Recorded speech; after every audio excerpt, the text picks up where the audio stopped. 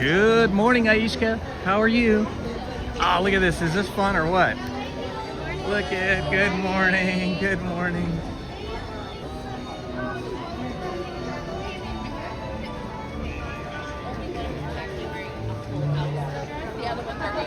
Ooh, Astro Blaster's open today.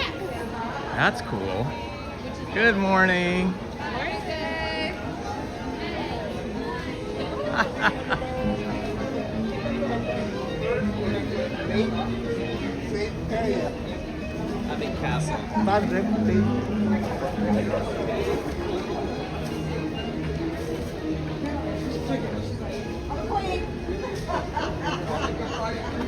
Let's see, Astro Orbiter.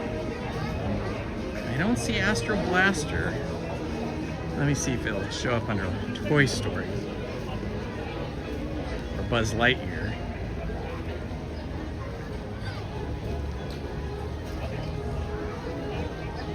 Buzz Lightyear, Astro Blasters. Oh yes! Thank you for the tip. That is where we are going, my friends. Because as you know, I love Astro Blaster, and it's been closed for quite a while for renovations and painting. Good morning, Hills Bills. His Bills. Good morning, Becky Ann. Good morning, Spider-Man. Good morning, Sally Lindstrom. Hello, you guys. How are you? How are you? Good morning.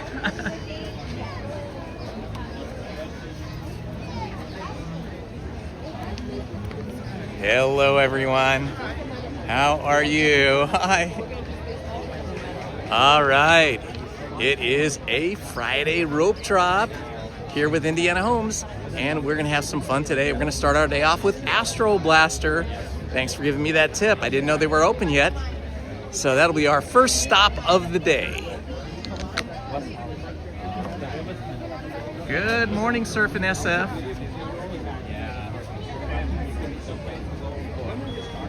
It'll be a fun day for sure. It is currently 68 degrees. The sun is already breaking through the overcast sky here. You can see a little blue coming through.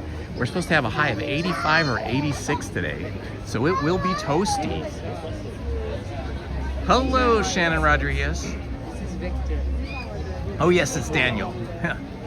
Very good, Daniel. This is me. Hello, Wesley Perkins. Good morning. Yo, why do you go? He called for his girlfriend yesterday. What?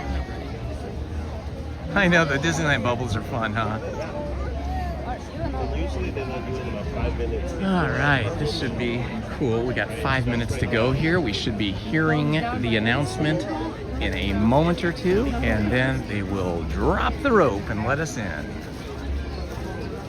Nice view here of the Matterhorn and Astro Orbiter. You can already feel the warmth. You can feel it heating up. Just as soon as that sun right over there breaks through and burns all this cloud cover off, probably in the next 45 minutes to an hour, it's gonna be toasty today. I gotta stay hydrated. Astro Blaster.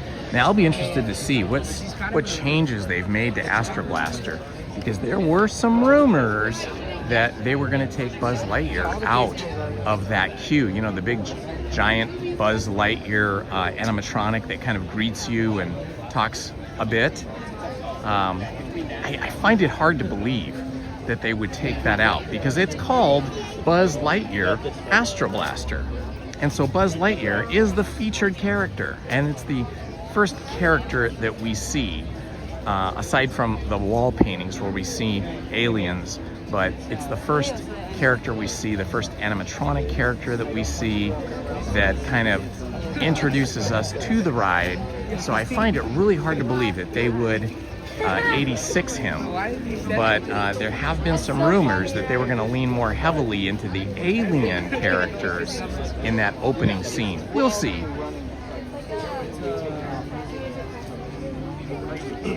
You are so welcome, sweet and sassy. So happy you're here with us today. How is everyone today? And how's the weather wherever you are? You can put your city and temperature in if you want into the chat. Let us know how your morning or day is starting. For some of you guys that are in the Midwest or the East Coast or other countries, it may be much later in the day.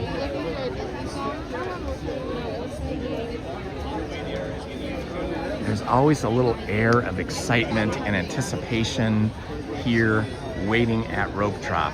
People, you know, got up extra early, got ready, got on the buses or got in their cars and then the buses and got here from one of the parking lots, either the Toy Story parking lot or the Mickey and Friends parking lot. And if they took Mickey and Friends, then they had the tram ride over. If you took Toy Story parking lot like I always do, you take the bus ride over. Okay, here's the music. This is that music that they've been playing all year long to celebrate the 70th anniversary of Disneyland. And when you hear that music going off and then the greeting, you know we are just seconds away from Rope Drop. Less than 1 minute to go. And then we watch people walk very fast, their little legs moving as quick as possible without running, because running is definitely discouraged here at Disneyland. Some people can't help themselves though, especially the people over there that are trying to get through the castle to get to Peter Pan. The Peter Pan attraction is always slammed early in the morning. These people here standing with me are probably all gonna go for Space Mountain, because a lot of people just love Space Mountain and that is the first thing that they want to go on. But we're the Astro Blaster crowd. All right, it'll be interesting to see if they've done any paint scheme changes to Astro Blaster. Well, look, I can still see some scaffolding and some scrims up over at Astro Blaster, as well as some walls. So that's a little spooky. That kind of makes it look like it's not open, even though it's on the app today. But I guess we're gonna find out when we walk up. But yeah, I can see some, oh yeah, it looks like it's closed. It looks like it's still closed. Huh. That means the Disneyland app has tricked us. But we'll see, maybe not. Maybe we can still go in. So yeah, this whole crowd right here that I'm walking with, they're all going to Space Mountain. We're gonna try for Astro Blaster if they let us in. But those walls and that scrim and scaffolding looks sketchy. Oh yeah, the doors are not open. Okay, Astro Blaster looks like it was scheduled to open, but it is not open. But it looks like some people are queuing up for it. Let's see, we're gonna walk over there and ask. See what's happening. Okay, so it's gonna open up later on today. Okay, so Astro Blaster is gonna open up later on today, but not right now. Okay, they tricked us. That's okay. We'll check back on the app later. That's what they told us to do. To check the app. Boy, I got all excited for it. But with those walls up and that scaffolding, that means if they're opening later today, then just the interior is completed, or maybe they're still working on it as we speak. But it looks like the exterior still has maybe a week left to go to pull all that scaffolding and scrim down. Maybe they're even still painting. All right, walking through Galaxy's Grill area here. You never see it this empty. Tomorrowland stage there, or they call it the Tomorrowland Terrace. If you're old enough, you might remember when the Tomorrowland Terrace used to have real bands, not cover bands, but real bands that would play there, and they would come up out of the ground. That stage used to, and I imagine the mechanics are still there, but I don't know if it still functions. But that main stage, or the only stage on the, oh, there goes the monorail. That's a sight to see first thing in the morning, isn't it? How fun is that? Let's see. I wonder if I walk over here. I mean, I never do this because it's always so busy and crowded, but I wonder if I walk over here to these submarines, if they're open, first of all, and if I can go on that alternate experience. There's nobody in line here. Maybe they wait until there's a crowd. I know Autopia will be open.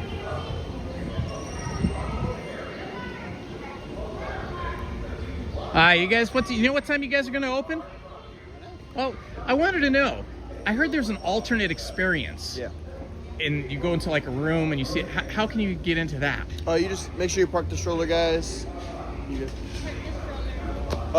go up the exit. You ask for the observation outpost. Okay, and so then you still see like a screen and stuff? Essentially, they just put like a GoPro on the submarine, and then you just get a little screen. Huh, interesting. So I can do that? Yeah, just go up the exit. Awesome. Okay, guys, we're gonna do something I've never done before. We're gonna do the alternate experience for the Finding Nemo submarines. We don't go on the submarines together because, you know, it's like a steel tube, steel, fiberglass, whatever it's made out of, these submarines, and there is no cellular connectivity inside those submarines. So, you know, once you go in there, you lose your connectivity completely, and there's nothing for you guys to see. If you want to see one of the submarine, now this looks like we're not going in the right place here.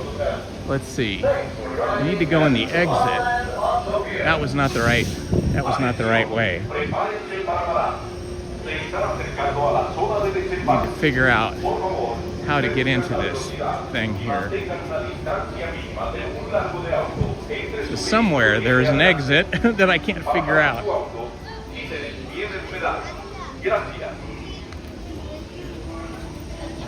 over here and ask.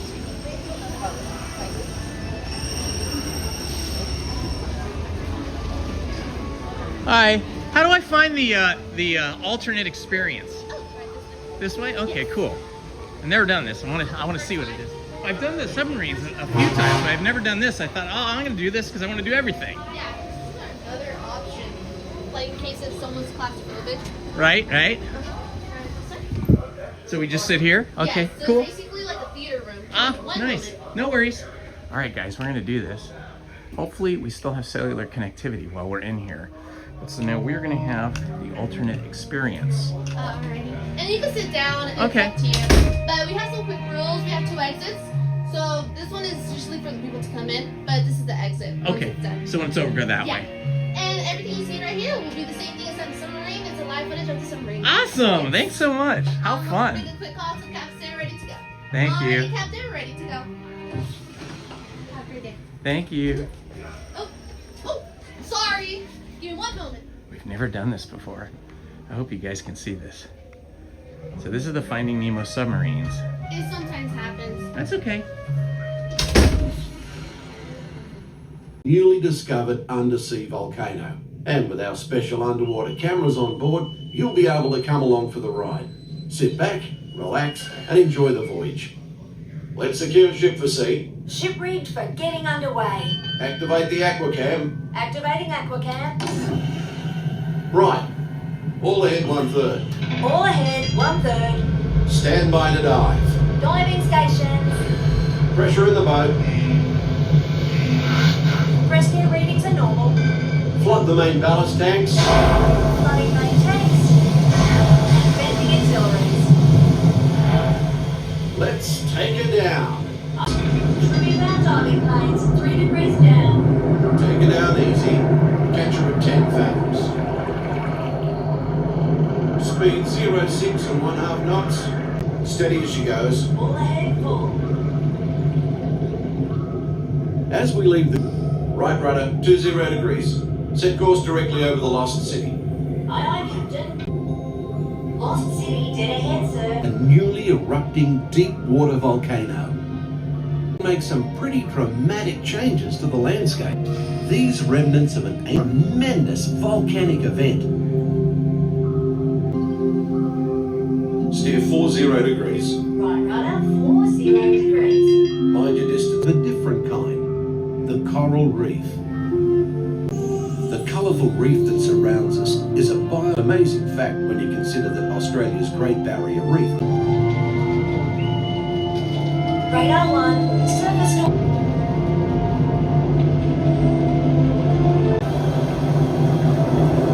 Zero fathoms. Set course to 70 degrees true. Steady as she goes. Aye, sir.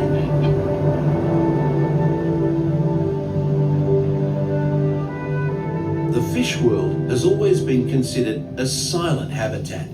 But now, thanks to remarkable advances in marine technology, we can use instruments such as our sonar hydrophone. Come aboard, explorers! Ooh, let's go explore! Oh, science is great, there's so much to know! EAC, dude! It'll be like, whoa, and like, whoa, and like, whoa. Let's go. Captain, we're approaching the EAC. Hold her steady, take her into the car. All ahead standard. Aye, aye, sir.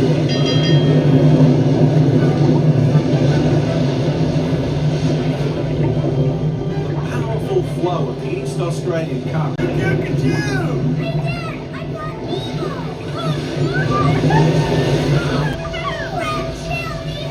We're gonna hit the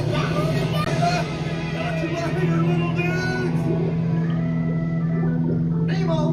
Nemo! This is not funny, and I'm no funny. I'm a clownfish. Nemo!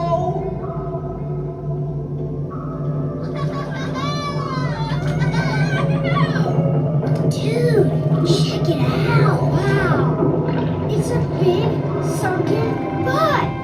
Sweet. Nemo! Where are you, Nemo? Nemo? I am looking for my son. Ooh, I can help. Oh, no.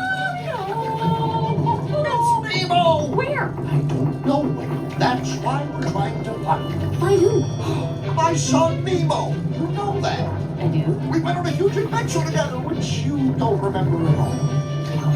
Is he orange with white stripes and smaller? Yes, have you seen him? Horses. There's nothing I like better than canned food. Oh, don't worry. I'm not going to eat you. At least not all at once. No, Bruce, remember the pledge! Right then. I am a nice shark, not a mindless eating machine. People are friends, not food. Right then, mates. Easy does it. You wouldn't want one of these balloons to pop. That's it. Easy. Swim away! Secure all stations. System check. Holding steady, sir. Right. Let's resume speed. All ahead full. Hey, Squirt, what are those twinkling things? I don't know. Race you there. Okay, go. Dory, Wait! what? I see pretty lights. I see them too. Reach for the light. It's getting closer, Closer, closer. closer.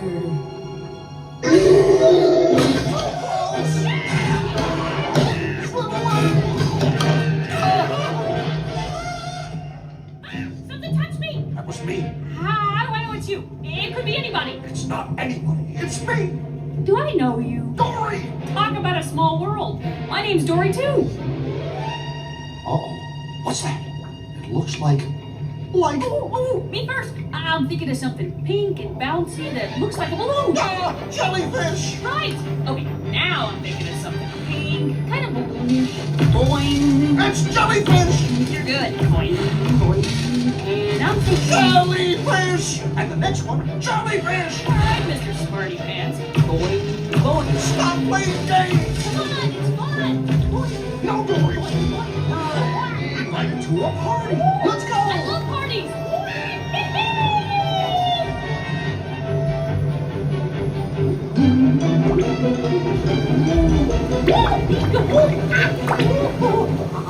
I found the hot tub. It's not about finding hot tubs! It's about finding Nemo! Nemo, I found you!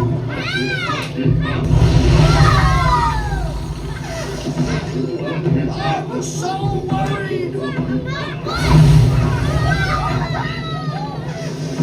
Hey, have you guys noticed the early volcano?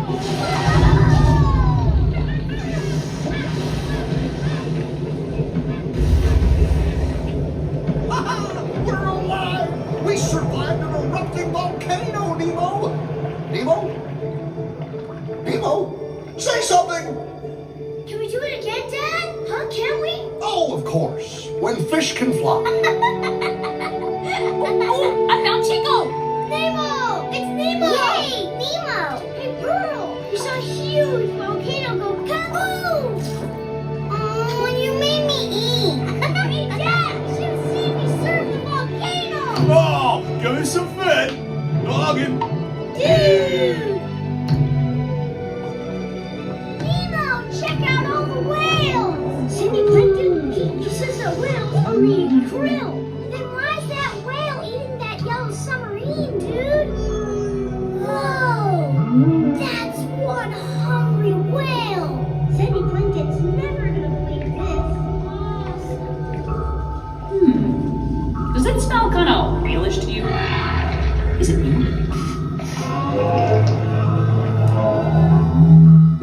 That's funny. Sounded like, hold on tight. I'm gonna...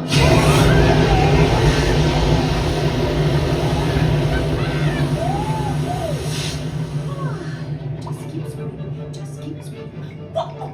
A big yellow whale! Wait, stop! Goodbye! Just keep swimming, swimming, swimming. What do we do? We swim, swim, swim.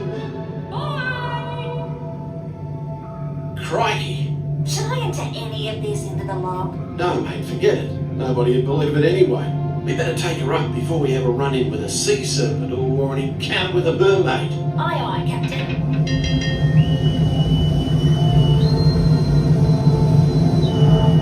We are surfacing and approaching our home port. We've enjoyed having you aboard on this adventurous voyage. Thanks for joining us and have a top day.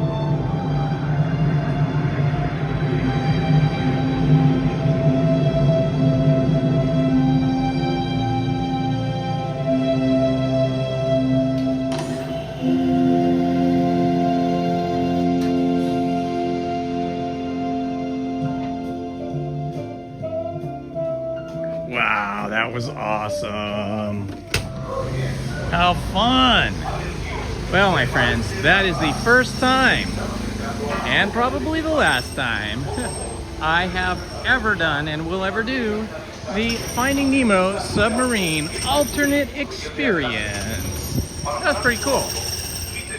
I think that we probably had quite a bit of lag during that show, but at least some of you were able to see some of it. You can always rewind it and then the lag should be gone.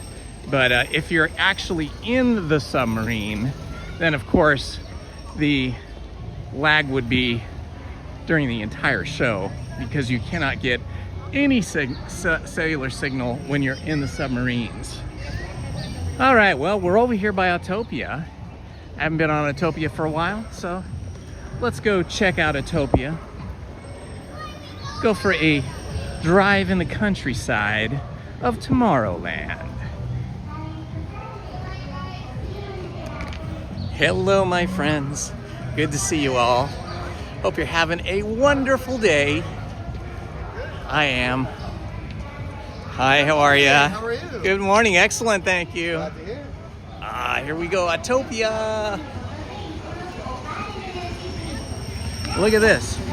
Not too many customers for Autopia this morning. I think we're gonna get right on. Awesome. Good morning, Krista. Good morning, Steve. Good morning, Steven. Good morning. Let's see who else is here. Good morning, Shannon.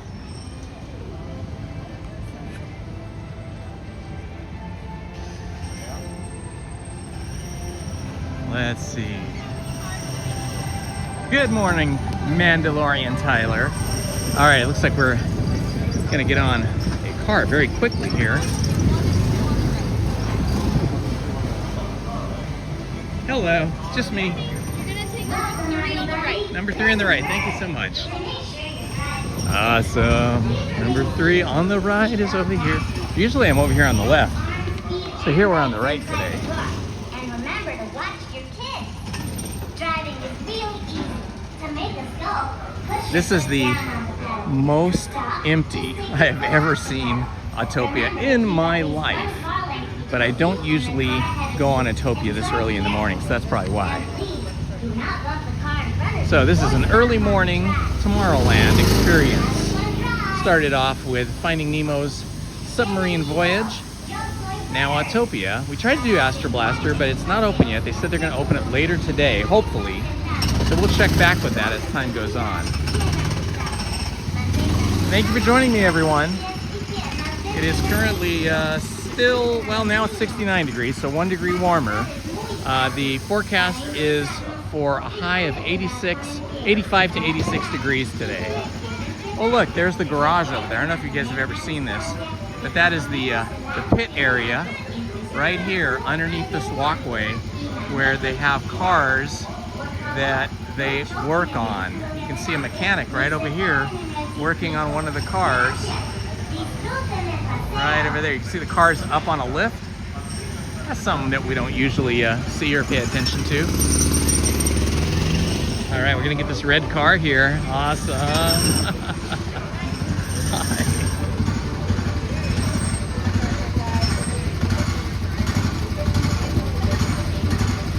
Yeah, these cars have taken a beating. You can see lots of scratches, lots of paint removed, especially where people get in and out of the cars or touch the cars. These cars are definitely ready for a replacement, which we will get supposedly later this year in 2026. 2027 at the latest, we're supposed to be getting the new electric cars. You want a hand? You got it? Okay. I like your skirt. It's super cute. You look great. And be sure to watch your Hello, how are you? To make the car go, just push your foot down on the pedal. To stop, take your foot off of the pedal.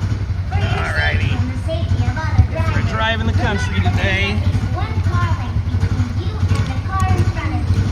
And please, do not bump on the car or stop on the back.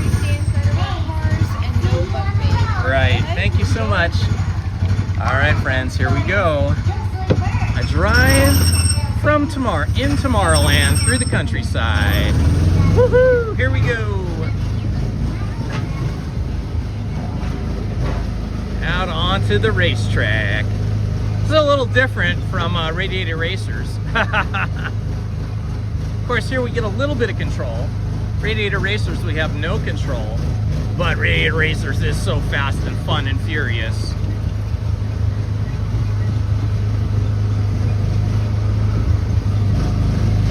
Maybe we'll rope drop California Adventure on Sunday so we can do Radiator Racers and Lizzie can do Incredicoaster. I think we get to a top speed of about 6 miles an hour here. Speed limit is 6.5 miles per hour. I don't know if any cars ever got into 6.5, maybe on the downhill underneath the bridge. How is everybody today? Enjoying a drive in the countryside of Disneyland?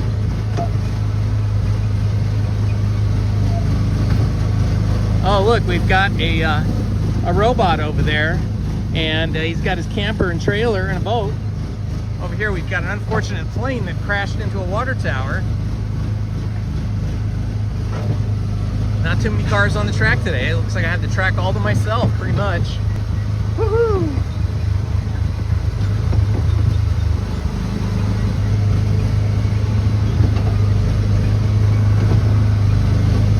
It's nice and cool. I needed this.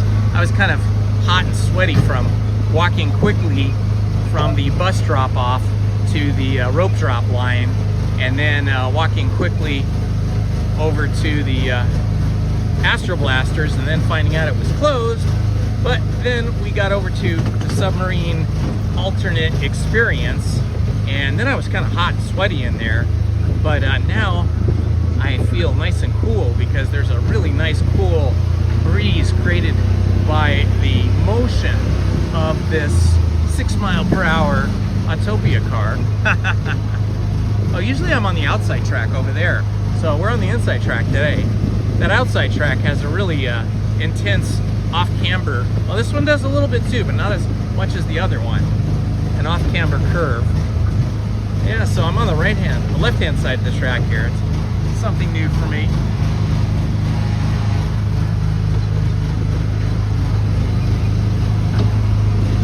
Oh, there goes the monorail right above us. How fun is that? Woohoo! It's Friday, Happy Friday, everybody. If you're still working, if you're a working Joe or Jane, Friday has got to be a good day for you, unless you work on the weekends also.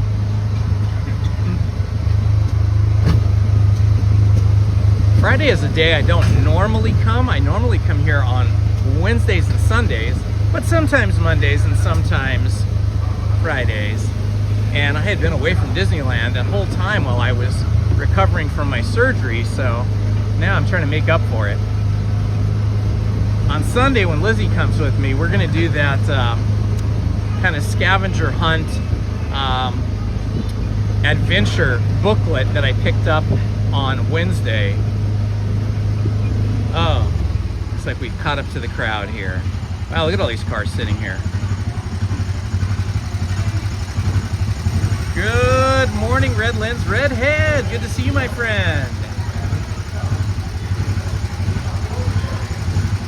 Wow, you still love driving, Krista, even though you're in Southern California? Hello, Steve A. Reno. Hello, Jeff Christensen. Hello, Goofy Dad. Hello, Laura Carlson. Hello, Rebecca Holmes. A distant relative of mine, I suppose. Did you know that the Holmes family, at least my family, and I'm sure it's yours too, the first Holmes that arrived in the that arrived here in the colonies before we were the United States, arrived in 1634. Yes, I forget which one it was, if it was William or James. I think it was James Holmes, arrived here in 1634 as an indentured servant. And then 1 year later in 1635, his two brothers arrived. I believe they went to the colony of Connecticut, I think it was.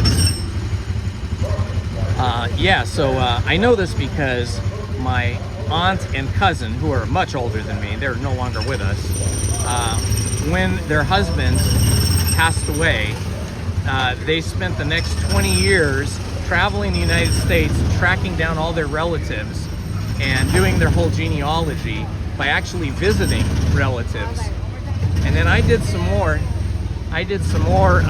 research and found the actual documents and the ship that they came on and all that kind of stuff. So we've been here a long time.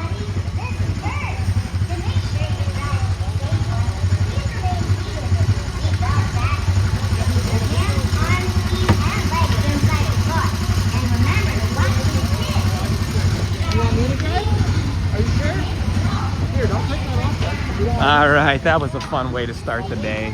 A nice drive in an open convertible car. I love convertibles. I had one once. I had a Mustang GT convertible back in the 90s, and it was super fun.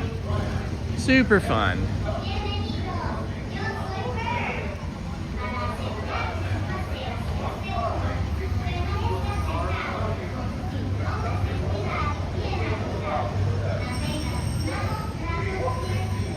All right, that was awesome. Let's see what we're gonna do next. Let me check the app and see if Astro Blasters is open yet.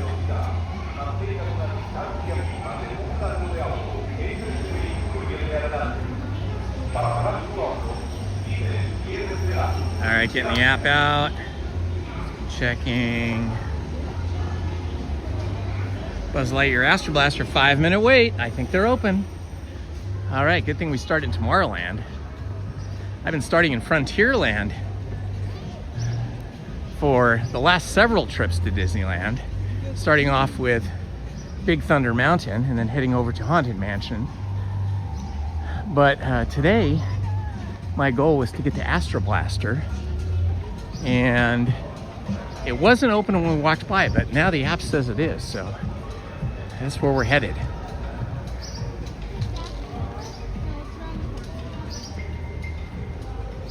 Thank you, Steve Kenyon.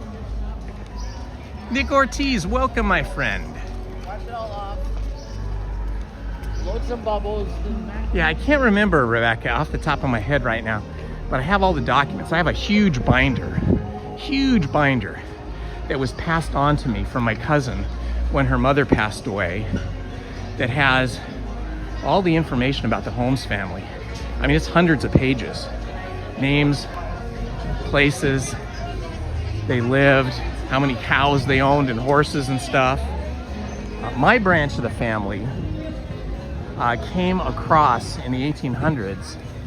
You know, obviously they were here since 1634, but eventually they joined the wagon trains coming across the United States and traveled across the US to the territory of Utah. It was not a state at that time, and that's where they settled. My grandfather worked on the railroads, and then some of the other Holmeses had farms and so on. Hello. Hey. All right, Astro Blaster. Hey, thanks for getting it up for us today. Astro Blaster. Woohoo! Boy, it's been a while since I've been on Astro Blaster, and I have been missing it. This is like one of my favorite things to do at Disneyland.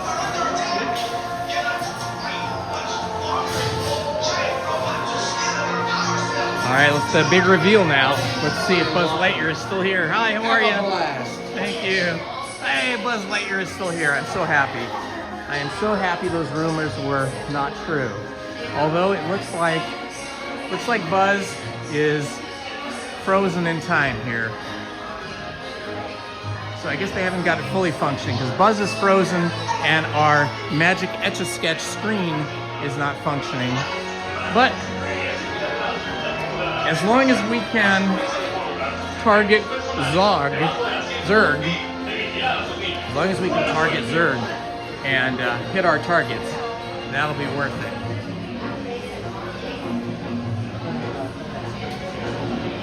Attention, space Oh, how fun. Yeah, this would have been fun to go on grad night.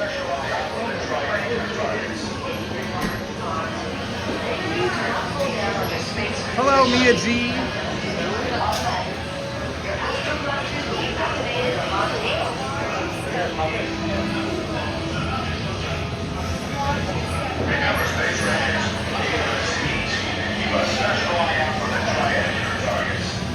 Yeah, that's the Tim Allen voice for sure.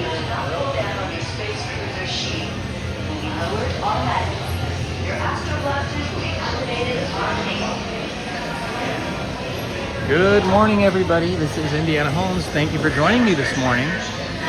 Say hello to our mods, our wonderful mods that are here today, taking care of us. Please do not pull down on your Space Cruiser sheet. It will be lowered automatically. Your Astro Blasters will be activated upon takeoff. Woohoo! First time in a long time. Let's get these targets. All right, we'll see how rusty I am. We'll see if I can get up to my high score, which I can't even remember what my high score was now. I think it was like 280,000 or something. All right, we're shooting.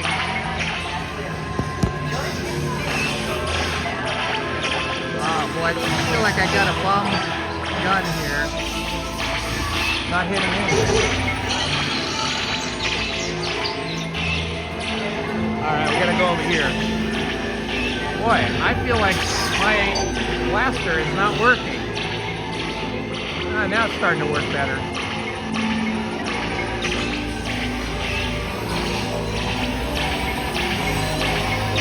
Oh, I can tell I am rusty. I am not hitting anything, hardly.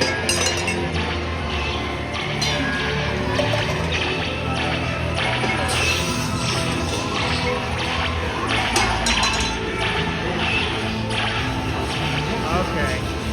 See what we can aim at. Zerg.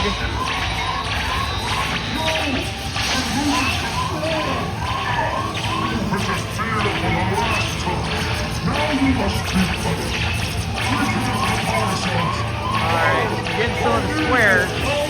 Having a hard time getting other stuff. I feel like these lasers need to be recalibrated. Alright, here's the tunnel. Some of the secret targets.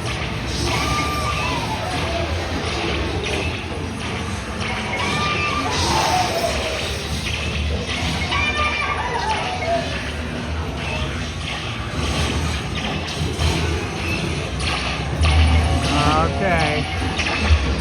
Let's see if we can get some of these diamonds.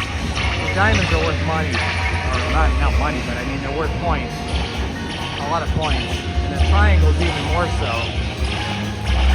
Luckily it's slowed down a little bit here, so we might get some of these. Okay, off for the triangle. Gosh, it just seems like my laser is not firing all the time.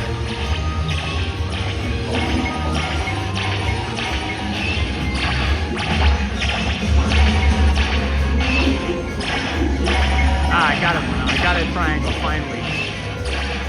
This needs some calibration.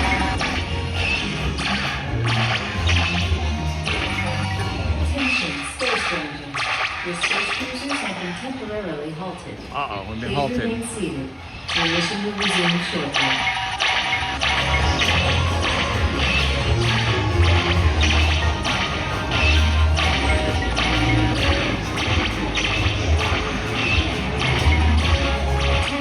Space Rangers, your space cruisers will now be restarted. Prepare to resume your mission.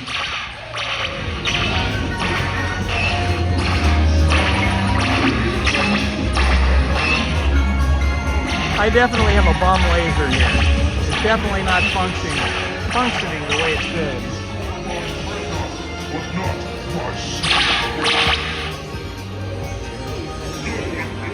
Okay, here we go. Got some hidden ones up here.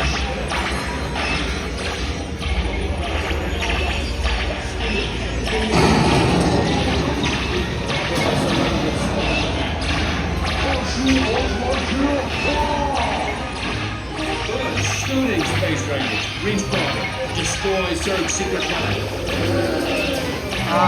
Getting a sword trigger finger now. We've got Zerg on the run. Blast him with everything you've got. Never mess around and start them. Good. Shooting, Space Rangers. Reach point. Destroy Zerg's secret weapon. Blast him with everything you've got. You'll ruin everything.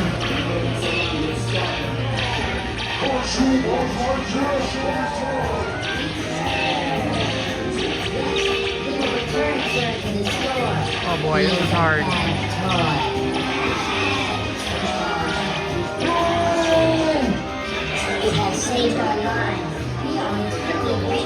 Okay, well, not so good today. 192,500. But I'm out of practice, and I definitely believe I have a laser laser blaster that needs recalibration. But it was still fun. My hand and trigger finger are very tired now. I'm not used to this. Not out of practice.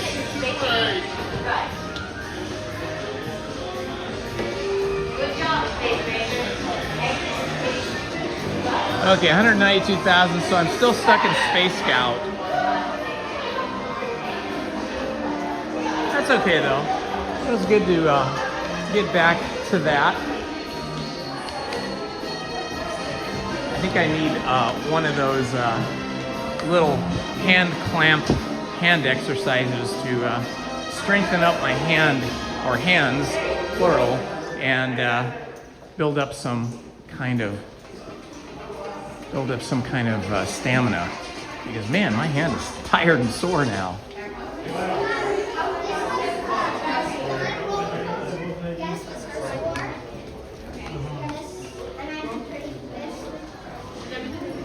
All right, we haven't been through Store Command in a while. Let's check out, see if they've got any new merch in Store Command. They got kind of a cool little rocket thing. What is this? Rocket ship crane game. Oh, that's cool. So I guess when the batteries are here, you pick up these little aliens from the crane game. That's actually quite cool. And then they can come out here. That's pretty neat. That's like a toy I would love to play with, especially when I was a kid. How much are these things? They are $55. That's not too bad for a cool interactive toy. That's a really nice Buzz Lightyear. Ooh, that's a cool one. He's like just the right size. Not too big, not too small. $40. That's pretty cool. I love this giant Dino, the dinosaur. He's a big one. I have a really small one from like when the original Toy Story movie came out. Oh, these are cool. It's like an entire Pixar Monsters Inc. toy figure set. That's cool. How much is this? This does not have a price. They just look at you and determine how much you can afford when you get to the register. Here's a Coco set. Those are cool. All right, let's see what else we got here. They have some Mater's truck merch here. Seems out of place here. And there's a whole Lightning McQueen thing going on here. There's a whole Cars. That's a cool jacket. There's a whole Cars section. I don't know why. And Go Wild Adventure. Ooh, Brave the Outdoor. This is a cool shirt. Let's see what the front looks like.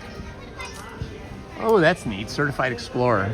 So, sort of similar to the shirt I always wear, except for I wear a khaki one. These are cool. Ooh, look at this. This is neat. Disneyland Resort. Nifty. Wilderness Explorer.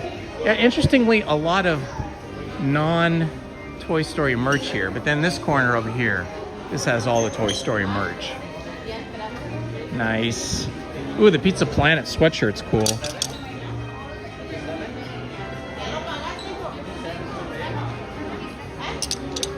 Oh, is this a sipper cup? I think this is a sipper cup.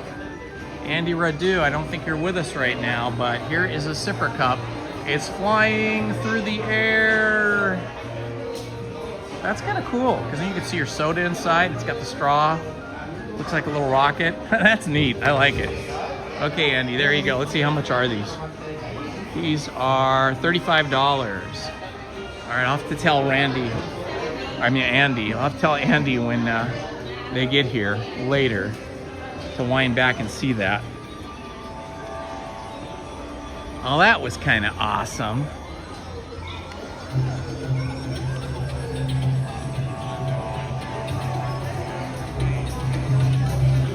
Thank you for the recap, Stephen.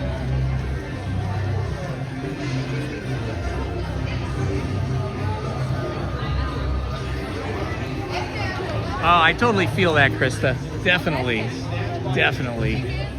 Let's see, should we do Star Tours? I mean, we've done everything else here. Maybe we'll do Star Tours if it's not too busy.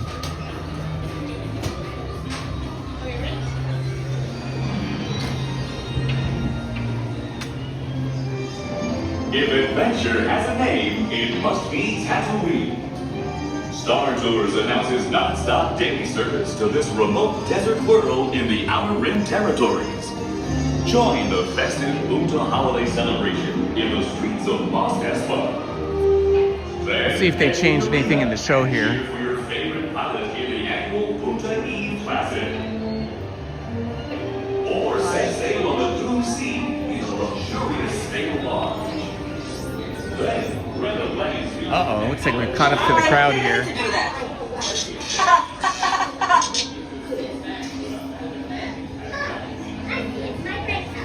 Excuse me for a moment while I shut down.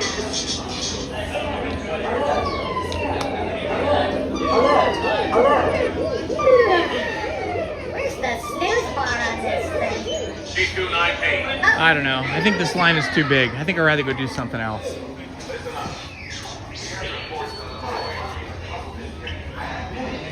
Oh, hey.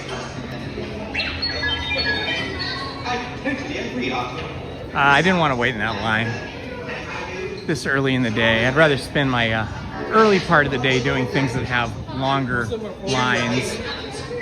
So, before the lines get too big anyway. Maybe we'll head over to Mickey and Minnie's Runaway Railroad. Let's see, I better check on the app and make sure it's open.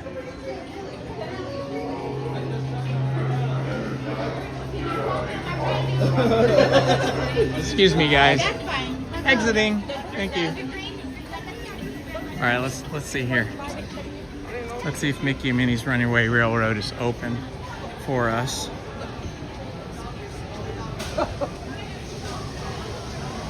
Mickey and Minnie's Runaway Railroad, 5 minutes. Even if it's 10 or 15 minutes by the time we get up there, that is better time well spent than waiting in line for Star Tours.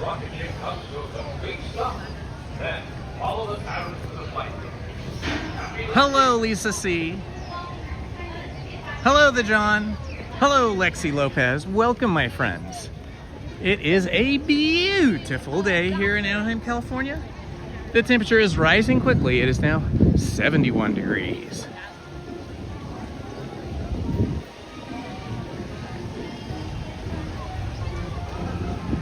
Thank you, Steven.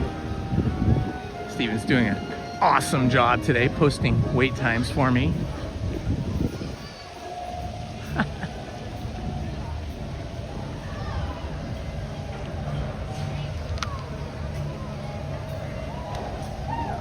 Hello, Zen Panda.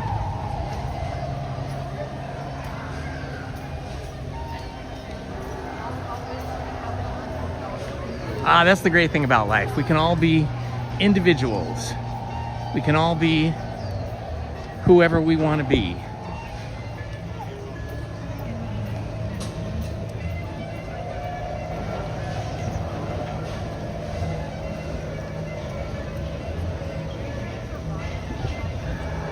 That's so good to hear.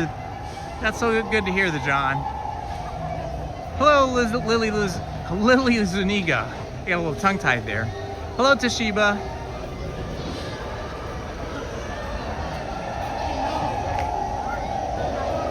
It's fun to be part of a group, especially if you're working with a group, trying to raise money for charity or trying to work within a group to do some kind of public good.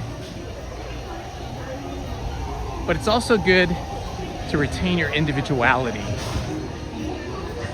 I remember when I was in high school, probably about my junior year of high school, my parents were inquisitive about what was going on in high school, and they were just asking me like who I hung out with and what we did, and they wanted to know like what groups are there. And I said, oh well, this is back in the late 70s. I said, well, there's the jocks, of course, the athletes who play basketball and baseball and football and track. And I was on the track and cross country team, but I could hardly be called a jock because I wasn't very good at it. I was just a good team player. And then I said, there is the drama club kids, or theater kids, right? Theater nerds, maybe. The performers who liked acting and a cappella. I was in the a cappella and drama club. Drama, I took drama class and a cappella and sang in a cappella. But even though I was a member of those things, I wouldn't consider myself one of their tight-knit group. And then, of course, we had the stoners. And of course, those are the people that were getting high all the time out on School Street, smoking pot and stuff like that. And then there were the socias, and those were the popular people, the sociable people, the people that had rich parents and had all the latest clothes and the fancy fast cars and vans and all kinds of stuff like that. And then there were the real nerds, who are probably the people that are running the world now. Those are the people that were exceptionally good in academics. They were the people that were on like debate club. They were the people in the front row getting all the A's in algebra and calculus and trigonometry and science classes. And my parents said, well, which one of those groups is your group? And I said, you know what? I'm friends with all those people in all those different groups, but I'm a GDI. And they said, what's a GDI? And I will have to adjust my language here for you guys, but I said, that's a gosh darn individual. Except the G wasn't for gosh. I said, I'm a gosh darn individual. Friends with everybody and my own person. Hello, how are you guys? Thank you. And I've tried to remain that way my whole life. I try to be friends with everyone, be friendly and supportive, and at the same time, I like being an individual that kind of marches to my own drum. All right, it's nice and icy cold in here. This is probably the coldest show building in all of Disneyland and California Adventure. So if you're ever very warm, this is the place to come, because it is icy cold in here. It feels like it's 40 degrees. So a good way to cool off.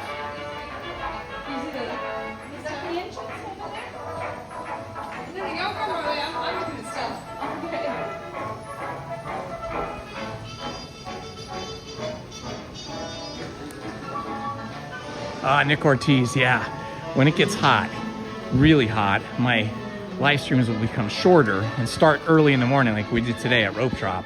And then we'll probably start switching to evening live streams when we get those 90 to 100, 105 degree days here in Anaheim.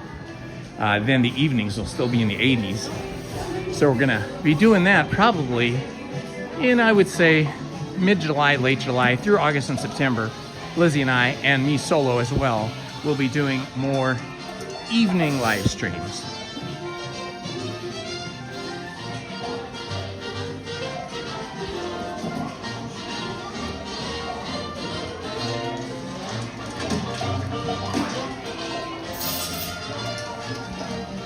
Well, yeah, you know, it's always good to have friends. I mean, it's nice to have one or two like ride or die, lifelong friends that you'll do anything for, that will do anything for you. But it's also great to have different groups of friends in different, you know, areas of life.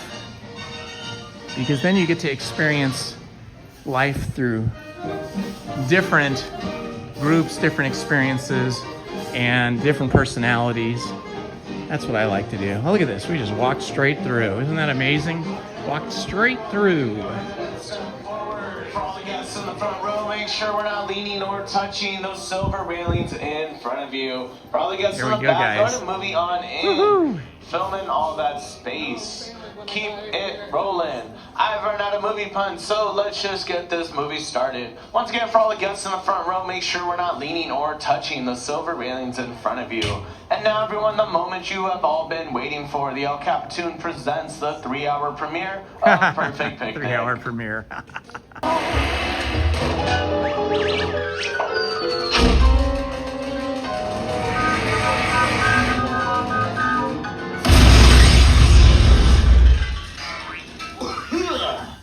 Oh, hiya, folks. Want to take a ride on the train? Excuse me, you there. Who, me? Do you mind helping these good people into the cartoon while I fix this here locomotive? Sounds Sounds like a lot of paperwork, but I guess. Thanks. Be back in a jiffy. I'll pick you all up. Alright, everyone, good luck inside the cartoon. I don't know how you guys. Hello, Goofy Dad. Hello, Logan. Hello, Becky Ann. Yes, Becky Ann, I feel you. I am also avoiding my chores by coming to Disneyland. That's how I get out of doing my chores, is I come to Disneyland and let all of my clean laundry stack up as I wash my laundry, take it out, put it in the dryer, put it in big giant plastic garbage bags, bring them to my bedroom with the intention of taking them out and folding them, and never doing so. No, I won't say never, but let's see, it's probably been 2 weeks worth of laundry that is all clean and ready to be put away. And now it's all wrinkled because I haven't taken it out right away and folded it, but that's okay. I need to do some serious decluttering and some serious thinning of the clothing collection. And then I'll have more room in my drawers to do all the things, put all the stuff away. Engineer Goofy here. For your safety on board the train. One go take row 7. Thank you. All right, here we go. Let's see, where's row 7? Row 7, way back here. Hi, I have a wrist strap. How are you today? Good. No, it's pretty quiet.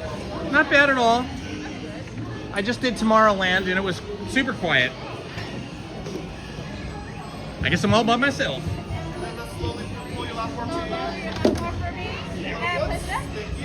Yep. All right, Mickey Minnie's Runaway Railroad.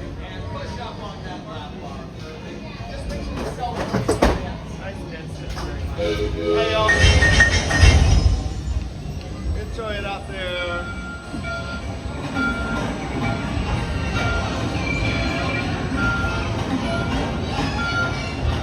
I like your hat. Nice hat.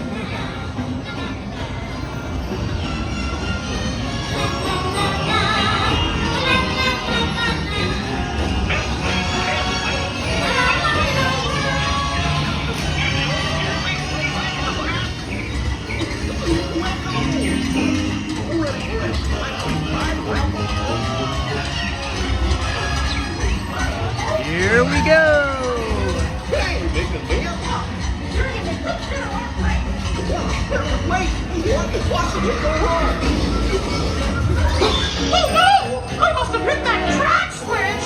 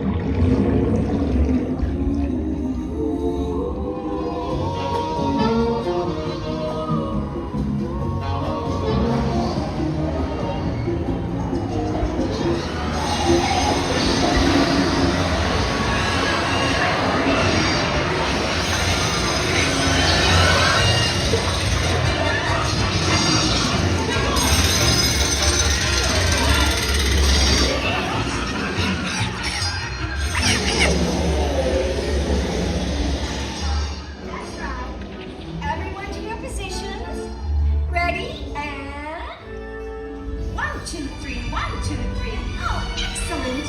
You're all waltzing so beautifully together. Now, let's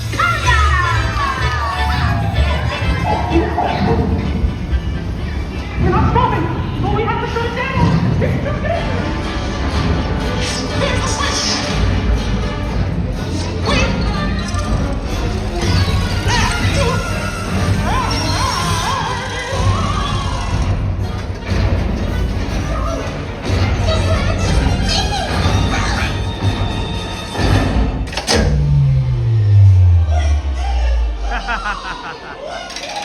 That's awesome. And that's where I handle my dog. You had a relaxing time. And thanks for riding around the park with me. Now, how do you stop all these things? I'll just check my trusty man.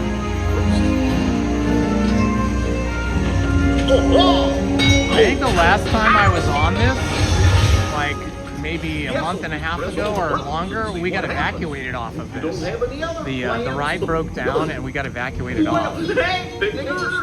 Told you nothing was gonna go wrong. It's not nearly as charming when all the lights are on. It's kind of just like a big movie soundstage, and everything is projections and lighting. All right, let's see if we'll get lucky and see the Bigfoot swimming in the lake here. No, no Bigfoot today.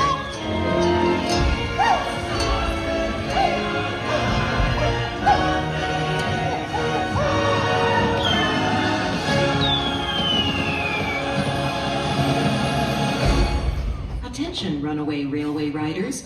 We are currently experiencing technical difficulties. Please remain seated in your train car until a Runabout Railroad representative arrives to assist you. Okay, so now you can see what this looks like with all the lights on. You see how it's just like a big sound stage in here, like a movie sound stage. Huh, it's funny, I was just talking about getting evacuated the last time I was on this ride.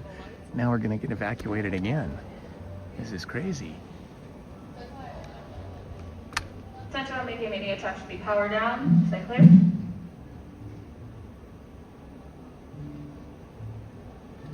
The last time when I was on this and it broke down, we got evacuated, but much further back. We were way back here in one of the other rooms, and we had to walk all the way out. So this will be interesting. Hopefully we won't be here too long. Yeah, we finished the ride. We even got to see the fireworks. Look at that, it says exit there. See, that's a projection. See the soundstage ceiling here? All the lights and air conditioning. Pretty cool.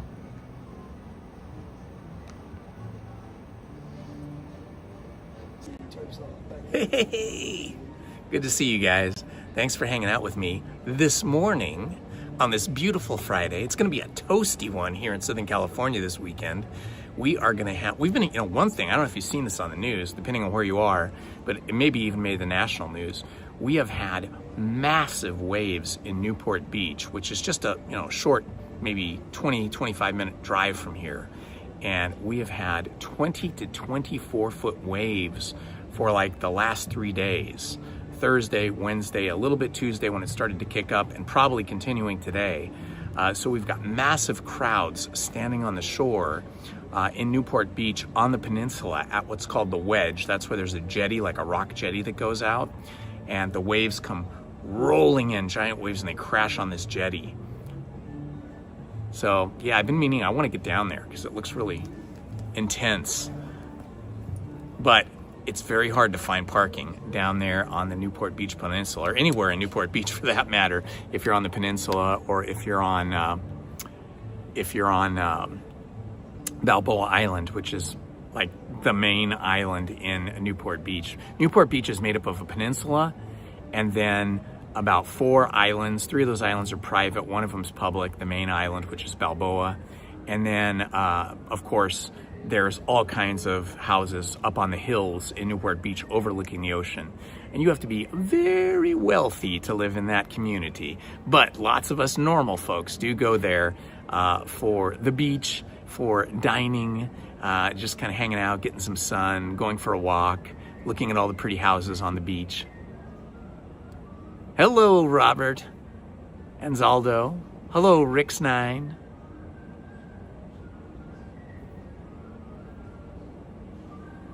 Insane, right? Insane waves. Hello, Ronald Attention Lee. riders, we have temporarily stopped Mickey and Minnie's Runaway Railway. Please remain seated. Say, announcer, I was wondering, do you have to remain seated too? No, Mickey, I'm just a voice. Okay, to be muted. Hi, Melly Webb. Yeah, I did hear that a child, maybe even a whole family, got swept away. They were standing, I guess, near the jetty or on the jetty, and a giant wave went and took them. Maybe everybody got recovered. Maybe the 5-year-old didn't. Whatever that case is, hopefully nobody passed away. That is super sad when something like that happens. Hi, Manny Uncanny. Good to see you. You're doing the laundry. See, I need to put my laundry away, but I think I need to go through all of the drawers in my bedroom and start getting rid of some clothes, bagging some things up to send to Goodwill and to charity, because I think I have an issue. I can't just buy one thing. I have to buy them in threes. So if I buy a pair of socks, I gotta buy 3 or 5 pairs of socks. So now I've got, the problem is you wash things, and socks in particular have a tendency to get lost. So you get one sock, and then you put 2 socks in, or pairs of socks, and then when the wash is done, you pull them out of the dryer. No, I don't, thanks. Okay, go to remain seated, we'll get you out shortly. All right, super. And then when the socks come out of the dryer, somehow you only find one sock. So I keep buying more and more socks, and then I have all these all these orphan socks. Sometimes I find the mate, sometimes not. So I need to go through and get rid of all the orphans and turn them into sock puppets or something. And then, get the drawers in my bedroom more usable. Hi, Derek. How you doing, my friend?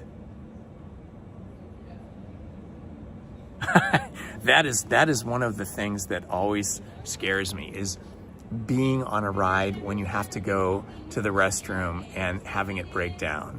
So I try to always make sure that I go to the restroom. Looks like we're experiencing a brief delay.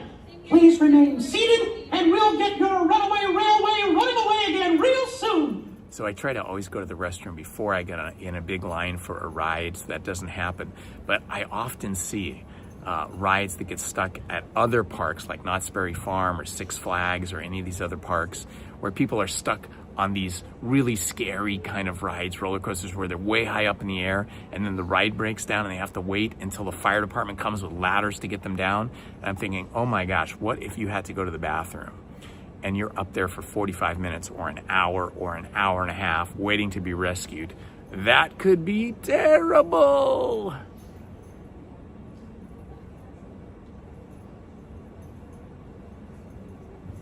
I know, right? And the older you get, the more often you have to go to the restroom, usually. So that could be intense. Ooh, I think we're gonna be able to get off here. Okay. Okay. Awesome. Okay, guys. All right. All right, thank you, Patrick. How are you? Just stay here? Okay. Oh, we're going to go together? Okay, thanks. Okay, so they've got all of us going to queue up, and we're going to go out together with Patrick here, one of the awesome cast members that works here. I love your color scheme going on here. It kind of matches the cars. That's what Patrick and the cars look like. Isn't that nice? That's really cool. Okay, we're going to walk forward. Follow Patrick here. Awesome. I'm glad I got here before it broke down. Yeah, you're right at the end. Exactly. Do these run on GPS, or how does this work? Yeah, the sensors in the ground. Oh, there's sensors. I see there's like little lines that are sort of like the track. Interesting.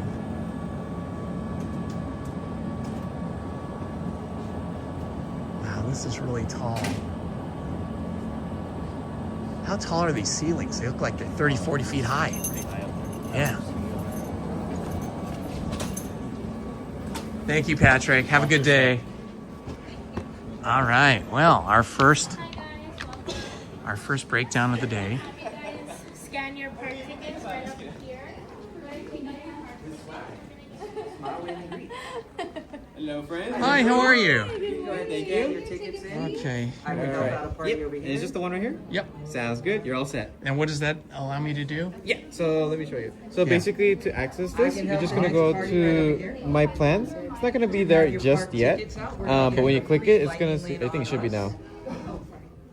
Awesome, perfect. So this is gonna be a lightning lane. Basically, it's its own set of lightning lanes. Just go to My Details, and then it's gonna be right here. So all this right here is a list of rides you can go on so that you can just walk in with this ticket. Or you can just wait for us to come back up and you can just go through the lightning lane. Super. Okay, thank you so much, Brandon. Oh, that's awesome. They gave me a lightning lane pass. Even though I basically made it through the entire ride, they gave it to everybody, whether you're at the beginning or the end.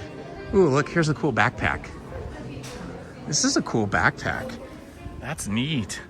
Look at that. It has all of the characters on it. Oh my gosh. This is pretty awesome. And it's only $35. Wow, that's tempting. That is tempting. There's not too many of these left. There's just this one. Oh my gosh, this is really tempting. This is such a cool backpack. Oh my gosh. I gotta resist. It is very tempting though, I'm telling you. That is super tempting.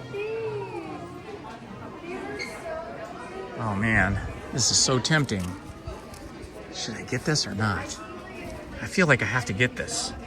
Okay, I'm gonna get this, guys. I can't resist. It's too cool. It's too cool. I gotta have it. I love all the characters on it. Hi, how are you? Thank you. Oh, just here? Okay. I didn't really want a backpack, but I can't resist it because it has all my favorite characters on it. It's just so awesome. It's so colorful. Any discounts, Benny? Yeah, here we go.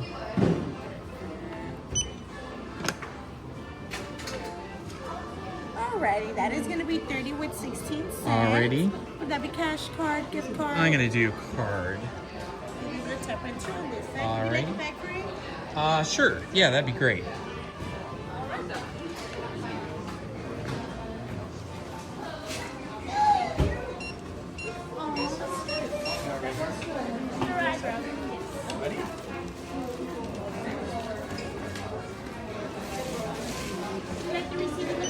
Yeah, that'd be great. Thank you. Super duper. Thanks so much. Okay. My resistance was low today. And Lizzie wasn't here to tell me, we don't need that. Don't buy that. Maybe I'll give this to her as a present. It is so cool. Now I gotta try and fit this big backpack in my... this backpack barely fits in my backpack. They're about the same size.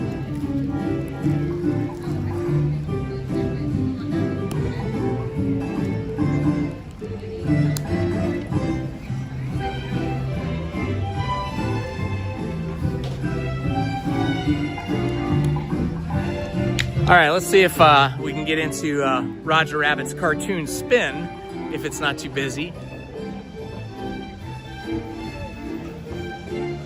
Hello, Paul's Epic Adventures. Hello, Disney cast crew member. Hello, Flash Gordon.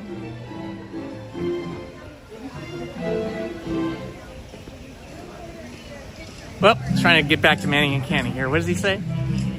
You saw that 507 at the register?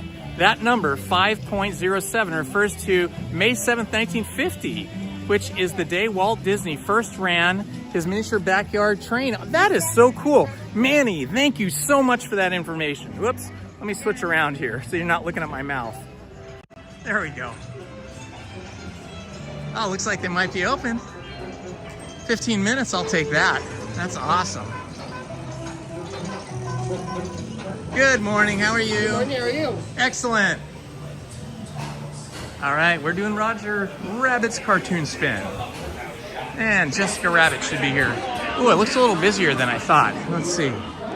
Oh, now when we go in here, it's always blinding because it's so dark. It's like you can barely see anything. It's cool though when you can get to go to Roger Rabbit and it's 15 minutes or less. Boy, my willpower was very weak today. Normally, I try not to buy stuff other than food at Disneyland, but for that, with my discount, that came to $30.16. So it was $35 or $34.99, and with a discount and then tax came to $30.16.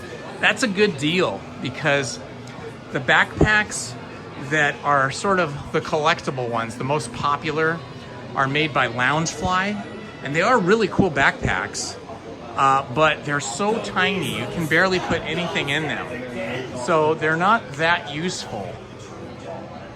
But this backpack is a full-size backpack, and that's kind of what grabbed me. It had all the classic characters, Mickey, Minnie, Goofy, Pluto, and Donald Duck, everybody on it, and it was a size that's actually useful. Other than Disneyland. What are you kidding me?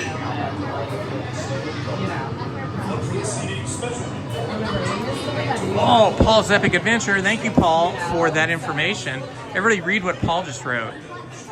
So, Paul, they're going to demolish that building, and what do you think they're going to do? I don't know where that building is.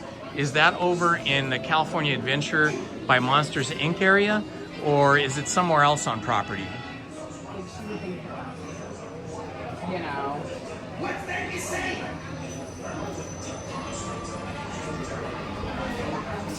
Hello, Heather Estes. Hello, Cindy.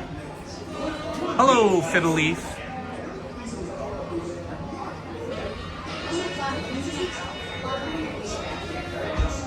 Yes, I don't know if you saw Stephen Kenyon, our moderator's post there, but Stephen has created a Discord server for us to chat in, and maybe you guys might want to go over there and join that, especially if you're a moderator. It'd be really good for the moderators to have their own server to be able to chat during live streams before and after as well.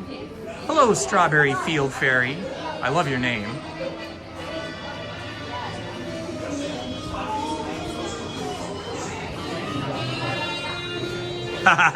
Zen Panda. No, Lizzie never gets mad at me. I mean, hardly ever. I could probably count the number of times Lizzie has been mad at me in our 38 years together, 35 years married this June 22nd, and 38 years in total.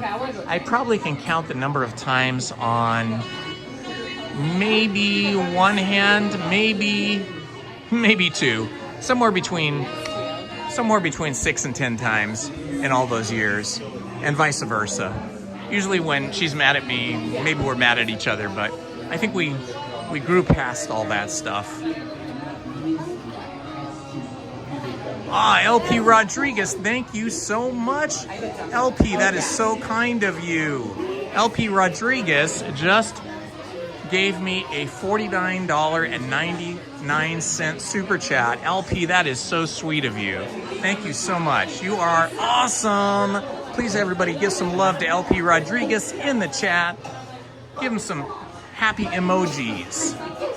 Give LP some happy emojis. Well, that pays for my backpack and some snacks. Awesome. Now I definitely won't get in trouble from Lizzie. I'll go, look at this beautiful backpack, and she'll go, how much was it? And I'll go, it was free. LP Rodriguez paid for it.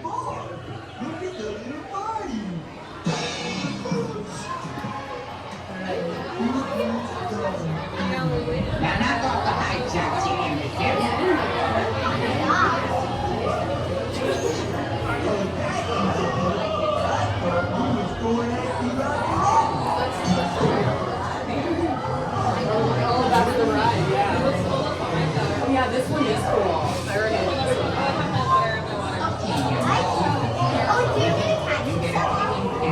What? I don't know.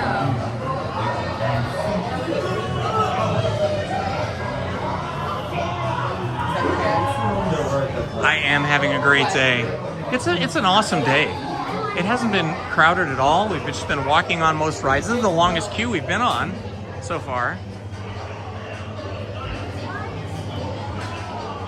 If you're just joining us and you want to rewind while we are waiting in this queue, you can rewind to the beginning where we went on Finding Nemo's submarine voyage, but we went on the alternate experience, which I've never done before, because normally you cannot live stream in the submarines that go underwater because it just completely cuts out your cellular connectivity. So then the live stream just goes dead. So we went on the alternate experience, which is basically a theater room, a small theater room for people like in scooters or wheelchairs or walkers, and they can't get up and down those stairs in the submarines. So we were able to film the whole experience, which is like, you know, watching a movie on a screen. And there was some lag in there. There's no question about it. It was laggy. But maybe when you watch the rewind, it will not be laggy. Hopefully.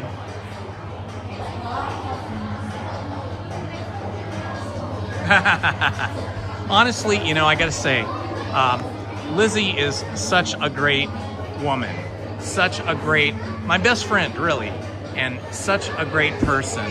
I honestly can say that she hardly ever says how much was that. Maybe when we were younger and, you know, we were still trying to work our way through the world and I was spending too much money, she might have said those things a few times, but most of the time she's not, and she doesn't now. Not unless she's interested in getting one of whatever it was I got for herself. She's just such a supportive person, and honestly, she has saved my life so many times, at least my financial life, because I have very little self-control, although I have more self-control now. But I used to have no self-control before we had children. I would just spend all my money all the time, and it was bad. I was a terrible financial person. It's like I could do my taxes on my own when I was young, in my 20s, but I couldn't manage my own money. If I had money, I spent it. And I was really, really undisciplined and got myself into trouble a few times, but thankfully I asked, I don't know if I asked or I let or Lizzie just did, but she took over the finances. I completely gave that up to her, probably about the time we had children. And after that, I never look at the bank accounts. I don't even know how to log into a bank account. I never pay the bills. I just make money. And Lizzie takes care of it all and takes care of us. And she is a freaking angel. She is the best.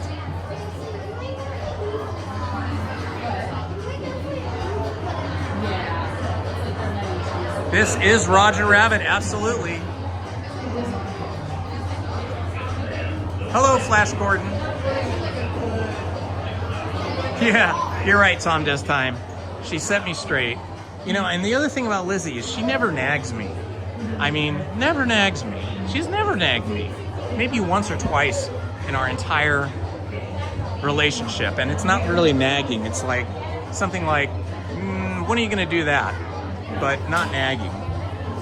Like I have 4 giant bags of laundry that are clean, that are sitting in the bedroom on my side of the bed, that have been washed and cleaned for like 2 weeks, and I have not put them away yet. And she has not bugged me about it. But I know it's sitting on my shoulders. Like I know in the back of my mind, I need to do this.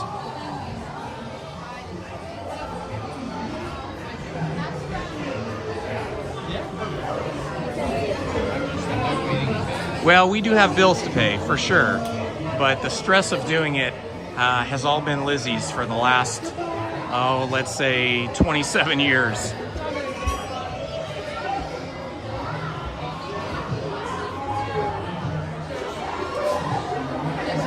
Hi, Cindy. Yeah, we did the submarine earlier today. That was like, I think the first attraction we went on. But we did the alternate submarine experience where we go into a small theater and then you see exactly the same thing you would see through the portholes in the submarine, but we didn't go in the submarine. And yeah, the circular staircase is very tight. And when you're in the submarine, if you're live streaming, you lose all cellular signal. So then the live stream just goes dead. So that's why I never live stream in the submarine. If you want to see the submarine show, just rewind to the beginning of this live stream and you'll see it. Or if you want to see the experience of actually going down into the submarine, down the staircase, sitting, and then looking through the porthole, just search my channel, not under live streams, but under just the regular videos. And I've got at least 2 videos I made like a year or 2 ago of actually filming, not live streaming, but filming the submarine, Finding Nemo submarine voyage.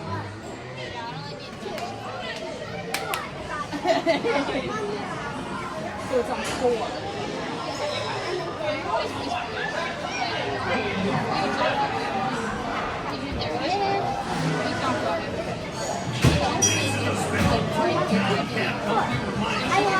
How'd you win?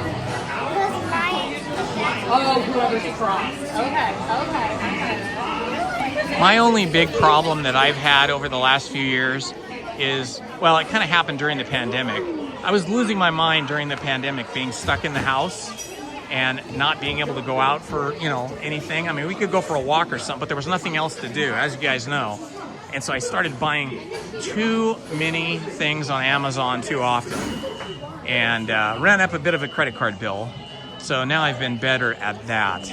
I now try to only buy things online when I absolutely need them, like a pair of socks or some underwear or cleaning supplies or dog treats for the dog, things like that.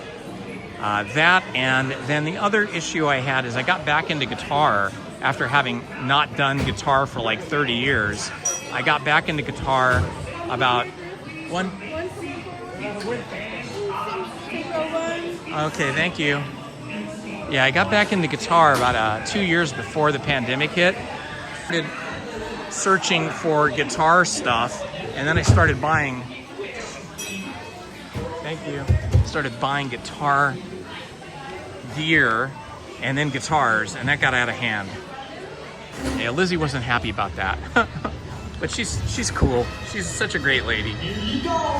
Time for a nice bean. Holy smokes, Roger! We did it! Woohoo! Here we go, Jessica Rabbit. Whoa! All right, the cars do not spin anymore. You can't spin these cars anymore. Like when you're spinning this wheel, it doesn't do anything. The ride just takes you where it wants to go now.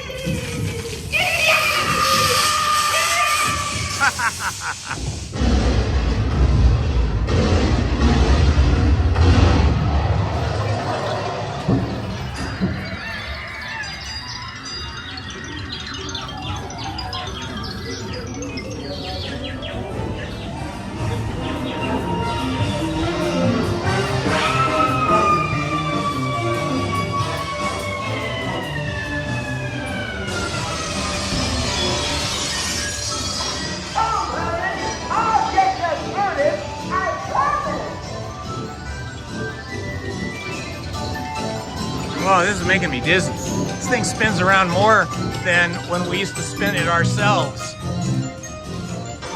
It's kind of cool though, because it spins you so that you're looking at the things it wants you to see. It's pretty neat.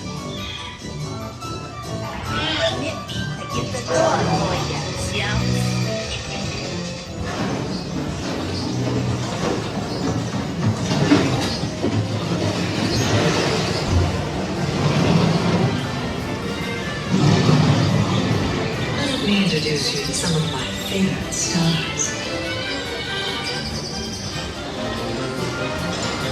Not the dynamite.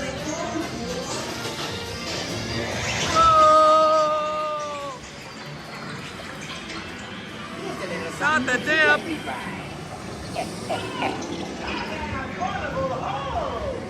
Save us, Roger, save us. Ah, he saved us. He opened that door to get us out. That was awesome. Whoa.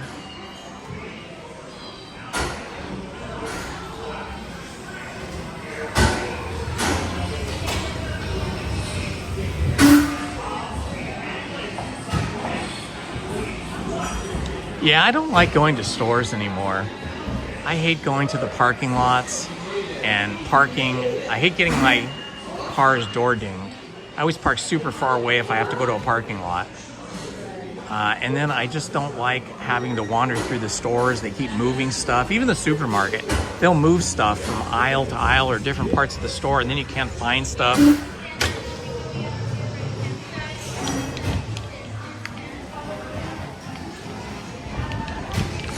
I have never been a fan of Walmart. I know they have everything in there, but yeah, I just don't like going in that giant store and spending a lot of time in there.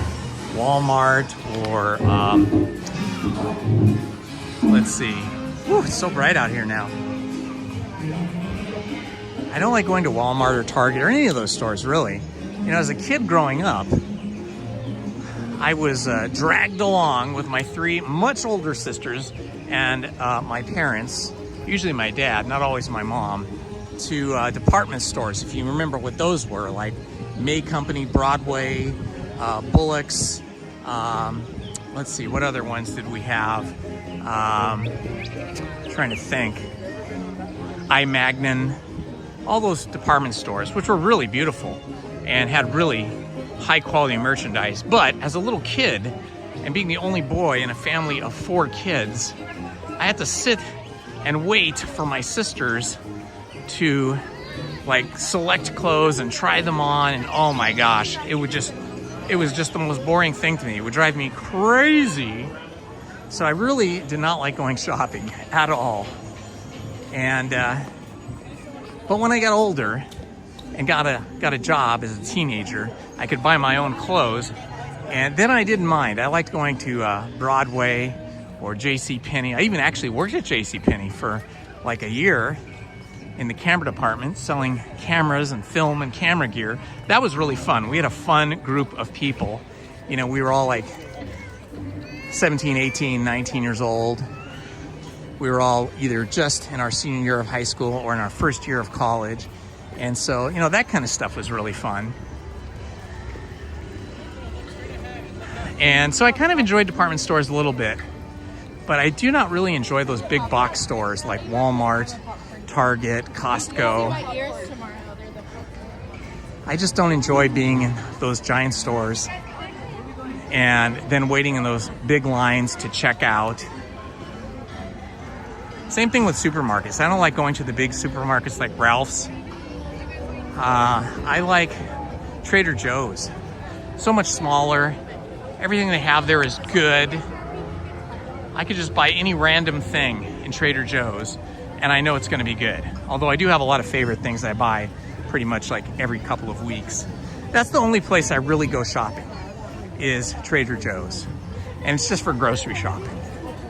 Lizzie likes Ralph's, but now recently she's become disenchanted with Ralph's, and now she likes to go to Pavilions, which I think is owned by Ralph's, but it's a little bit smaller and a little bit more, they have different items, I don't know, but she likes it.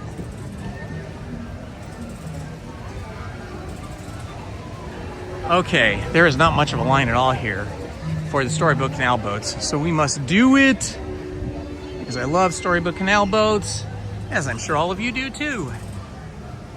Sprouts is nice. Yeah, there's a Sprouts somewhere near us, I think, in a neighboring city.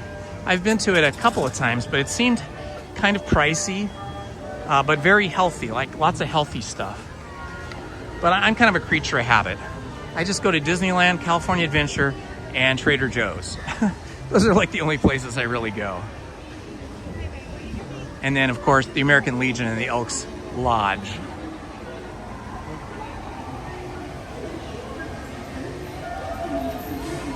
Ooh, Sprouts is owned by BlackRock. Okay. Not sure I like that.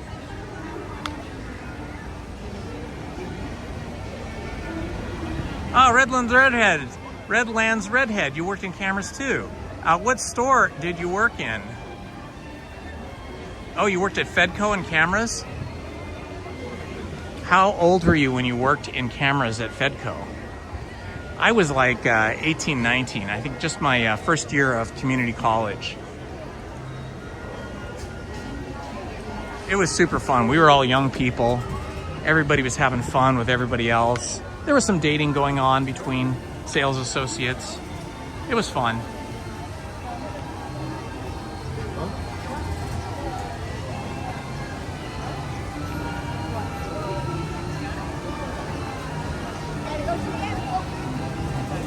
Milk and 5 acres.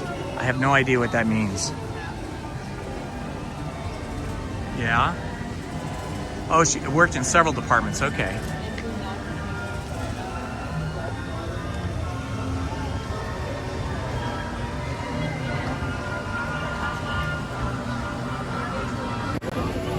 Hey! Good morning, San Diego Chrissy. Good to see you, my friend. Just gonna scroll back through the chat here. Now we're getting a lot of rides in already. This will be our 6th attraction. It's a very quiet day here this Friday morning. I'm sure it won't stay like this, but rope dropping has been very successful for us. Hey, what's up, Tom Does Time?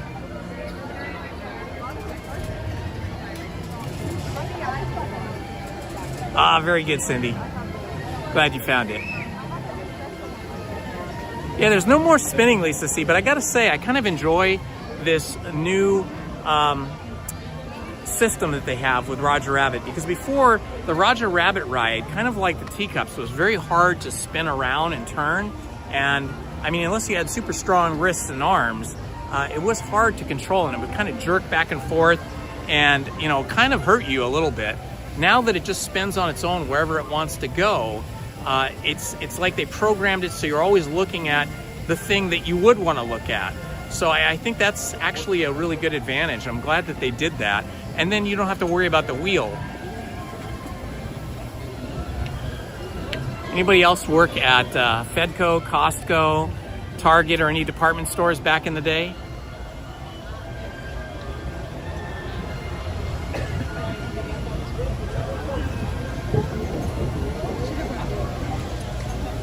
Flash Gordon, that's nice of you to say.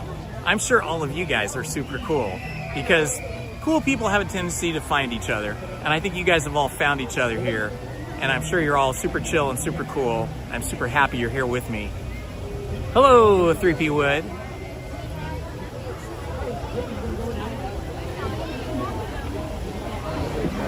Oh, okay, so BlackRock just owns shares in Sprouts.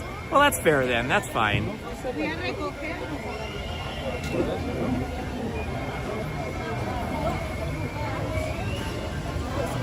Hello, San Diego Chrissy, welcome. And Disney cast crew member, Monique, welcome.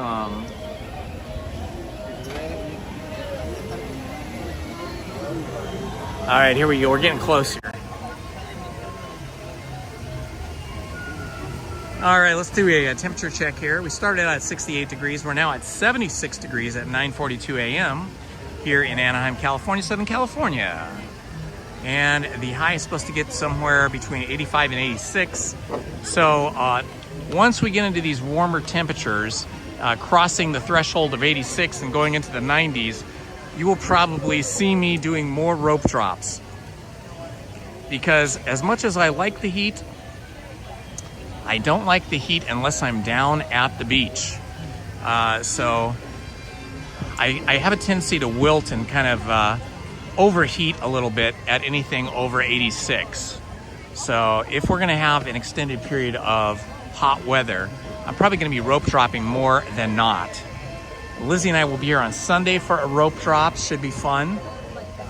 We're gonna go on that new Tom Sawyer Island adventure exploration sort of treasure hunt. Although I hear from the cast member I talked to that it's not just Treasure Island, it's like all over Disneyland. So I got a couple of those booklets, and we're gonna go through and get all of our stamps on that. So that'll be a fun thing to do. Good to see you, San Diego Chrissy. Glad you're here with us. You worked at Target. Cool. Oh, hey, you know, when you work with the public and they're not polite and they're not kind, it makes the job so much more difficult. And it takes away from the joy, right? But when you have people that are kind and nice to you and respectful, it makes life so much better. I mean, that's all we want. We all want kindness, right? We all want to be recognized as a equal human that, you know, puts joy into the world and is respectful of everybody, and it's nice when you get that back.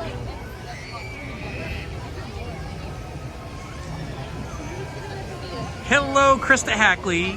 You had a low battery? Okay. Hopefully you've gotten plugged in now. Let's see how my battery's doing. I got 55%, so I'm probably good for a couple more attractions before I need to plug in. This cell phone can go, well, like most cell phones, it can go for like 12 hours, 14 hours, and not run out of battery when you're just like surfing the web or listening to music or doing things like that. But when you're live streaming, at least this iPhone 17 and my old iPhone 15 really chew through batteries, or the battery in the phone when live streaming, because I think, you know, the cellular transmission just sucks the power out of it, you know. That is why I carry a big battery and a cord to plug in. Look, they're bringing a new train out. They're bringing another train for Casey Jr. out. This area back here, there is like another railroad spur where they park the trains. And when you see one backing up like this, that means that train is coming online. It's gonna back all the way up here, and then they're gonna change the switcher, and it'll switch to the regular track, and then we'll have another train on the track. Ah, plugged in, very good.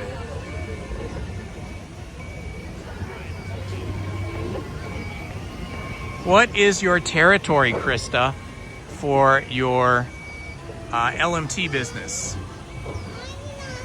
Are you doing like Orange County or the Inland Empire or LA County or just the beach areas?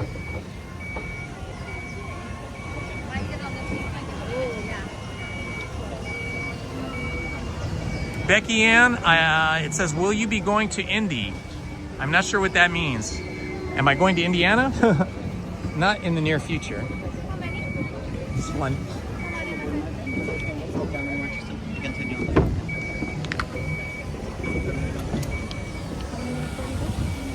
Okay.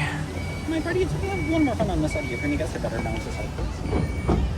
Thank you. And my friends on my dock side, go ahead and watch those hands, arms, and fingers as we depart, making sure they stay inside the box. My friends, and we are off. We're getting ready to go here. Hello, hello, and welcome aboard, folks. My name is Jose, and I'll be your captain and storyteller sitting aboard the SS Aurora. As you get started, folks, for your safety, please remain seated, keeping your hands, arms, feet, and legs inside the boat, and please supervise your children who don't want to story today any unexpected turns. A friendly reminder, folks, unless it's water, make sure food and beverages are safely stowed and sealed away, as well as, once again, just making sure we stay fully seated, as there's no more seat pushing at this time. I don't know if I'm going to go on Indiana Jones today. It's been pretty rough lately, and I'm not sure I want to injure myself. Laces by, turning pages of books, going down a rabbit hole, of course, with the help of a little pixie dust. Whale in this case, we're actually having help from our friend Monster. Now, do not be alarmed. Yes, watching is eating us, just like Pinocchio and Geppetto. Will pop us back up into Storybook Land, which is, of course, the very same place in which magical stories come to life.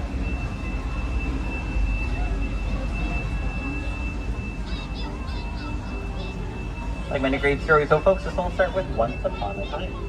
On our left, just around the bend, we'll see the big bad wolf and their big bad cave, who might be peering across the way forward to the three little pigs, each of the three little houses, with one house minus Sean Hay. Second, 6 accentuate, and the third made 100% guaranteed wolf-proof stone and wood.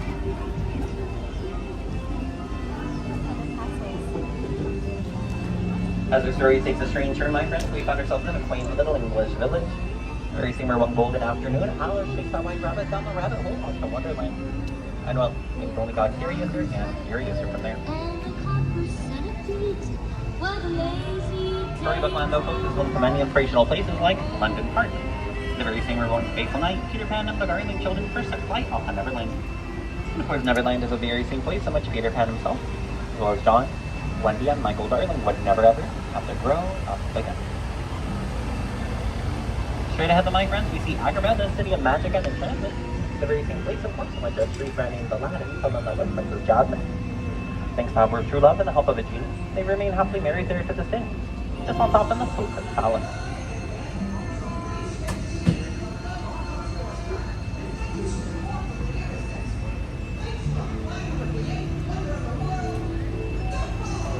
Right overhead, my friends, we see those sparkling golden archways.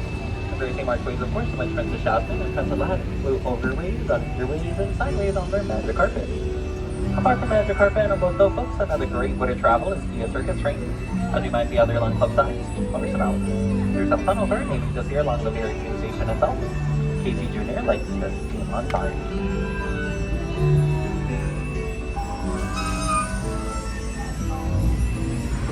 My friends, yes, while some stories may take place in light, others will have their moments in the dark as well. As they make your way into the Cave of Wonders, this very same cave has the genie's golden light. The same genie all grants its user just 3 wishes. Let's all go ahead and make a wish this one and see when and where will come true.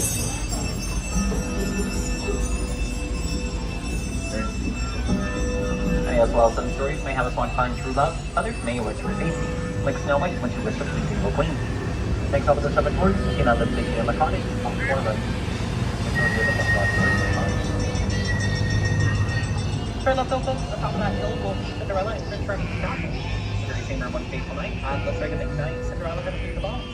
And up before her carriage, she started turning back into a pumpkin, which you can still see just on top, on that very same bridge, that very same night.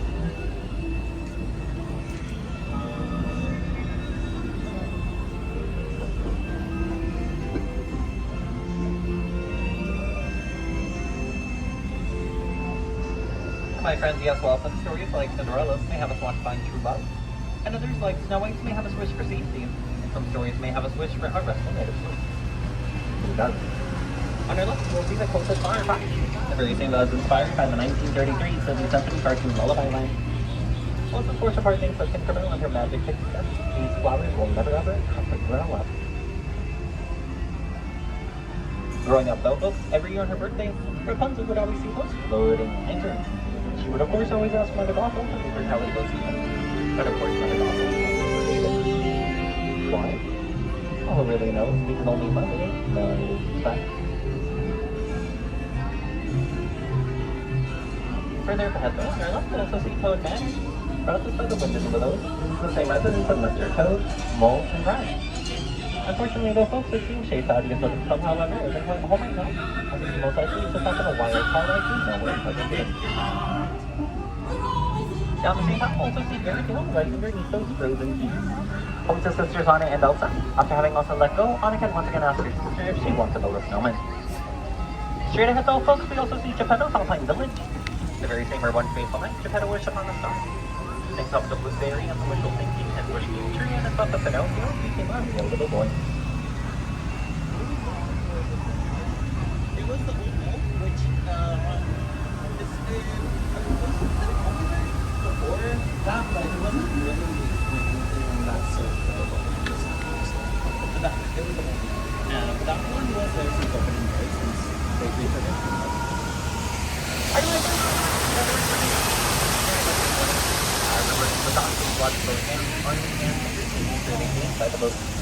We once again thank you for joining us, and we hope the rest of your stay here as Disneyland is as magical as it has been thus far.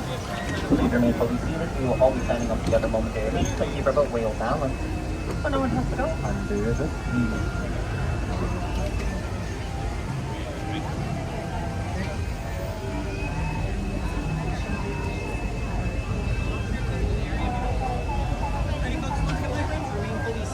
You'll all be standing up together in the count of 3 to keep our whale balance.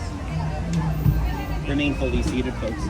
My friends and my doc side, before you exit, go ahead and watch those hands, arms, and fingers. We'll all stand up together in the count of 3, my friends. Ready? 1, 2, and 3. Use those hands to put down and watch yourself. Like this straight head first, guys. Right, straight head, All right, that was awesome.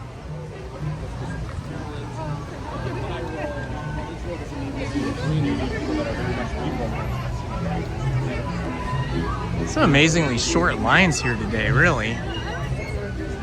I wonder if it's always like this on Fridays, because I don't come on Fridays very often.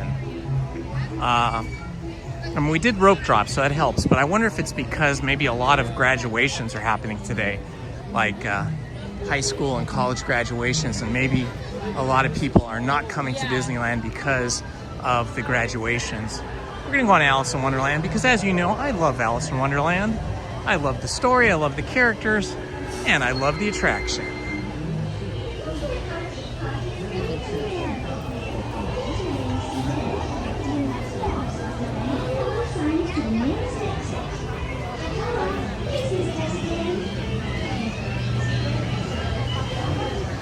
Good morning, Sanderby. Hello, my friend.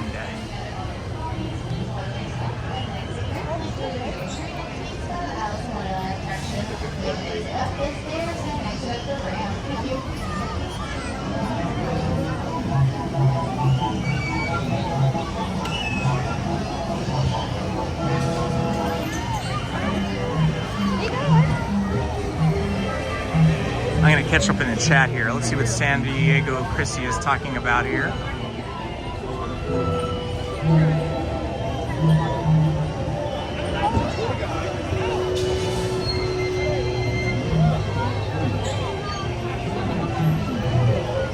Oh, San Diego Chrissy.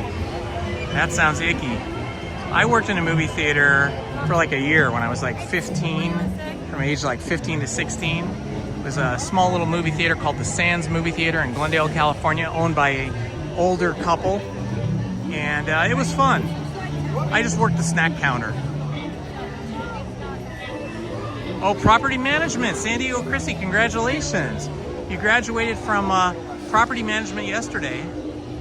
Restart and REM hosted our graduation yesterday. Now the fun part comes, pounding the pavement, as the saying goes. Hey, congratulations on your graduation. That's so awesome when you go through a training program or through a school program and you complete all the requirements, learn all of the knowledge, and then go out into the world to start your career. How exciting. All right, Manny, we'll see you in a little bit. Well, you know, the problem is, Krista, the problem is that everything has just gotten more expensive and wages have not kept up with inflation, has not kept up with the cost of living. That is the main problem, and it's kind of a catch-22 because when they pay workers more, then it seems like businesses start charging more.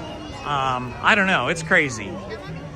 But I do feel for all of us, and especially for the young people coming up, people in their teens and in their early 20s trying to just get their work life started. And it is just so expensive now to rent an apartment. I remember, you know, when I first got out of college, well, I stayed home, okay.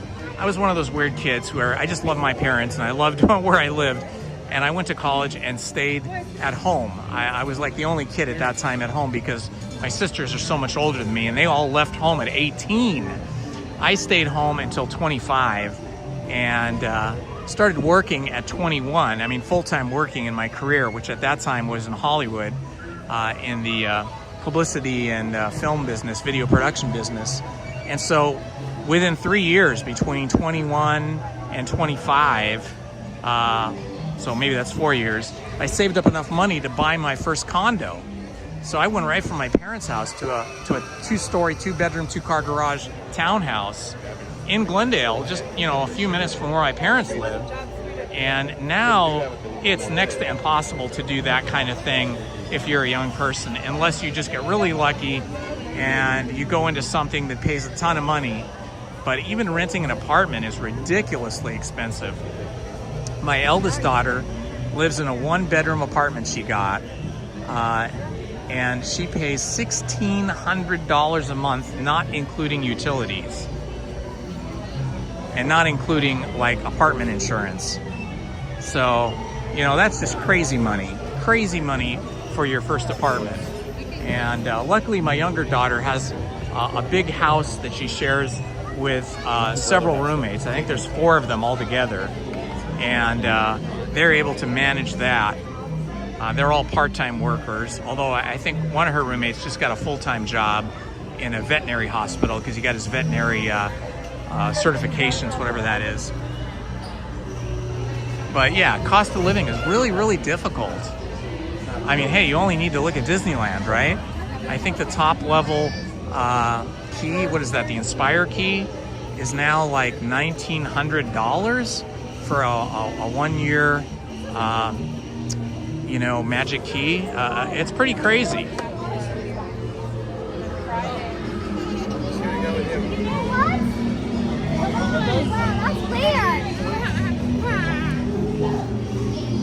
Yeah, I guess it was smart, you know. It definitely, you know, it definitely hampered my social life a little bit living at home. But at the same time, I was so immersed in college, I really didn't have time for a social life. Maybe on a Saturday evening from like 8 p.m. to like 1 a.m. was about all I could manage for a social life. So I don't think I missed out on too much. I think if I went to a big college where they had fraternities and sororities, I probably would have taken 5 or 6 years to graduate because of all those other activities. But I went to a 4-year college and I graduated in 3 years by going year-round. We had a tri-semester system, so you could go year-round if you wanted. I only took 1 semester off during that time. And it turned out during that semester I took off to take a break, the college ended up getting me a job at an advertising agency. So I really only had like 2 weeks off, and then I went to work during my 1 semester off. But I learned a lot and made some money. It was fun.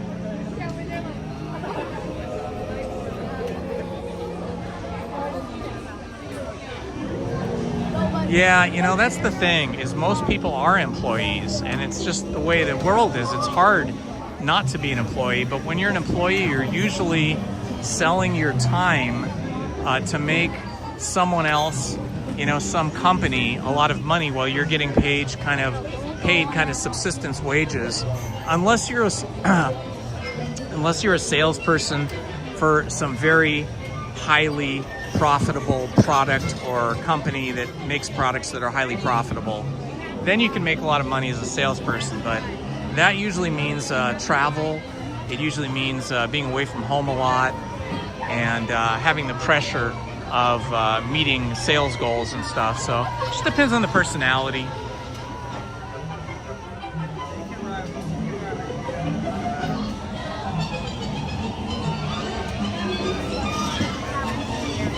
Wow, $2,400 for a 1-bedroom. That is so expensive.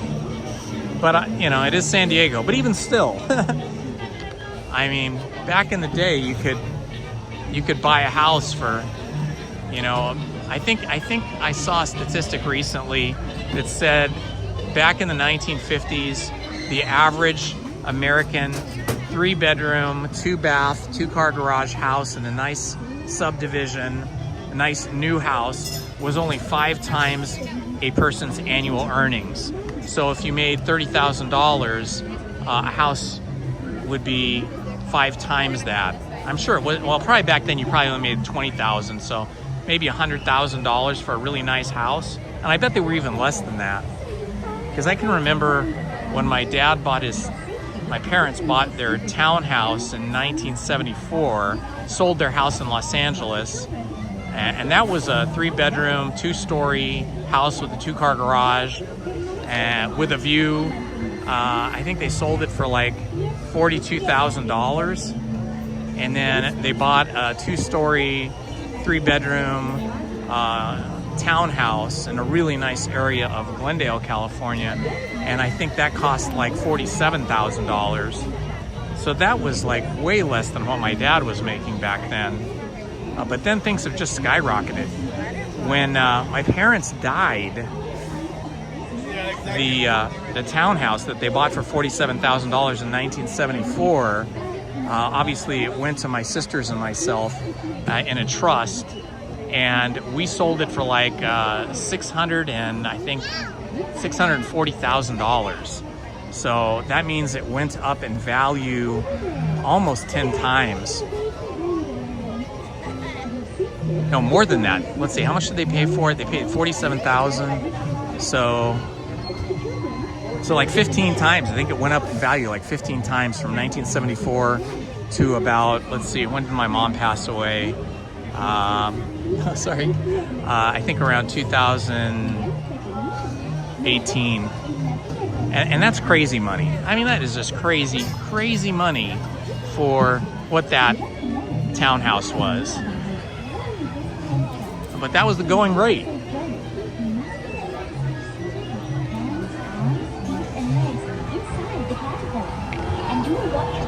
Oh, that was nice of you to do that, Krista.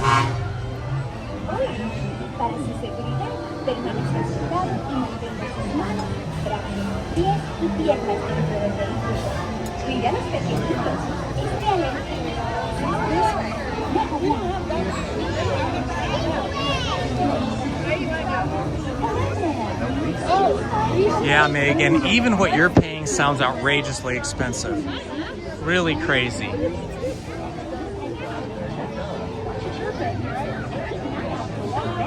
Yeah, Lizzie and I, back in around 1999, bought a one-story little California bungalow house, 3-bedroom, 2-bath, 2-car garage, and it was a lot of money for us back then.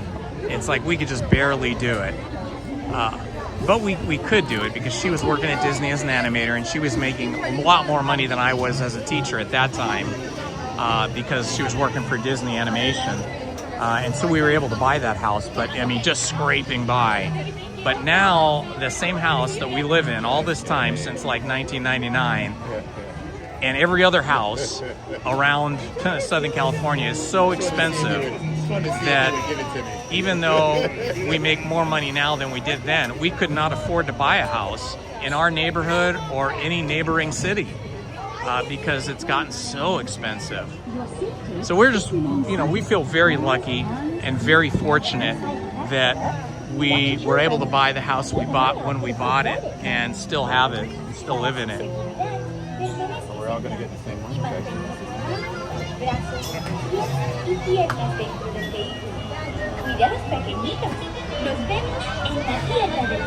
Oh, absolutely, absolutely. We are so lucky. I'm not trying to be negative. I'm sorry if it's coming off that way. I feel bad for the young people who are, having a tough financial time. And I wish and hope and pray for better times for everyone.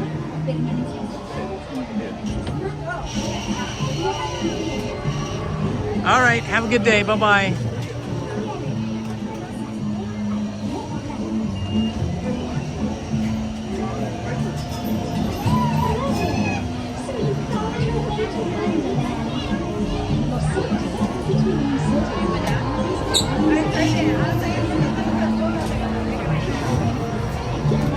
Front or back? Front, okay. All right, here we go on my favorite, Alice in Wonderland.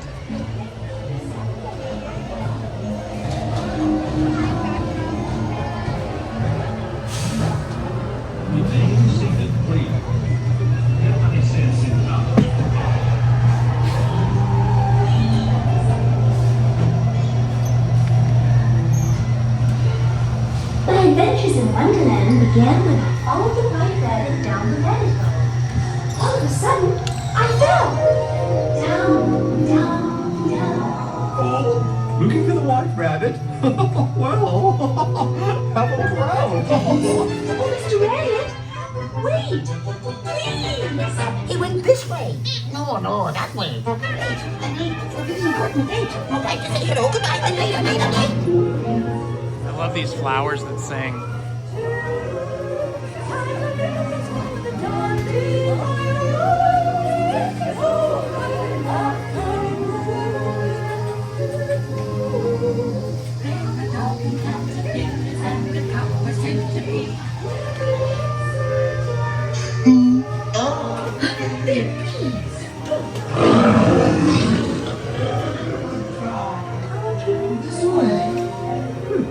This would be a curious place to find a rabbit.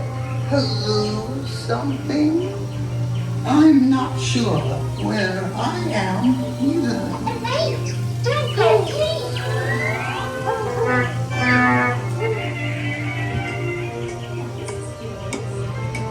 Oh, by the way, he went this way. If she's upright instead, She'd raise a fuss. yes, and each of us Would quickly lose his head. Now, since this is the fourth week, we're making your asses red.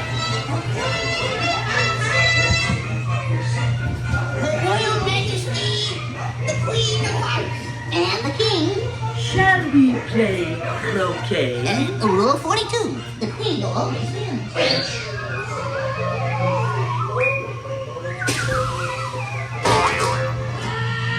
enough!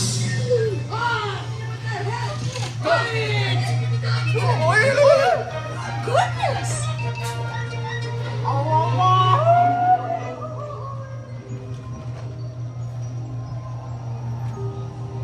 I love this ride. This is so awesome. I love Alice in Wonderland because it seems like Walt Disney and his Imagineers were able to really give us the Alice in Wonderland storybook experience in a very engaging and immersive way, and really feels like the story. I'm just so happy that we have people with such great imaginations to entertain us and take us on these wonderful adventures.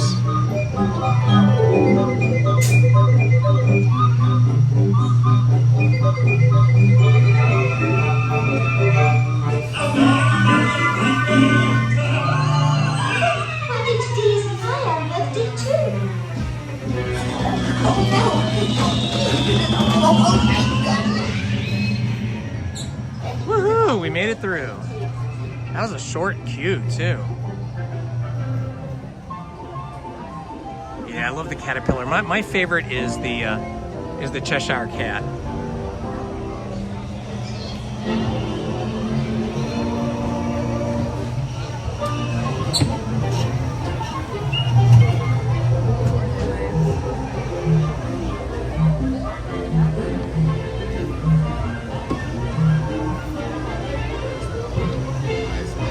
Yeah, Krista, I'm thinking, you know, it was really kind of you to offer your place out at Havasu when the big fires happened here in Southern California. But I'm guessing most people probably couldn't take advantage of that because of their work. Even though their homes might have burned down, they still had to work here. They still had jobs. So don't feel bad that people didn't take you up on your offer. It's probably they just couldn't do it because of the fact that they work in Southern California.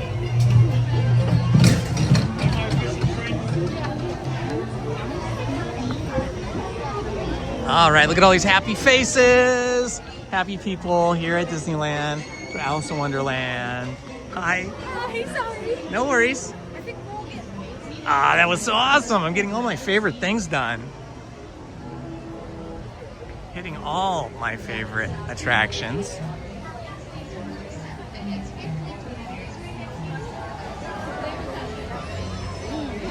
Really, Fiddle? I try to go back and forth between the wide angle lens and the main camera lens. The main camera lens has better exposure. So in the dark rides, things look sharper and clearer and brighter. But sometimes you need to use the wider angle lens to try to get more of the attraction in camera. So I do go back and forth. Occasionally I'll use the zoom lens if I want to show you guys something that's kind of off in the distance. But yeah, most cell phone cameras are best when using their main camera lens. Okay, we got to do Casey Jr. because we got to do Casey Jr. because it's here and the line is short. 10:13 a.m. I guess it's still pretty early. The line forms here. Here we go.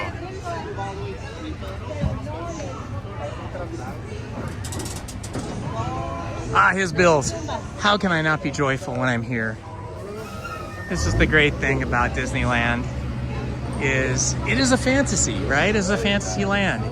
This is sort of like how we wish the world was everywhere all the time, full of adventure and imagination and joy and treats. Good morning, JT Nuts. Happy, happy, joy, joy. Welcome. Hello, awesome Allie. Good to see awesome Allie here.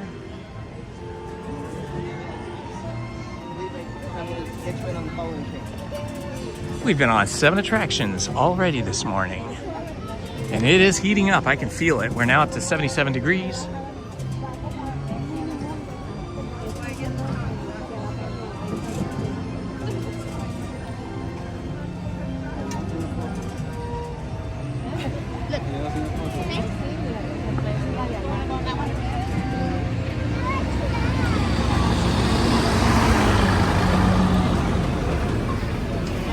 Yeah, just scrolling back through the chat there, you know, New York City is exceptionally expensive to live in and to do just about anything in, but it is such an amazing city. If you guys have never been to New York City, I highly recommend it. I took Liz and my daughters there one year. Usually we go to Yosemite for our family vacation. We have a trailer and we go camping there. And one year there was just fires all around Yosemite, and the valley of Yosemite was just filled with smoke, and it was not healthy, and they were recommending people don't go. So even though we had reservations for it and everything, we had to change our plans, and I was like scrambling around like, oh my gosh, what are we gonna do? What are we gonna do for family vacation? What am I gonna do? Where am I gonna take my daughters? And then I just thought, you know what? They've never been to New York City, and they should probably see it. And so I bought some tickets, and you know, kind of a quick thing. It ended up we were all sitting in different rows. None of the 4 of us were sitting in the same row, but it was fine. And it was a little bit of a struggle to get there because we got there, you know, like 2 hours early, like they tell you, to the airport here at LAX. And then our plane got delayed, and then our plane got taken out of service because it had a mechanical issue, and we ended up waiting like 7 or 8 hours for another plane. Go ahead and scoot all the way across. We ended up waiting 7 or 8 hours for them to get us another plane sitting in LAX, and eventually we were able to take off and get to LAX, you know, almost a day late, like 8 hours late, and we got to our hotel room, which was really nice. It was a Hilton hotel right next to and above Grand Central Station. And so we crashed out for a couple hours, and then we went out into the city, tired and a little weary, a little ragged, but we had a great time that first day. And then we just did all the things, you know. We went to museums, we went to a musical play, we saw Phantom of the Opera in New York, on Broadway.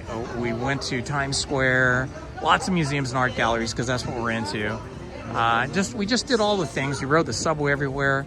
All the people that we met in New York City were the nicest people. We would be lost in the subway with our map out, trying to figure out how to get somewhere. And just random dudes would come up to us, or gals sometimes, and they were obviously New Yorkers that lived there, and they're like, hey, where are you trying to go? Oh, let me help you. And they would walk us over to the correct platform, like way out of their way. And I'm like, wow, New Yorkers are awesome. And so we had a wonderful time in New York, but there's so many awesome things to see there. It might be expensive to live there, but it sure is a fun place to visit. I highly recommend it, especially if you love art and culture. because they have so much live theater and so many museums of every different kind. And of course, the skyline, the tall buildings, Statue of Liberty, all that good stuff.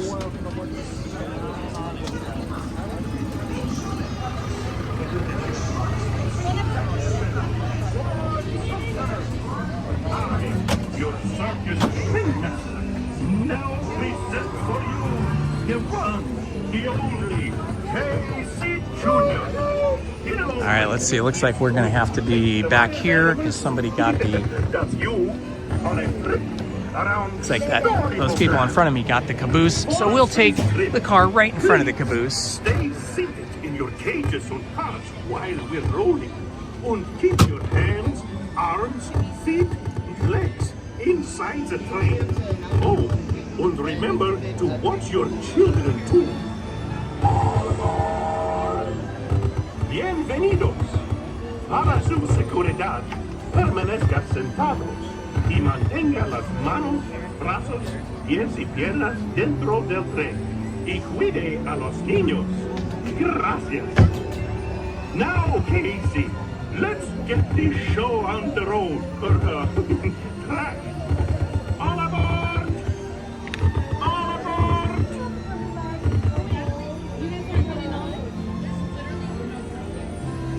They'll put you on the next one.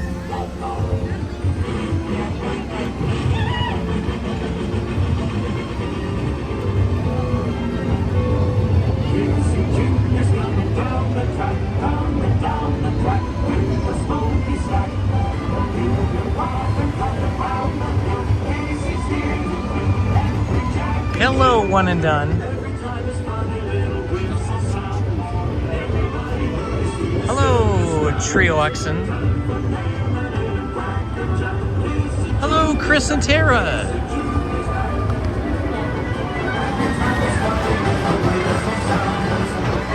Surfing San Francisco, welcome.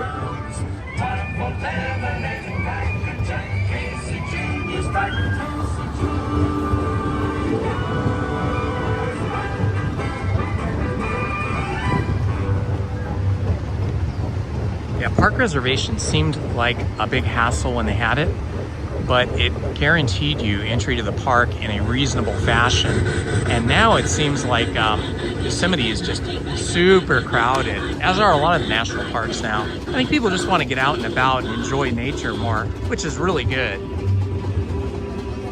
I think the more people get out in nature, the more they will support money for national parks and state parks.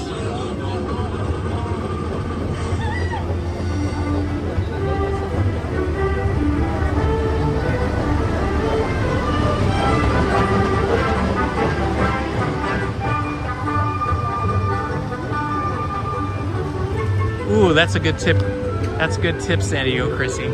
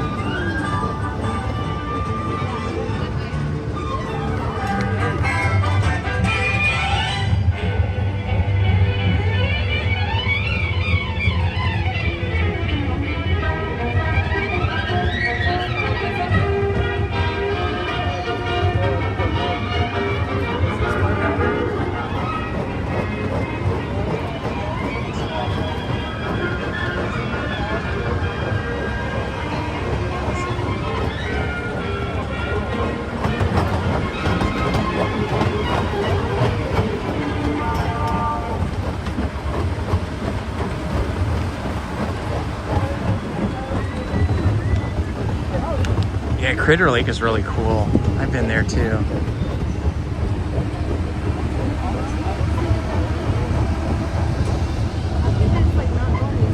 Yeah, they might, Truxer. They might have some cool new swag, Truxer.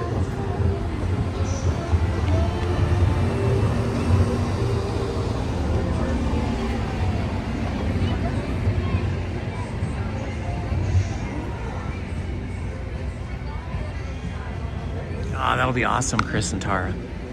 Well, just remember, I'm usually here Wednesdays and Sundays, and sometimes Mondays and sometimes Fridays.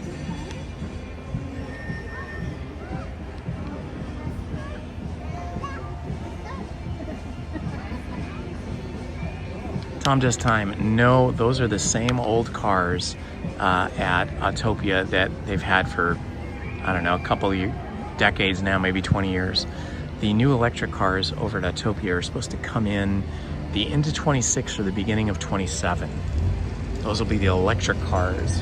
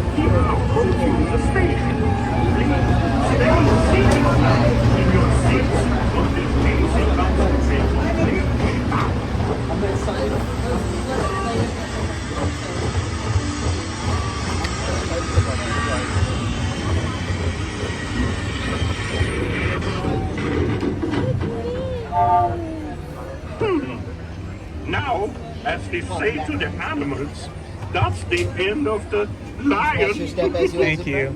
Fantasyland! Fantasyland Station!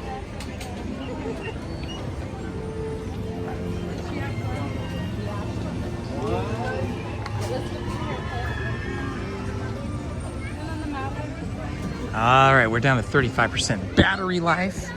We've been live streaming for 2 hours and 33 minutes. We're approaching the end of our battery charge. So I think it's time to go get some protein over here at the Red Rose Tavern, maybe some eggs and sausage, and hook up the battery to the cell phone. If you do not want to watch me eat food, you could scroll back through the live stream and enjoy some of the other attractions we've been on while I'm charging up the battery and eating some food. 8 attractions in 2 hours and 34 minutes. That is pretty good. This is definitely a slow Friday morning. We got quite a big line here at the Red Rose Tavern, but it should go pretty quick. It'll give me time to scroll back through the chat. Good morning, Waffles O'Halloran. It is a beautiful day.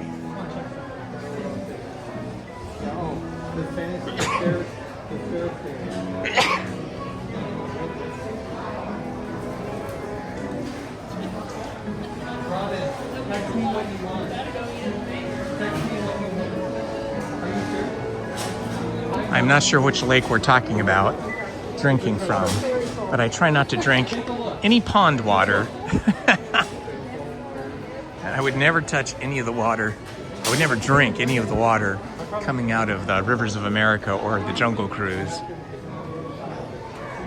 When I was a Boy Scout, I learned that if you're hiking or camping and you need to refill your canteen or you need to get some fresh water, you always get water from a running stream and not from static or slowly moving pond or lake water.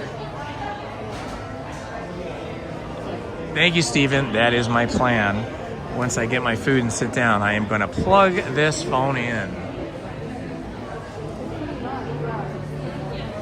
Did this used to be Village House? Geez, I don't remember if it was. Maybe it was. Somebody can Google that.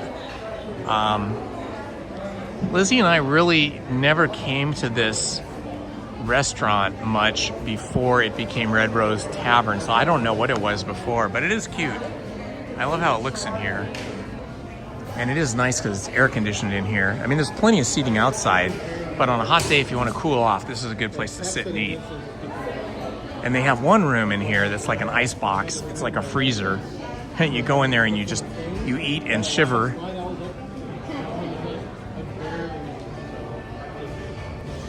Oh yeah, I could see that, Sanderby. Well, that's always, you know, that's always a danger with any kind of water out in the wild, because you've got animals, whether they're bears or beavers or cattle or horses or wolves or whatever, that go to drink water in these streams or lakes, and then they do their business a lot of times in the water, and then you know, you're getting all that kind of contamination and sometimes even parasites, so you can become really ill. That happened to our youngest daughter, Willow, one time. We were hiking in Yosemite, and she was super thirsty. She had drank all of her water, and we drank all our waters, and she drank all the rest of our water. And we had a lot of water with us, but it was a hot day. It was in the high 80s, and she was desperate, and we were nowhere near other, you know, areas where you could get water from a tap. So she dunked her canteen in a slowly moving stream, and then drank it. And boy, was she miserably sick. Like just a couple of hours later, she was sick for like a couple of days.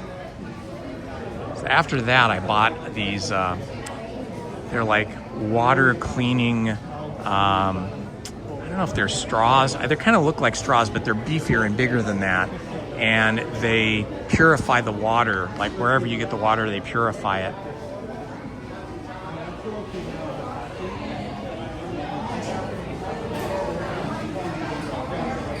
Yeah, that sounds bad, Giardia. I got Montezuma's Revenge once. I went down to Mazatlan, Mexico, like when it was just starting to become a tourist destination. We're talking about like 1982 or 83. And we went down on a train, which was a big mistake. Trains in Mexico are not the same as here, at least not up in Baja California. They're basically really old trains that used to run in the US that were sold to Mexico, and they have no air conditioning, and they're super hot. And it was super hot going down there because it was like I think July, and we ate some street tacos there and some different food. Thank you.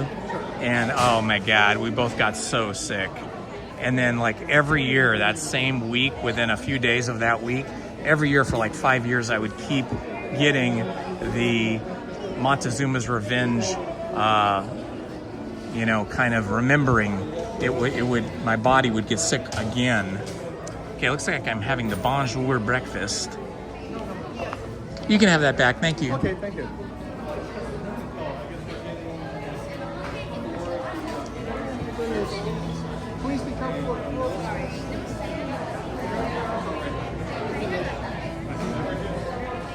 The Love Boat. Exciting and new. Okay, I'm gonna have the bonjour breakfast and a bottle of water. That will be it. And your name for the order? You can say Rocky. Do you have an annual pass? I do. Here you go.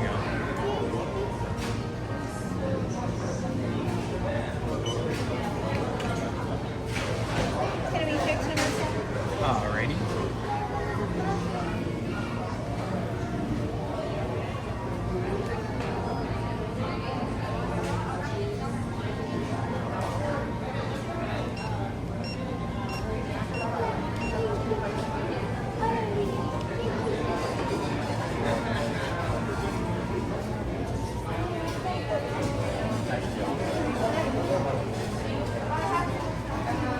And then just hand this receipt to window 4 straight ahead. Have a wonderful Thank day. you so much.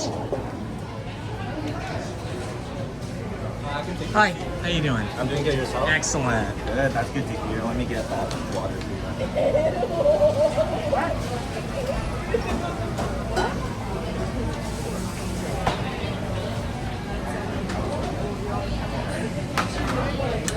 I believe that should be everything, and you should be all set. What was that? You should be all set. Yeah. Do you want your receipt back or no? No, I don't need the receipt. Thank you. Okay, I'm gonna have to put you guys down for a minute while I walk over to the table.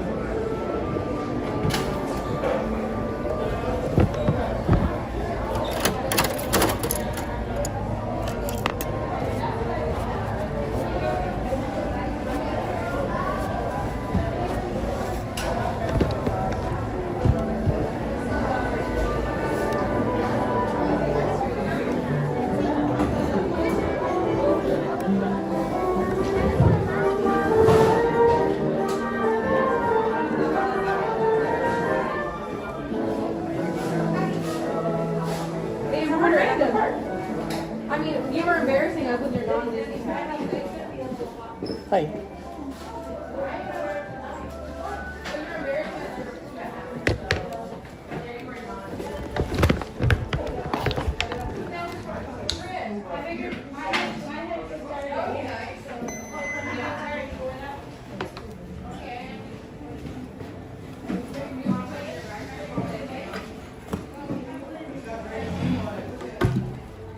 Okay, they have time to charge up here.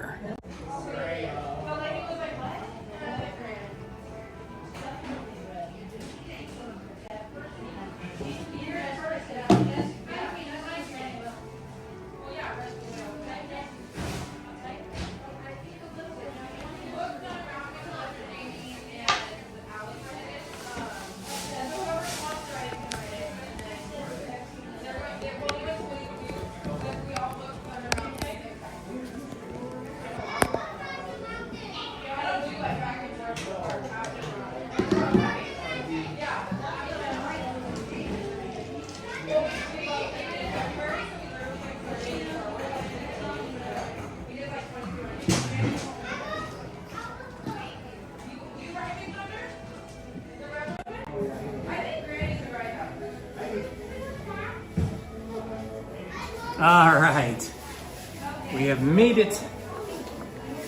I got my trusty alcohol wipes here to clean my hands. Even though I'm not gonna touch my food with my hands, you know, sometimes you touch your face or you rub your nose or something like that. Whew, that's a strong smell of alcohol. But it'll clean my hands up good for touching all the lap bars and safety bars and railings and so on and so forth and stuff like that.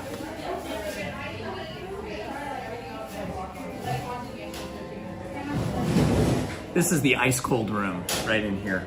This is the one that is like a refrigerator.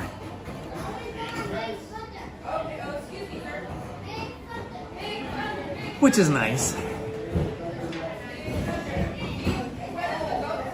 Try to not have the window going there for you. Yummy. We are eating pretty simple. Scrambled eggs, bacon, sausage, and one of those flat potato things.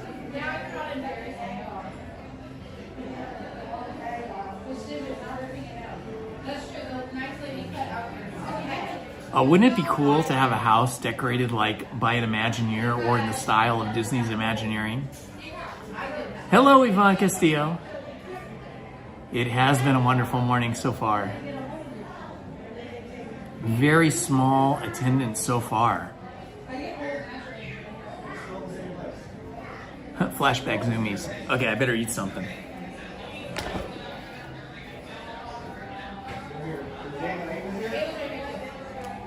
Weird to see me without my hat, right?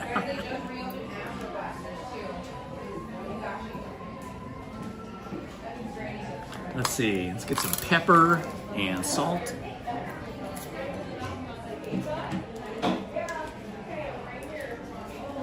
Okay, that was a pepper, and it was completely empty. It's weird.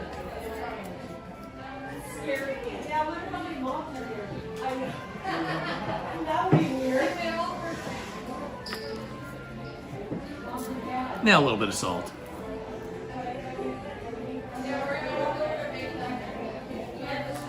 Alrighty.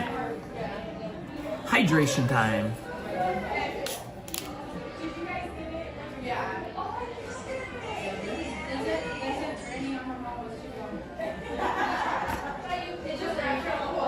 Hello, Benny. Good to see you, my friend. Getting my protein in here. Eggs taste good.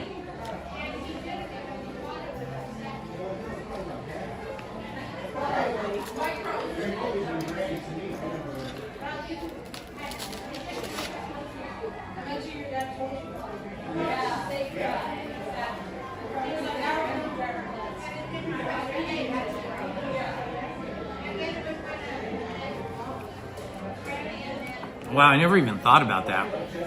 I bet Disneyland has a gigantic electric bill.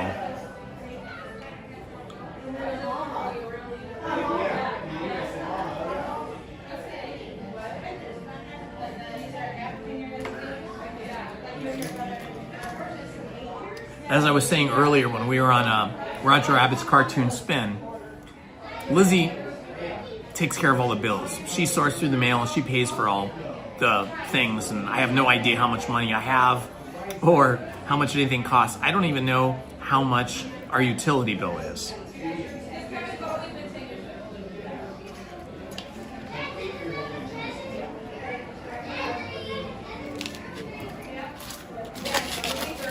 I'm the guy who always turns off all the lights.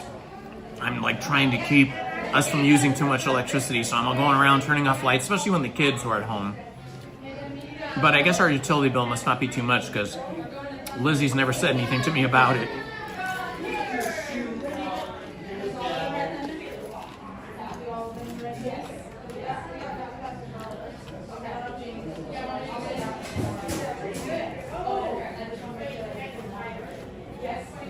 Good morning, Johnny, Utah.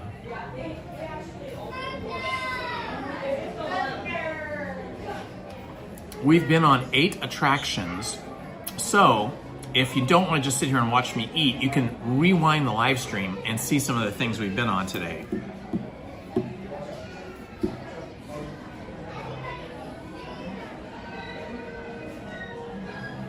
Doesn't look like this is charging. Let me check something here.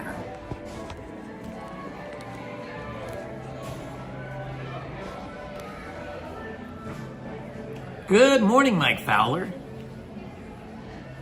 My day is going excellent. I hope yours is as well.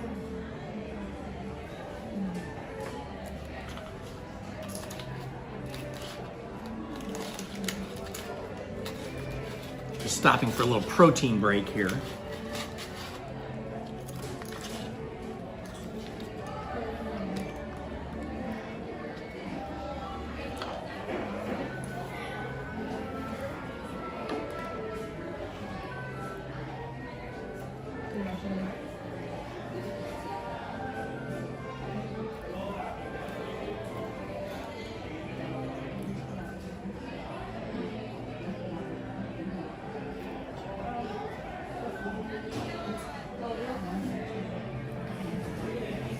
Hey, we switched. I noticed my name was reading backwards, so I flipped the camera.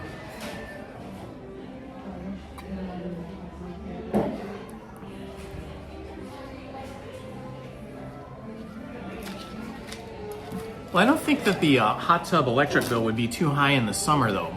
If you're living in a place that's hot, I think that if you kept a cover on it, it would stay, you probably just have to heat it up one time, and it would stay pretty warm, and then you would just flick on the heating element in the evening.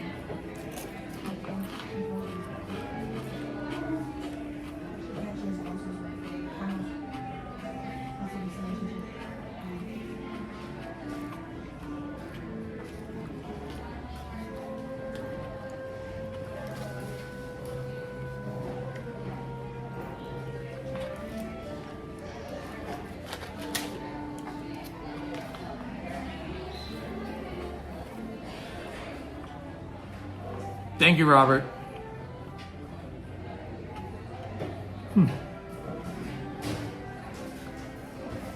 We need to clone Lizzie for you, Krista.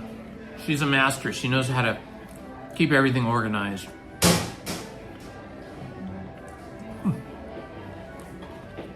Well, Sandra B., I highly recommend a hot tub. When I had my second townhouse, we had a big patio on ground level, and I bought one of those 2-person hot tubs that just plugged into the wall, and it was fantastic. It was great, and it didn't cost much to heat it up. And then when we bought the house that we live in now, some 30 years ago, it had an in-ground jacuzzi spa that would fit like 10 people. And then we brought the old hot tub over that was above ground from the condo, and we ended up with 2 hot tubs, one in the ground and one above. And honestly, the electric bill wasn't very much different.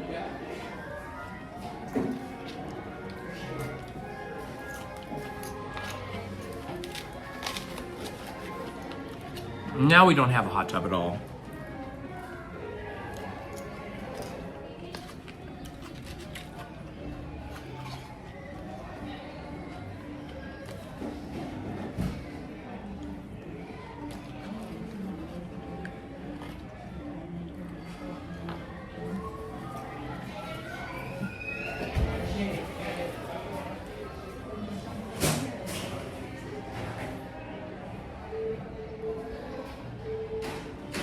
Ooh, well, that's not too bad though. $1,200 for an electric pump. I would recommend not getting an inflatable hot tub off Amazon.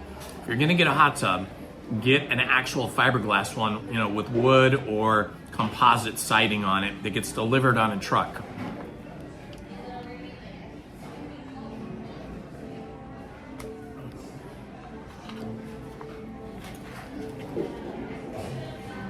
Oh my gosh. That would have been so cool to see the group America play at Tomorrowland Terrace. That was back in the day when they used to have, you know, real pop groups and rock groups play there.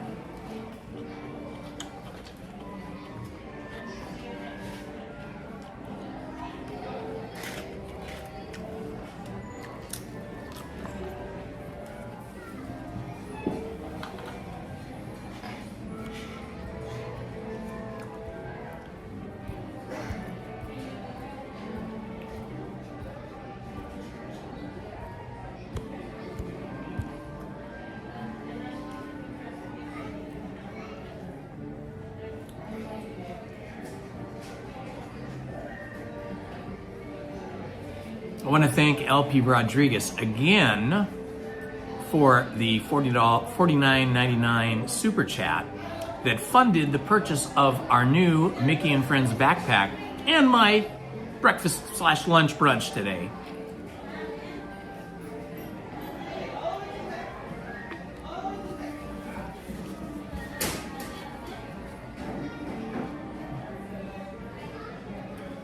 Okay, so Sunday, remind me, Krista, if you're on the live stream with us Sunday, remind me to ask Lizzie for you for advice on staying organized and paying bills and stuff. Or you can just send me a email, and then I'll have her reply to the email.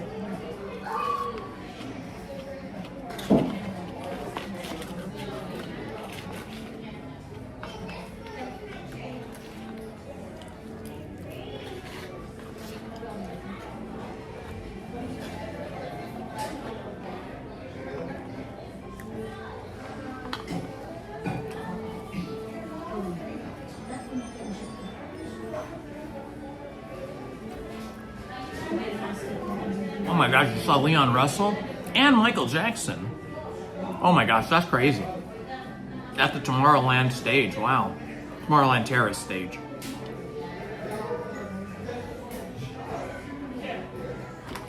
I agree. Seems like they only use that stage now for like special nights where you have to pay extra.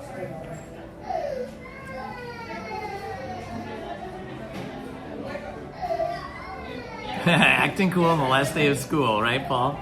Nice.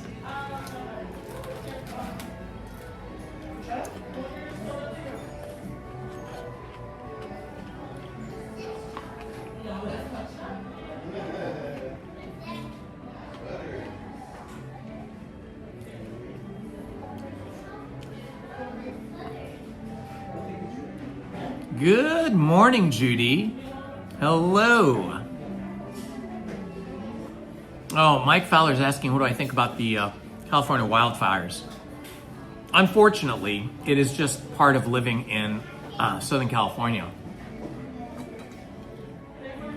My sister was a history teacher, history major, and then teacher. And she told me, you know, decades ago, that when she was studying about the history of California, the Native Americans had a word, which I can't remember now, for the Los Angeles area in Southern California, but it translated in English to Valley of the Smokes, because there was always fires burning throughout history here. So I think you just have to get used to it. The wildfires are no fun, and they're very dangerous. People lose their lives and lose their homes, but if you choose to live in Southern California, you're gonna have to accept the fact that we're gonna have earthquakes, fires, and floods. That's just the way of life. It happens.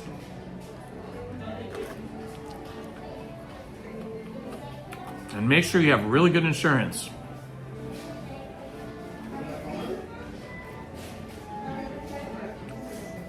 It's true. Northern California is getting their fair share of wildfires nowadays.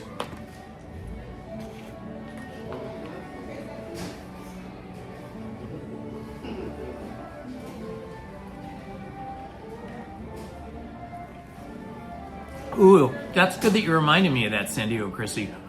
They do have a show going on in that theater now, but it's sort of just, from what I understand, it's a lot of Disney like TV cartoons, but they are using it again. Carousel of Progress, unfortunately, is not being used for much of anything. They're using the second story terrace just as a Disney Vacation Club special terrace. If you paid all the money to be part of Disney Vacation Club, you can go sit up there and have snacks and have a rest. But the inside of the Carousel of Progress, from what I understand, has just been used for storage for a few decades now, 20 years or so.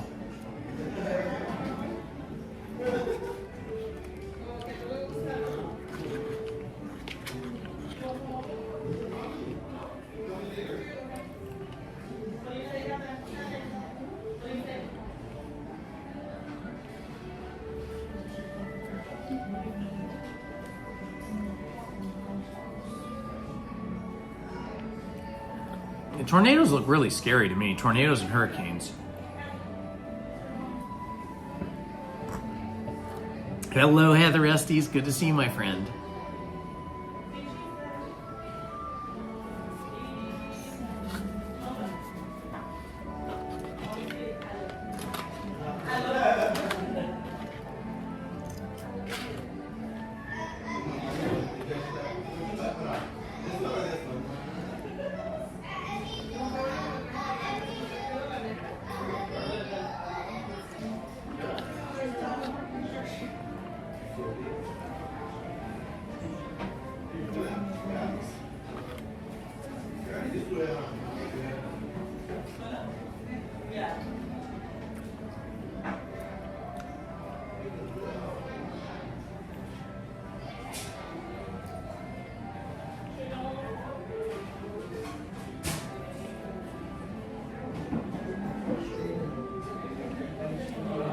Yeah, I think that warehouse fire, wasn't it a medical supply warehouse fire?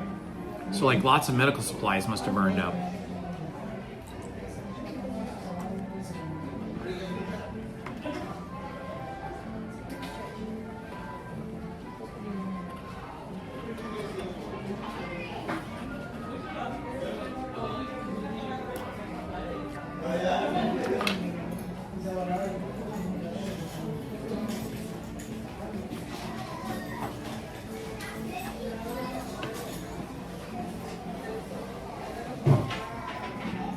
Oh my gosh. San Diego Chrissy, you lived in Okinawa and you survived 13 typhoons? That is crazy. What were you doing in Okinawa? Were your parents like in the military or the Navy or something?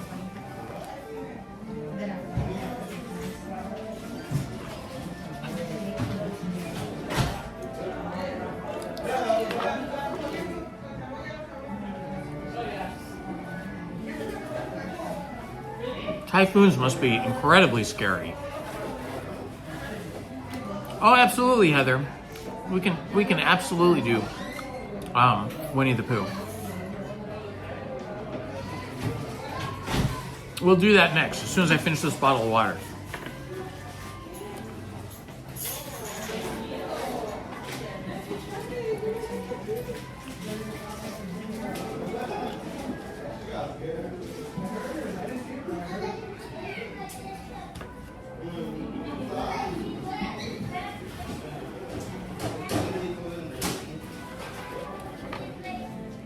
I don't personally remember the Captain EO show very well. I know I went, but Lizzie remembers it really well, and she remembers us going to it. I don't really remember like the storyline of what happened in that Captain EO show.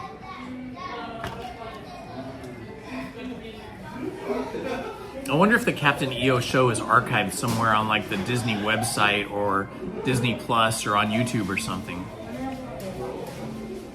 13 years and 13 typhoons in 3 years. My gosh. That is super scary.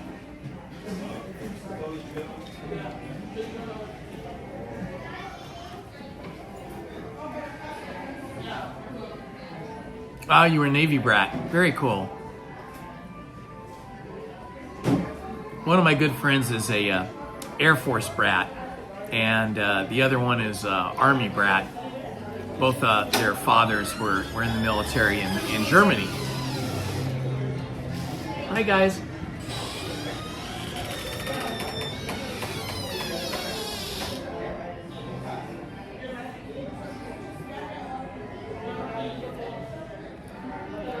What did you do on Okinawa, like for fun as a kid? Was there activities and things for kids to do?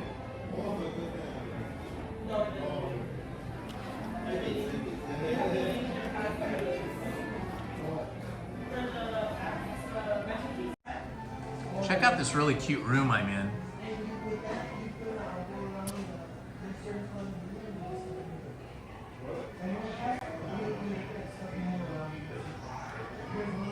This is almost like a hidden room.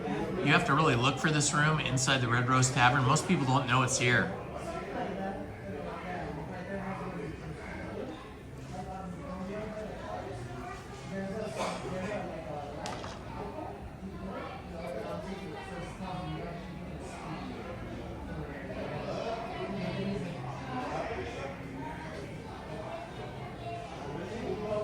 Got tapestries in here. It kind of feels like you're in a storybook cottage in this room. But I like it because hardly anybody knows that this room exists. And so it's usually not very populated. And there's only really 1, 2, 3 tables in this whole room. And it's very chilly in here. So if it's hot outside, this is a nice place to be. Oh, wow. There was a zoo and a SeaWorld type place. Yeah, this is kind of a regal looking tapestry. Let me zoom in on it here. Look at this. Isn't this a cool tapestry?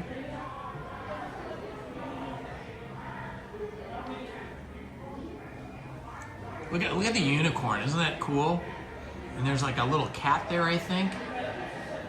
It looks like the queen is getting a treasure chest or something from one of her ladies in waiting. And then it kind of looks like a dog over on one side with its mouth open. Weird.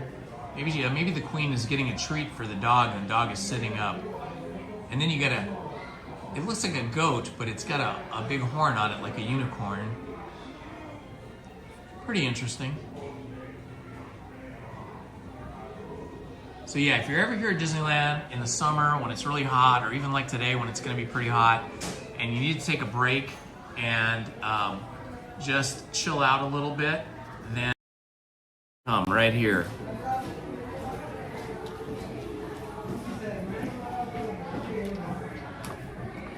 It is kind of a pretty tapestry, isn't it? I'm sure they had it custom made.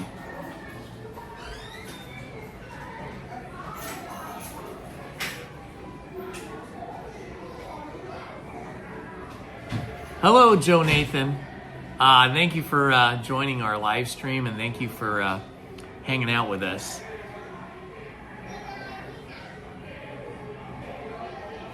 Ooh, wow. Oh, wow. Those do sound like some yummy meals there, Chrissy. If you guys are new to the channel, Indiana Holmes, please like and subscribe and hit that notifications button so you don't miss our live streams or other videos I post. I usually live stream Wednesdays and Sundays. Wednesdays by myself, Sundays with my wife Lizzie, and sometimes, like today, I come on Friday, and sometimes I come on Monday in addition to Wednesday and Sunday.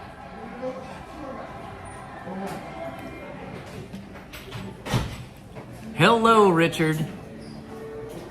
Thanks for joining us today. We're going to head over to the Mini Adventures of Winnie the Pooh right after I finish this bottle of water. Oh, the blue zone. Yeah, that's where people, I guess, live the healthiest and longest lives in that blue zone, right?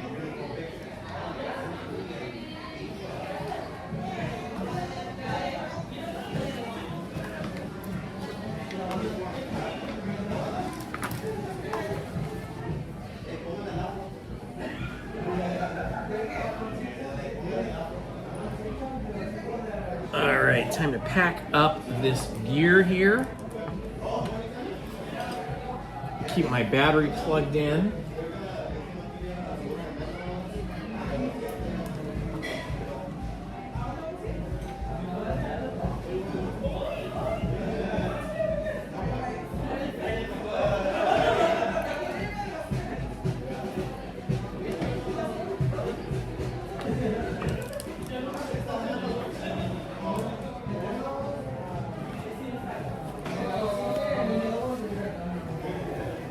I got my Stitch shirt on today.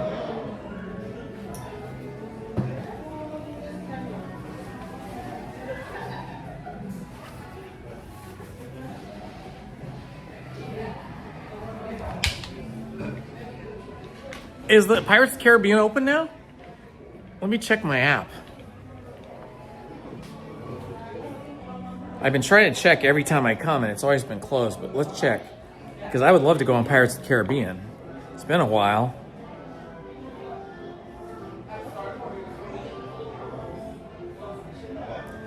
Pirates. I don't see it on here. Pirates Lair.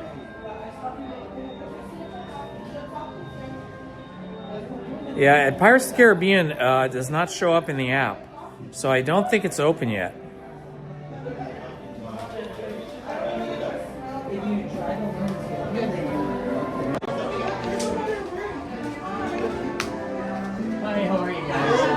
Want to say hi? Yeah. Hey, good to see you all. Have a great day. All right, let's see. Where are we here? Okay, to get to the mini adventures of Winnie the Pooh, we're gonna have to go this way. Who knows? Maybe Pirates of the Caribbean will open later today, because like when we got here this morning, the app showed Astro Blaster, but then when we got there, it wasn't open, and they told us to come back later. So I did come back later, and then we got to go on it. Let's see, I've got this Fast Pass they gave me, because I don't know if you guys saw it, but we were on Mickey and Minnie's Runaway Railroad, and the attraction broke down. So at the end of the attraction, they gave us Fast Passes. Let's see if this pass is still good, or if it's timed out. Multiple theme parks, starting at 9:12 a.m. Your booked experience is currently unavailable. Use this redemption and enjoy blah, blah, blah. Okay, now we hit viewable, view the experiences we can do. Lightning Lane, select experiences. Okay, right? Well, what experiences? Mickey Mouse Run. Find out where you can go. Okay, so let's click on that. Let's see if we can go on Rise of the Resistance. Star Wars Rise of the Resistance. It says we can go on that. Hey, let's go on that then. With the Fast Pass. I got a Fast Pass they gave me for free because Mickey and Minnie's Runaway Railroad broke down. But I got a Fast Pass for Rise of Resistance, so let's go on that. Heck yeah.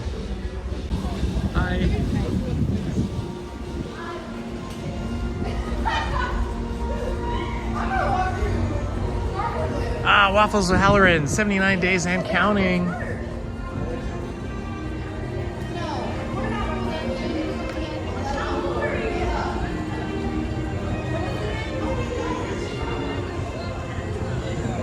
Where are you seeing that Pirates is open? Because when I check the app, it doesn't show up in the app. But we'll walk by it later, and if it's open, we'll go on it.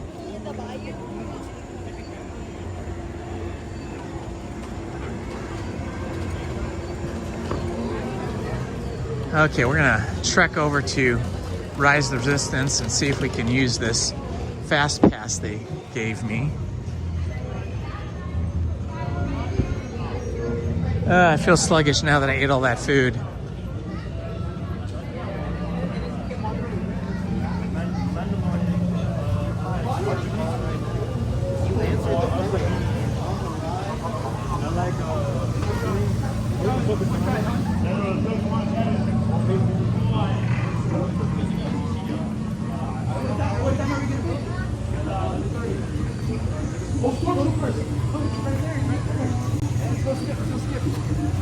Everybody's checking out the droids. That's what that little crowd is over there. Those cute little droids. But we got the big droids over here. They don't do too much. The little droids over there do. Oh, it's actually Darth Vader. Darth Vader and some stormtroopers that are interrogating travelers.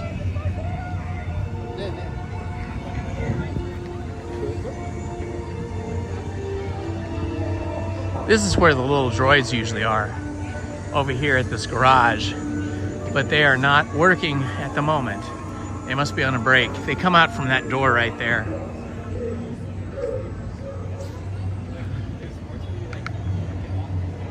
No worries, Lisa C, no worries.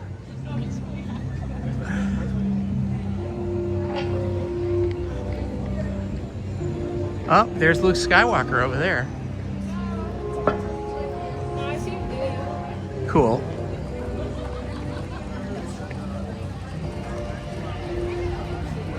Yeah, I don't know why anybody would want to go to the Blue Bayou with Pirates of the Caribbean closed. Because that's half the fun, is sitting there in the dark, in the nighttime lighted Blue Bayou restaurant and getting to see the boats go by. Oh my gosh. It didn't seem like that much food at the time when I ate those eggs, sausage, bacon, and that potato patty. But boy, I'm feeling it now. I feel like I ate a lot more than I did.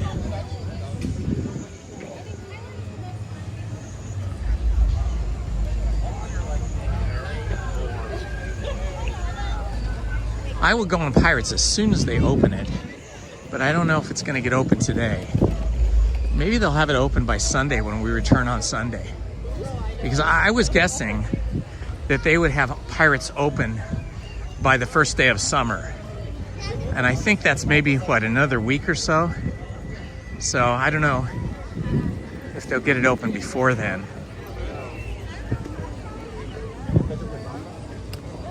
No, this is All right, let's hope Star Wars Rise of Resistance is actually open. I see a lot of people just kind of milling around like it might be broken down. Yeah. Well, it looks like people are going through.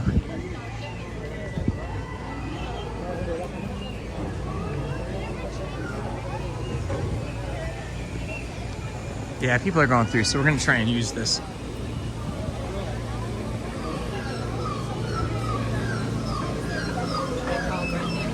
Hi. Yeah, definitely try making your next selection for your next ride before you head on in. Yeah, or before you head on in. Yeah,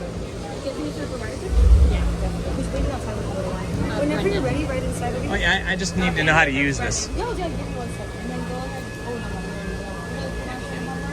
And then go. Here's Brendan. Okay. Take it to the hospital. And then we'll stand over here now. And you can take one more person within the second time. No, Emmy's got to stay, yeah. Exactly. Sure, I'll say. Great. Thank you. What's your daddy? What's your honey daddy? Emmy, come here. So, like, I got this gifted to me because one of our attractions broke down. So I just hit redeem. Actually, let's go back. Press done. Done. It's going to find out where you can go, and it's going to give you the list of the attractions that you can use it on. Yeah, it shows Rise of Resistance. Experience is not included. Oh, not included. Yeah, I don't know okay. why they don't make it like a bigger, a bolder like thing. Okay, yeah, that's okay. No worries. Okay. Yeah. Yeah. Oh, thank you so much. Oh, that was really kind of her. So it turns out that that was so nice. I should get her name on the way out and give her a cast member thank you. It turned out that my Lightning Lane pass that was gifted to all of us that were stuck on the broken down Mickey and Minnie's Runaway Railroad, I thought the whole list was available, but there was a separation, and Rise of Resistance was not included on the Lightning Lane pass, but she just let me in anyway because she was super cool. Super chill. What a nice cast member. Wow. I've never been in the Lightning Lane. Well, maybe once with my daughters. But I can't remember the last time I had a Lightning Lane for Star Wars Rise of the Resistance. So it looks like we're going to be filtering in here pretty quick. Access to Delta 3 for command and controls and logistics teams only. Good afternoon, Christopher Laff from Rhode Island. Yeah, that's what I got to do. I got to do a cast member compliment when I get off of this. Resistance command said expect Commander Devon in the next rotation, Lieutenant. You'll have to cover in the meantime. I scored the magic, exactly.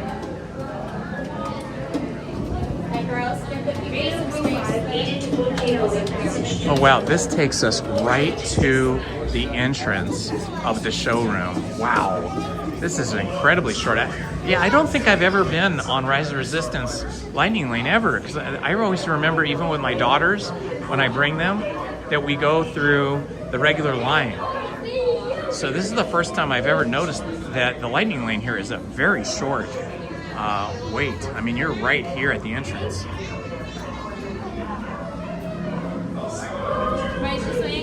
Thank you. Wow, look at this. We are right here. Okay, as my usual practice, once we go through these doors and we begin the show, I will be putting the chat away, and I will not be responding to the chat, and I will not be replying to the chat, because I do not want to disturb other guests' experience. So you guys can continue to chat amongst each other during the show, but I will not be replying.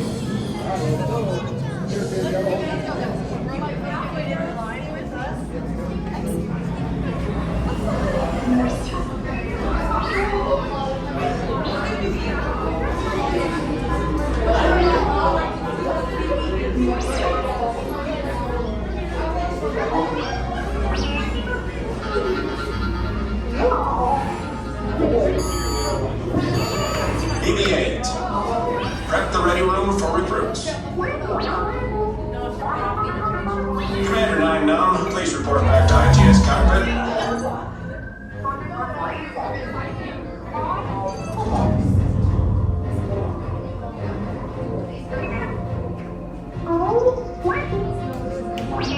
Thank you, Allie. Thank you. I'm gonna give Carla, a cast member, thank you compliment while I'm waiting here.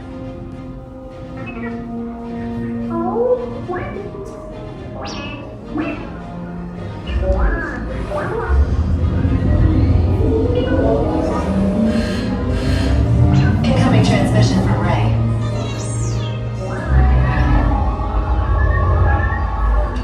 BB-8, is everyone assembled? Good. Shouldn't you be in flight prep? Recruits, thank you for joining the cause. A covert resistance team led by my friend Finn has infiltrated a First Order Star Destroyer that is now headed to this system. Your outpost on Batu is no longer safe. We have transports waiting to take you to General Organa's secret base on Pucara. I'll regroup with you there. The Resistance desperately needs your help in our fight against Kylo Ren and the First Order. Remember, it is vital that you keep the location of the Pucara base secret. Lieutenant Beck, one of our top commanders, will lead you. Affirmative. Transport is ready. 9 Numb and I shall personally see them delivered. Thank you, Lieutenant. Welcome to the cause. May the Force be with us. Commander Paul Dameron and a squadron of X-Wings shall escort us to the rendezvous point on Pucara. Roger, this is Black Leader. I hear you're a fine-looking group of recruits. Well, no time to waste. Let's get you on your way to the General. Stand clear. Deck doors opening now.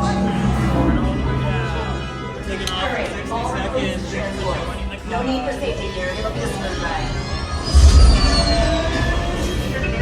Ground crew, deck is in motion. Recruits crossing to transport.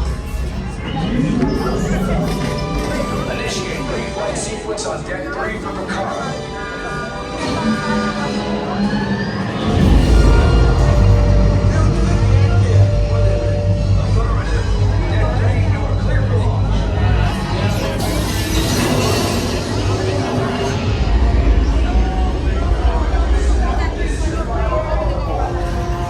I'm getting a high reading on the fuel pressure line. That's the binary motivator. Yes, I just want to be sure.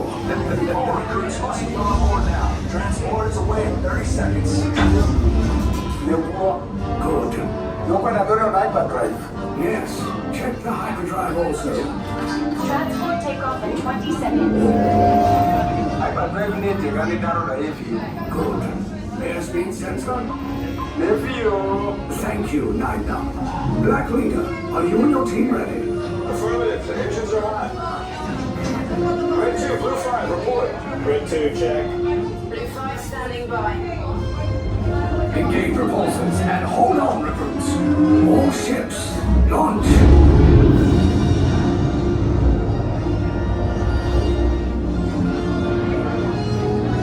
I am Lieutenant Beck. As you heard from Ray, I have been tasked with getting you to Vakara. Red 2, Blue 5, keep tight now. Let's get ready to make that jump to light speed. On my mark. Black Leader, we're picking up an unusual signal. Are you spotting anything? Yeah, I see it. We'll check it out. BB-8, what do you got? There appear to be a number of small craft heading our way. Raise the shields. We have company. First order TIE fighters. Reroute. Red 2, Blue 5, we gotta clear the path so transport can make the jump.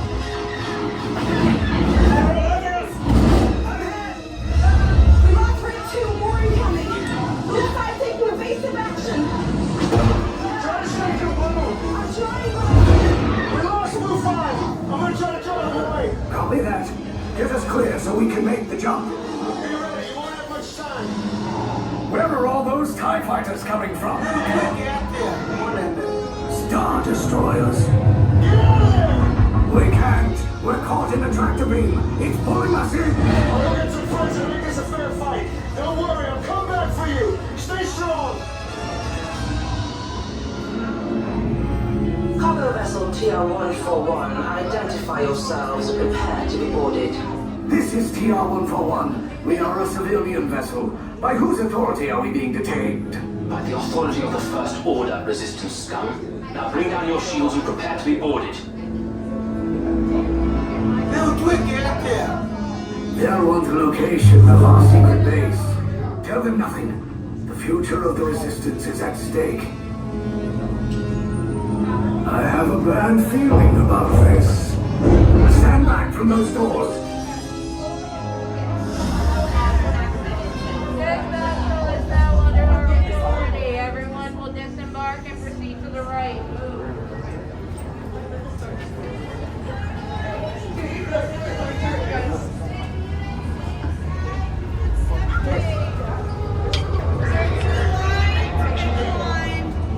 Utilize both sides of the corridor.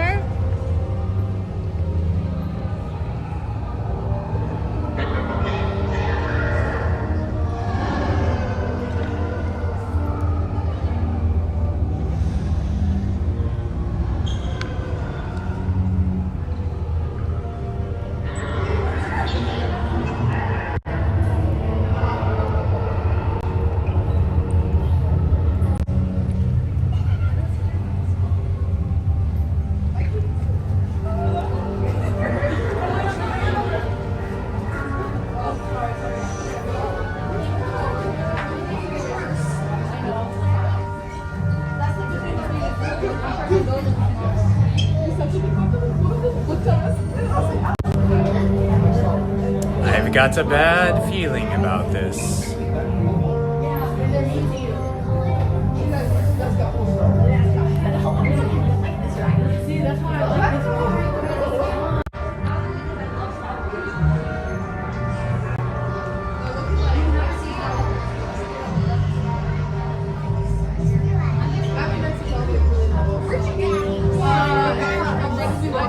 Okay, I successfully gave Carla a cast compliment for going above and beyond her duties to make my experience special. My credit card is Darth Vader, bro. Okay, so she's really I'm a real Clear the shield for search. Scan show the transport is carrying weapons and supplies. Route all passengers to the detention room. Troops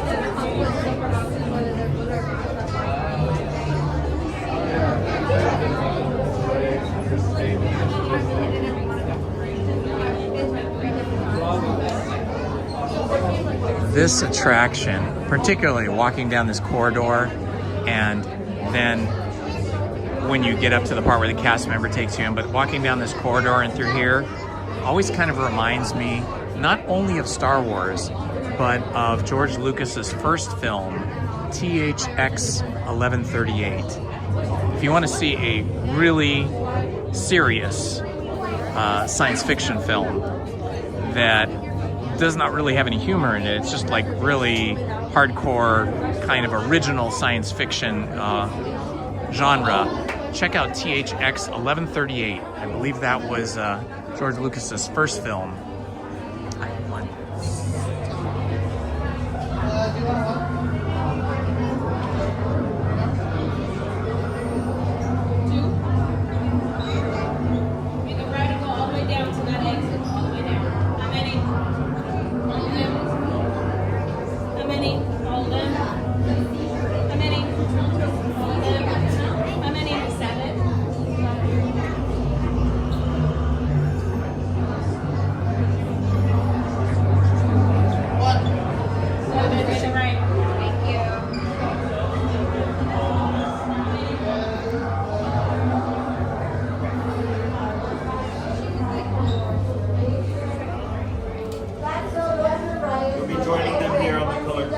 Thank you. Orange, it's right there, Ray, and not tell you to move. Orange, get in. Fairly simple to get on magic. Gray. Questions, comments, concerns? Blue.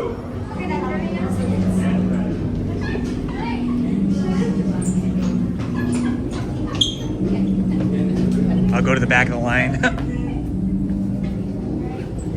I do not want to be on video. Oh, you're not on video. I don't want to be. You won't be.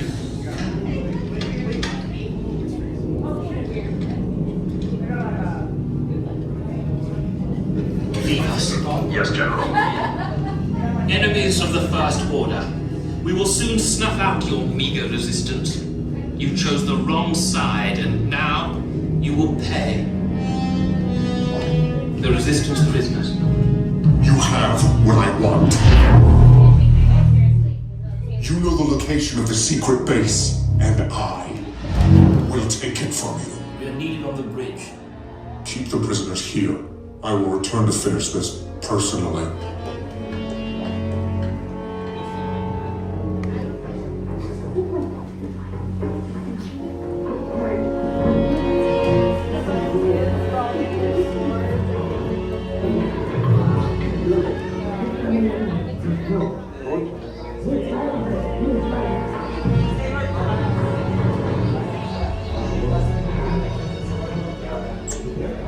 Controls. I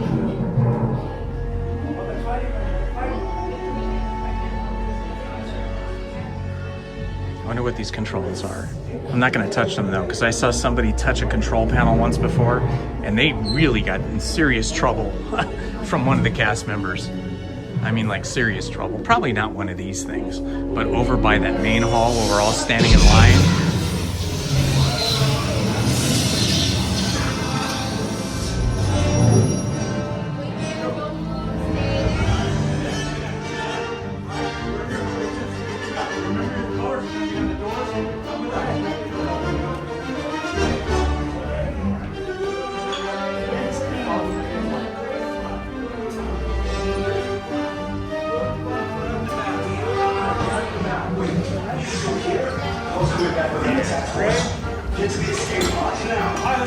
Lieutenant Belcher, we need to find a way. Reportos, su seguridad, permanezcan sentados con su cinturón de seguridad bien ajustado. Mantengan las manos, brazos, pies y piernas dentro del transporte y supervisen a sus niños. Alright, my front row arms up, palms down, guys. Give me a good tug on the yellow tab, right hand side. There you go, thank you. Alright, my back row arms up, arms down. Give me a good tug on the yellow tab, right hand side. Appreciate it. Alright, guys, you're okay. You will need to take your hat off for me during the mission. Thank you. Alright, you're fine. You need the strap on. You're good. Alright, this is R5. He's going to get you back to Batu safely. Good luck, crew, and may the force be with you. Alright, you should probably take your glasses off the top of your head. Thank you very much.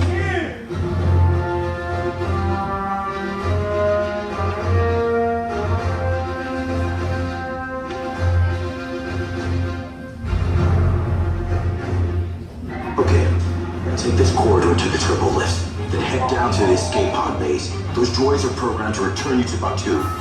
Hurry and don't get caught. Lieutenant Beck will guide you. Recruits, for your safety, stay seated with seatbelts securely fastened. Keep hands, arms, feet, and legs inside the transport and supervise your children.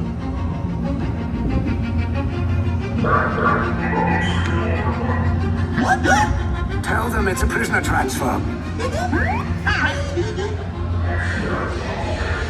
Did it work? Good. Now get a move on. There's a clear path to the turbo lifts at the end of the hallway. Turn right.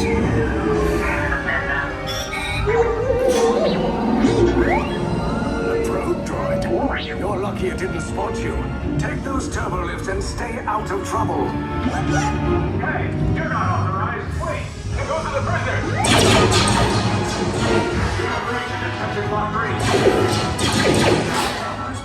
Find an alternate route. Who picked these two droids anyway?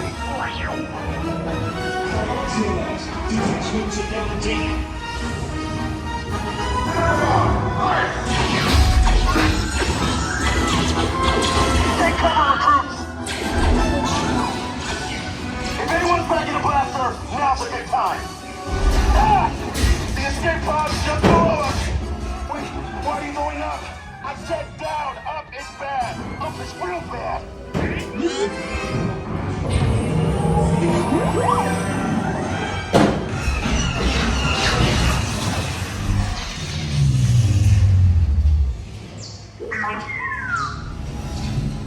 The Resistance will attempt to rescue the prisoners. They have neither the resources nor the courage to engage us. You underestimate their conviction. Raise the shields! Shields? I see no evidence. Now! Down the alarm! All personnel to their stations! Sir, the prisoners have escaped. How brave, but ultimately hopeless. There's nowhere to run.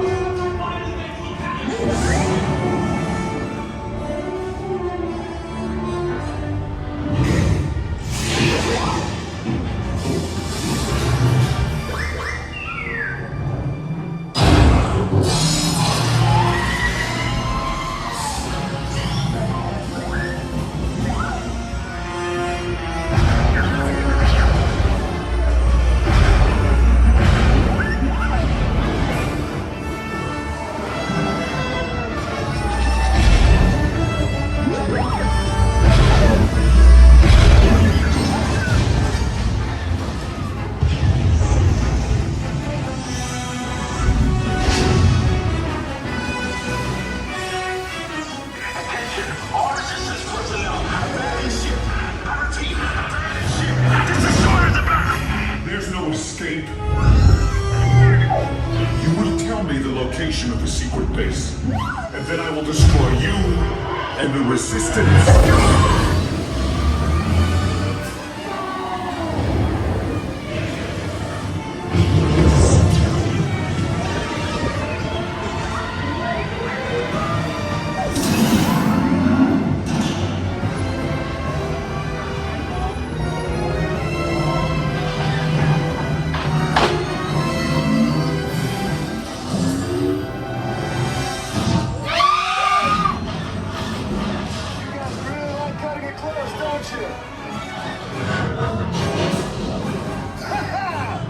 Okay, you're clear.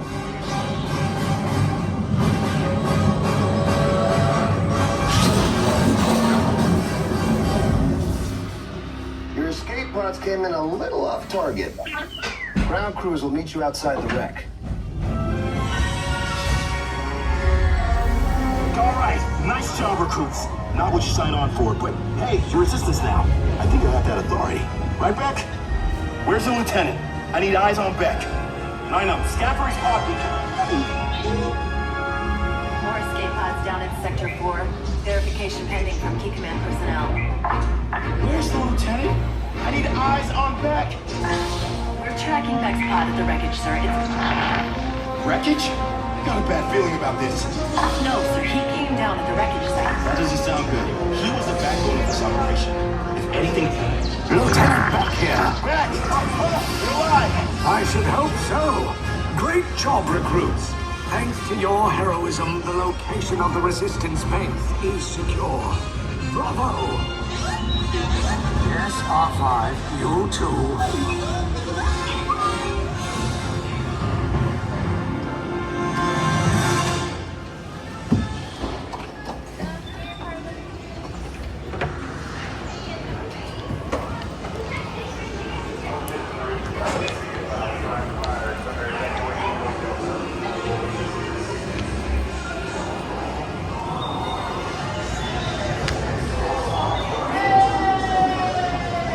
Another successful mission.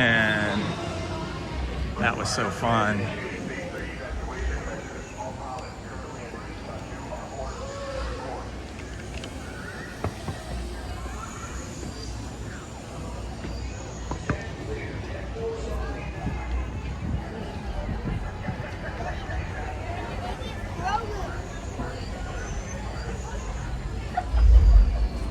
That was amazing.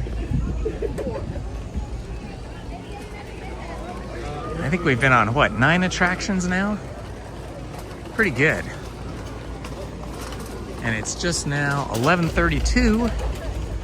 So we've been here since 8 in the morning. Mira, Bruni, that's a next week fighter. Go get a Dolwood.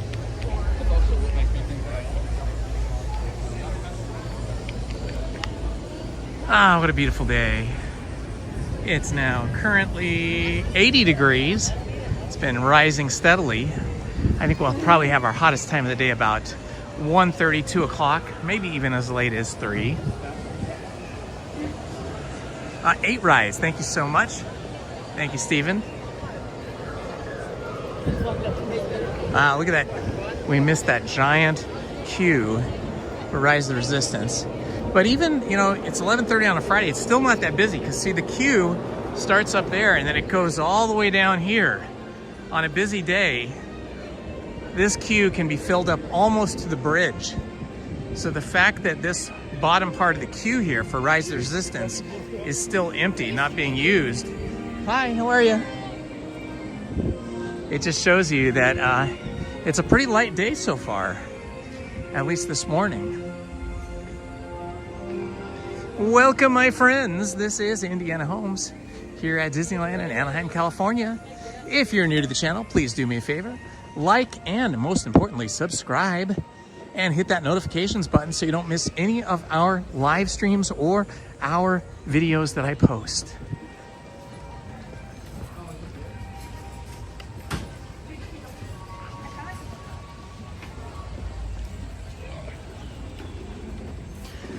Looks like they are still working on this area down here. I know they have scraped off all of the concrete and pavement here, and they're building something new. I am guessing that it's going to be additional seating for the Hungry Bear Barbecue Jamboree, which is what this gigantic restaurant is, which does have a lot of seating, but you can never have too much seating, especially if it's in the shade. Hi! Feeling a little bit more people-y now, but still not too bad. Hi.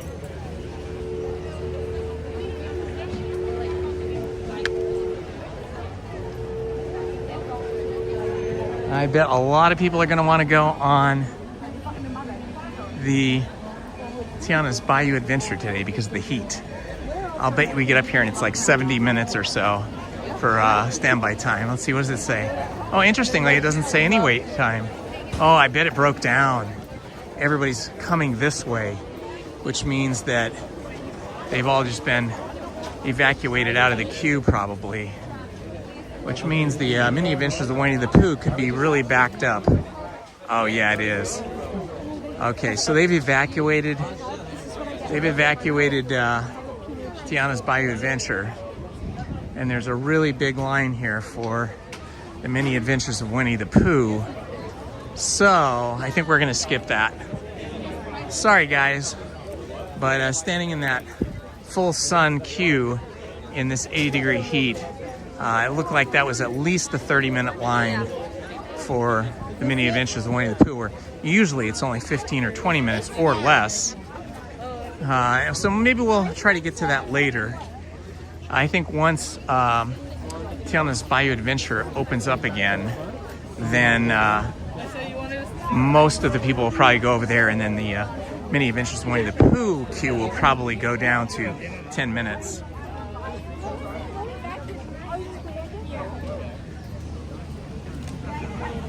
Ooh, it's toasty. Let me look at this Fast Pass or Lightning Lane and see if it lets us into the Haunted Mansion.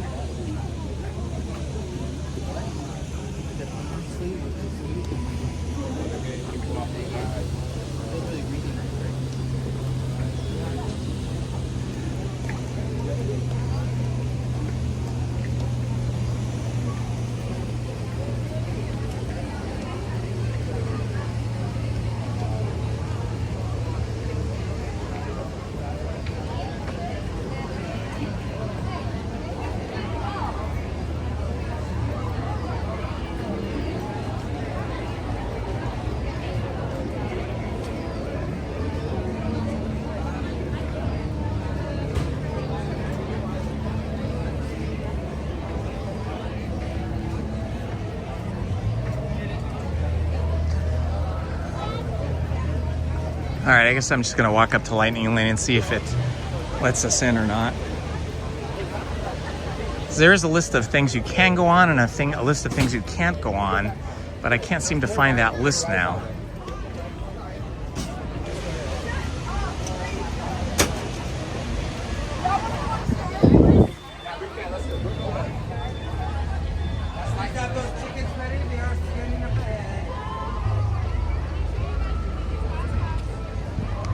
All right, I guess we'll find out when we scan in if this is going to work or not.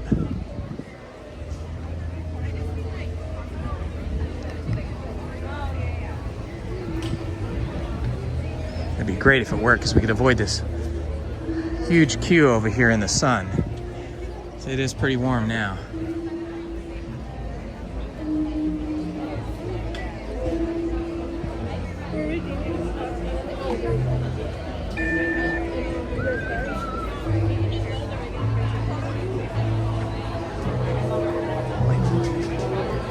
Okay, it looks like it worked. I get the green light on it. Awesome. This should save us a little bit of time. Probably save us about 30 or 40 minutes.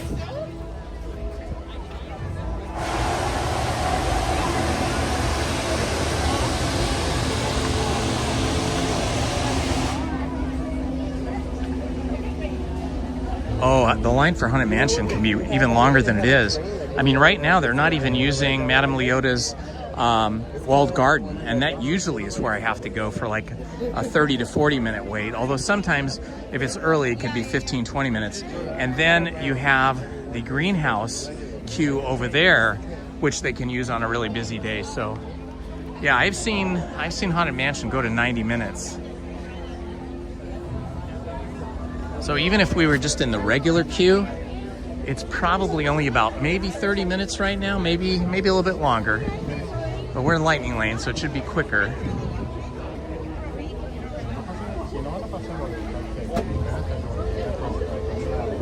Oof, touched the railing, it was hot, super hot.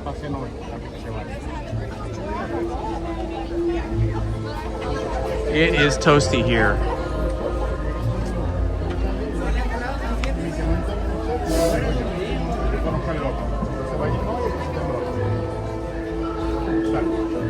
I am so glad we rope dropped, because we've been getting all these great attractions done while it's still relatively cool. Although I won't call it cool anymore. 80 degrees is not cool, but I mean, we've got a lot of attractions done now.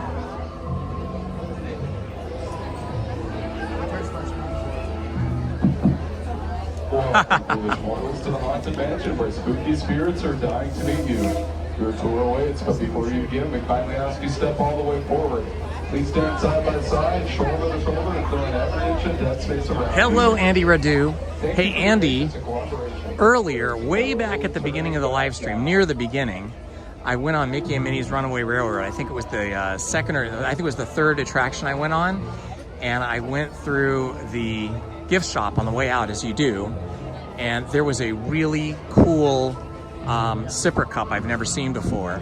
It is a rocket, like from Pizza Planet rocket, but kind of bulbous.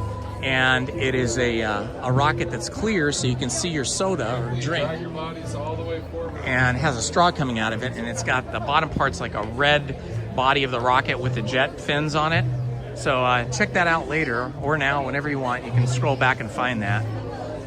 And then there was an abominable snowman sipper cup I saw, but I didn't feature it.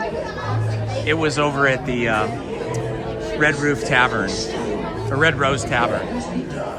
When ghosts are present, practicing red terror. Okay, I'm not going to talk from this point on.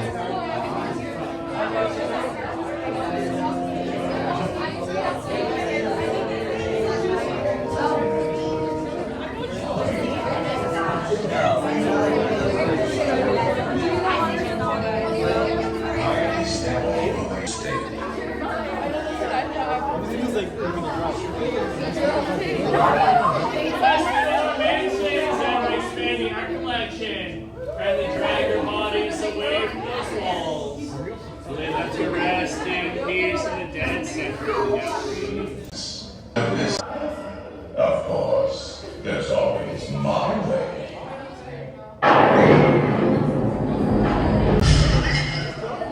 Oh, I didn't mean to frighten you prematurely. The real children's for winter. Now. The real children's for winter. Now, as they say. Allow, and we can tea. And let's all stay together, please.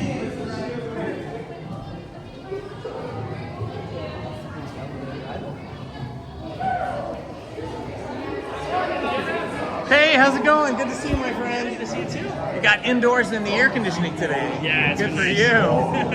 Escaping the heat for that. Yeah, have a good day. 999 happy Holmes.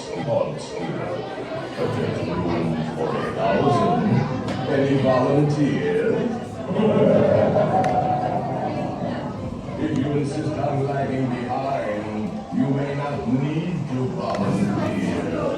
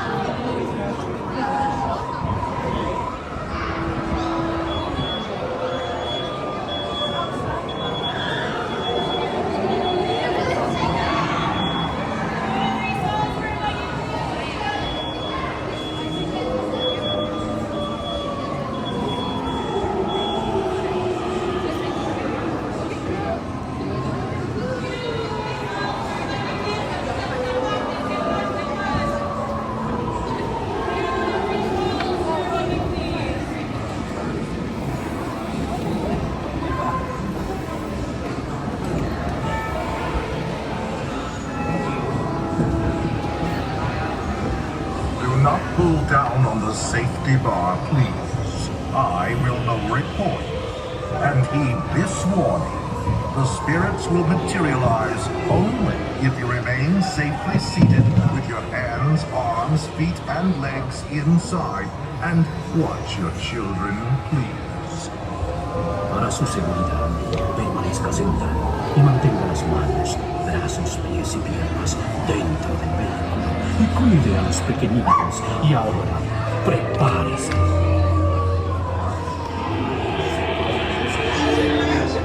We find life unlivable here in this ghostly retreat. Every room has wall-to-wall creeps and hot and cold running chills. Listen.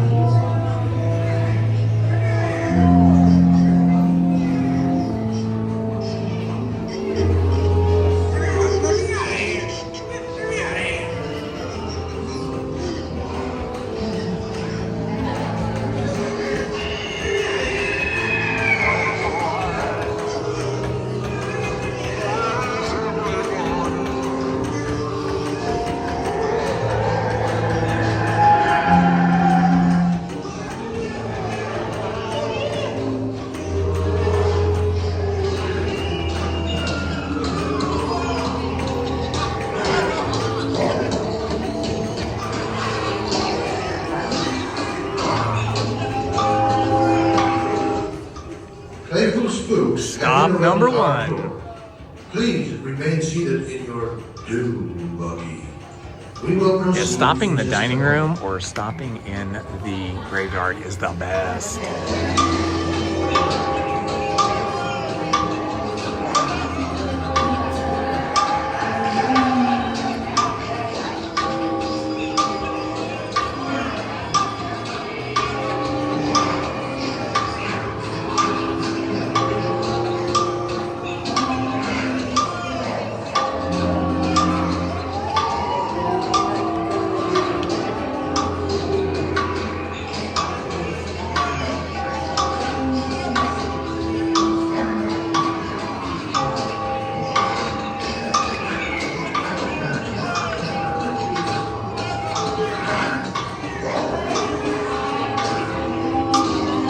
Welcome everyone. If I missed you earlier, now that we're stopped, I'm looking at the chat real quick, saying hi to everybody.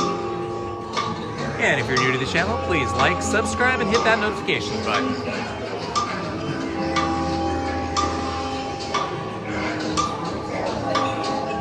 Yeah, it's true. Getting stopped in the Madame Leota room can be overly repetitive, and there's not a lot to see there because it's so dark.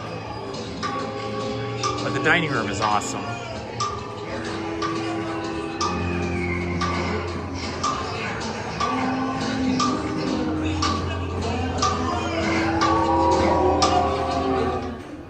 We have been unavoidably detained by Frankie's spirits. Kindly remain seated in your doom buggy, please. We will continue our tour. I do feel like it seems darker than usual. But it could just be I've been out in the bright sunlight, so my eyes aren't adjusting.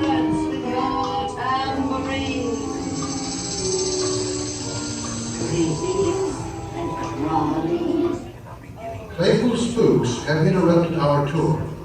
Please remain seated in your doom buggy. We will proceed in just a moment. Give us a hint by ringing a bell.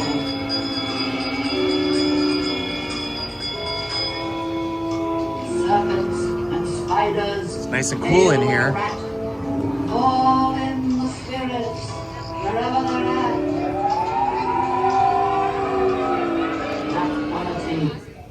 We have been unavoidably detained by Frankie's spirits. Kindly remain seated in your doom buggy, please. We will continue our tour momentarily. Awaken the spirits with your tambourine.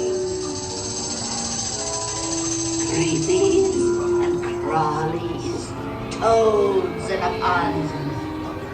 Let there be music from regions beyond. Wizards and witches, wherever you dwell. Give us a hint by ringing the bell. The happy haunts have received your sympathetic vibrations and are beginning to materialize. They're assembling for a swinging wave. Don't be expecting me. I'll see you all a little later.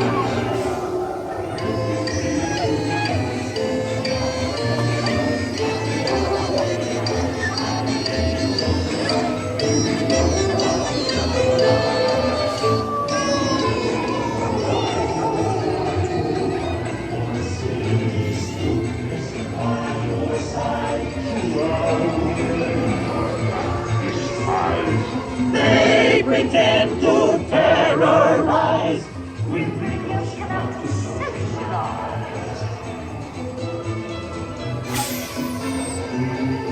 As the movement inspired the emerald trees, to life with the night bringing the breeze of the early lives. Time to sweep that farm all night, bring my clothes, not the trust their lives.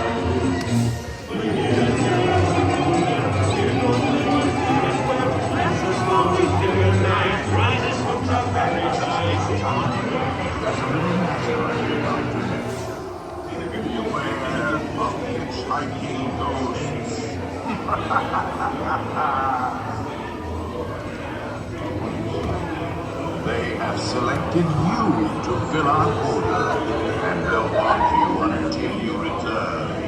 Now I will raise the safety bar, and a ghost will follow you home.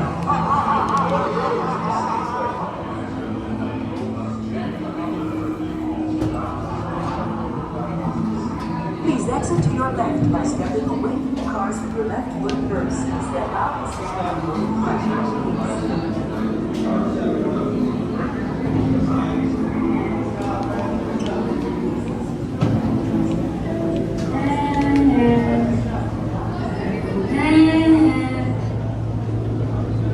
Be sure to include that certificate if you decide to join us.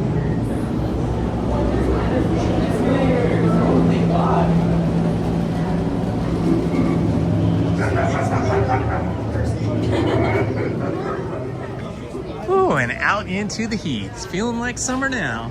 85 degrees at 11:57 a.m.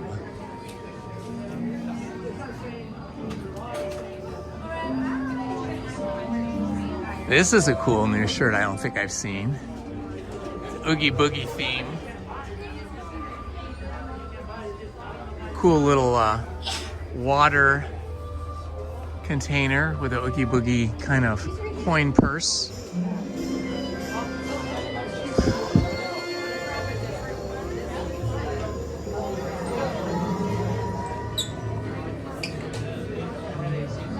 I don't see any sipper cups here. And you can even have it embroidered. That was awesome. Okay, that must have been our 9th attraction today, I'm guessing. Steven's keeping track. He could probably tell us.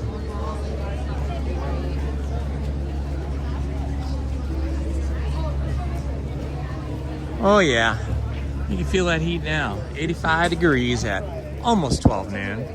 I am so glad I rope dropped today.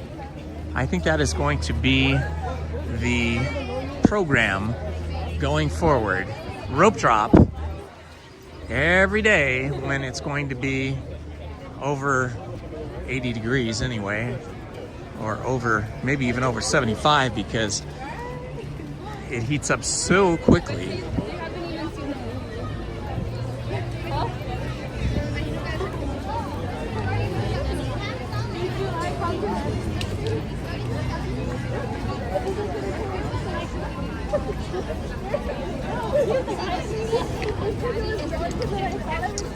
I wish Pirates of the Caribbean was open, but yeah, I can still see they still have construction walls up around the entrance. So when Lizzie and I come back here on Sunday, we will be rope dropping, and we will be doing this sort of treasure hunt book that they have produced. I got 2 of them when I was here on Wednesday, so we'll be going on that treasure hunt. It's like over a dozen different places and activities, so it should be fun. I'm gonna walk through New Orleans Square here and see if the Bootstrappers band happens to show up. They usually show up back here, and it would be about this time, about 12 noon. If they show up, they don't always have the same times or the same days.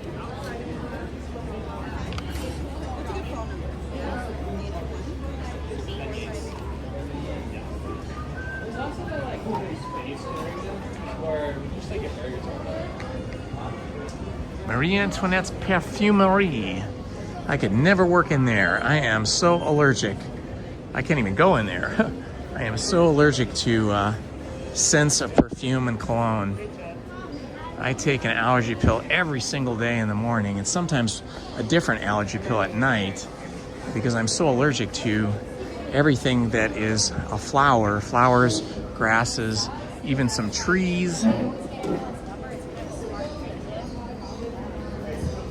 Okay, here's what it says for the Blue Bayou. It says, Blue Bayou Restaurant is open for dining with obstructed views while Pirates of the Caribbean is under refurbishment. Thank you for your understanding. I don't know what an obstructed view looks like. Pirates of the Caribbean says the pirates ships are not sailing today. Here's a sipper cup for Andy. It's like a barrel.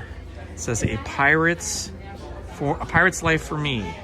And it's like a barrel of rum sipper cup. That's pretty cool. Looks like it is $30. I like the rope and the wood kind of features and treatment here. Nice. Let's see, then they just have some regular sipper cups that don't really have any kind of specialness to them. Some pirate water bottles. Lots of cool pirate shirts over here if you're into that. And the 3-cornered pirate hats. Sailor's hats. I think other people wore them besides just pirates. Ooh, you can get a hook and be Captain Hook. Arr. Oh, they've even got spyglass. That's neat. Those are things I would have loved as a kid.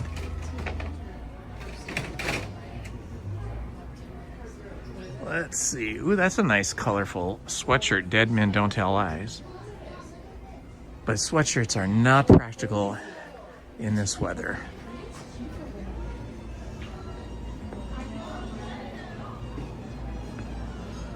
Oh, they got some special Phantasmic gear here, like this Phantasmic ball cap.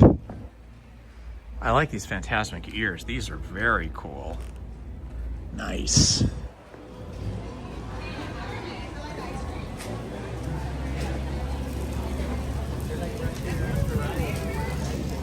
Looks like people are making use. Hi, guys. People are making use of the seating areas over here.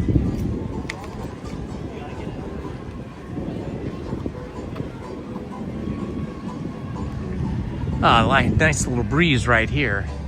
Yeah, so here's Pirates of the Caribbean. You can see it is still closed. That is the Q Plaza down here where these magnolia trees are, or maybe I think they're magnolia trees. Yeah, they are. And you can see the entrance still has the wood barricade, the wooden wall barricade.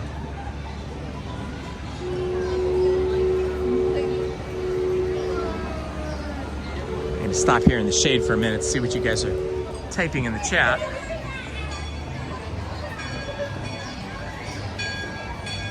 Yeah, Andy, I like that one that was like the barrel of rum. The rest of them weren't so exciting. The one they had over at the Red Rose Tavern, which was the Abominable Snowman, that was a pretty awesome one. I don't know if you can see that if you scroll back to when I had brunch at Red Rose Tavern. I didn't really feature it, but it was in the shot. It was right near the registers.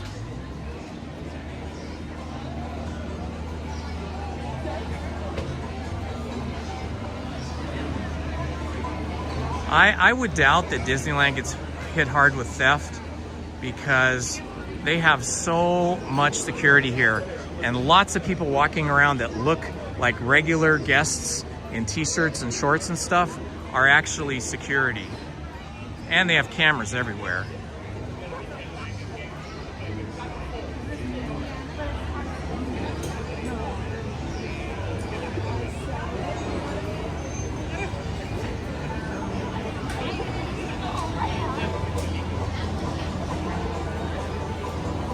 Sleepy stuffed animal. Aw, cute. Ah, you're gonna rope drop Guardians. That's a good idea, Mark.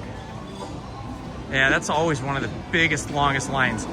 That and Radiator Racers and that other kind of shooting gallery, I forget what it's called now, Toy Story Mania. Yeah, Toy Story Mania shooting gallery kind of experience over in California Adventure. Those are the three big ones. Credit Coaster, Radiator Racers, and the Toy Story Mania attractions. Those are the ones that really get long lines. All right, let's see here if we can get a... I'm gonna get a single rider. I haven't been on this in a long time.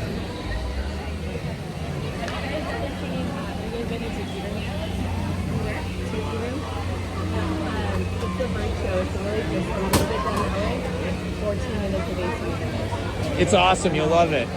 Do you have any single riders? Just around the corner. Thank you. Like the Okay, we're gonna do single rider. Oh boy. Let's hope I don't end up with a sore neck and back.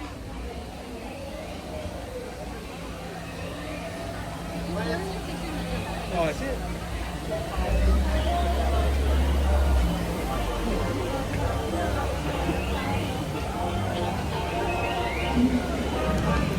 The last time I went on this, the car I was on was super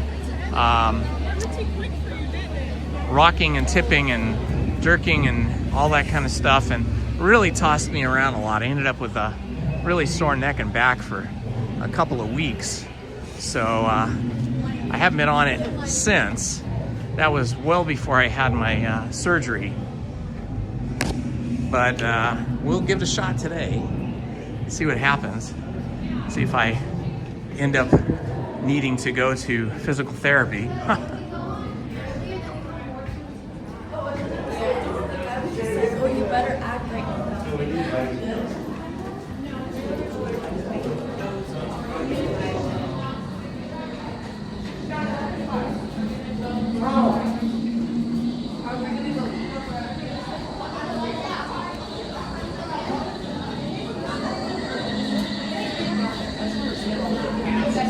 Hi, how are you? This is a busy one today. It looked like the standby line was 45 minutes, which is not bad at all for 12 noon on a Friday or any day at 12 noon. 45 minutes is kind of a win. But single rider is the way to go.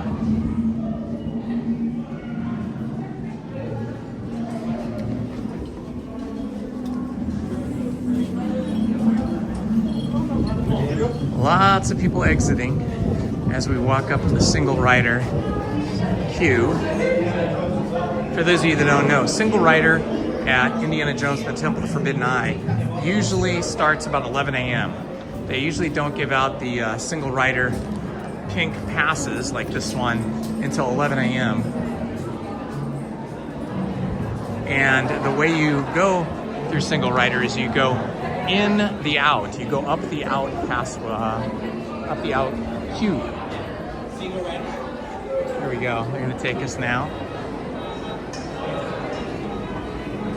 Thank you.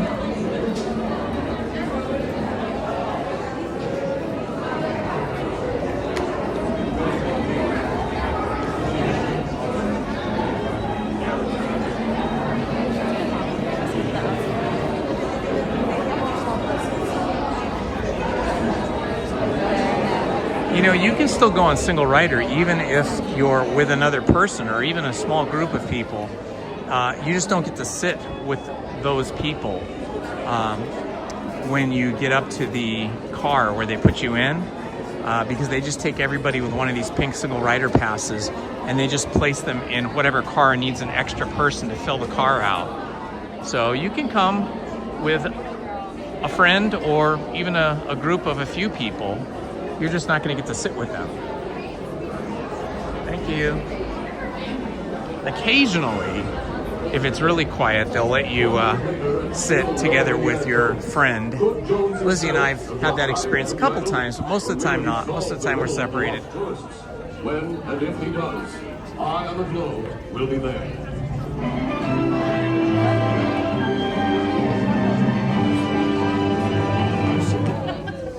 Yeah, single rider is really good for Splash Mountain, which is now Tiana's Bayou Adventure, and single rider in Tiana's Bayou Adventure is really the only way I will do that ride because it's usually such a long queue.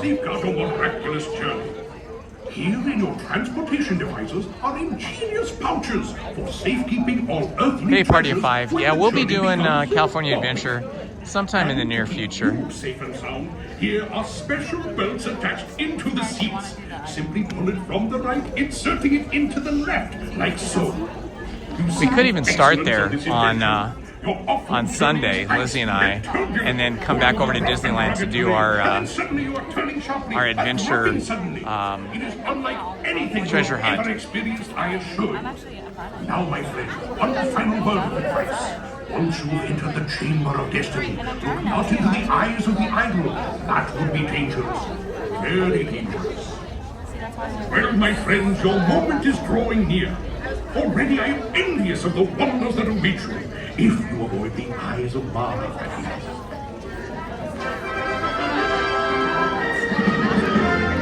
Andy, no. I mean, people that get kidney stones, their bodies just create the kidney stones from who knows what that makes those crystallized stones.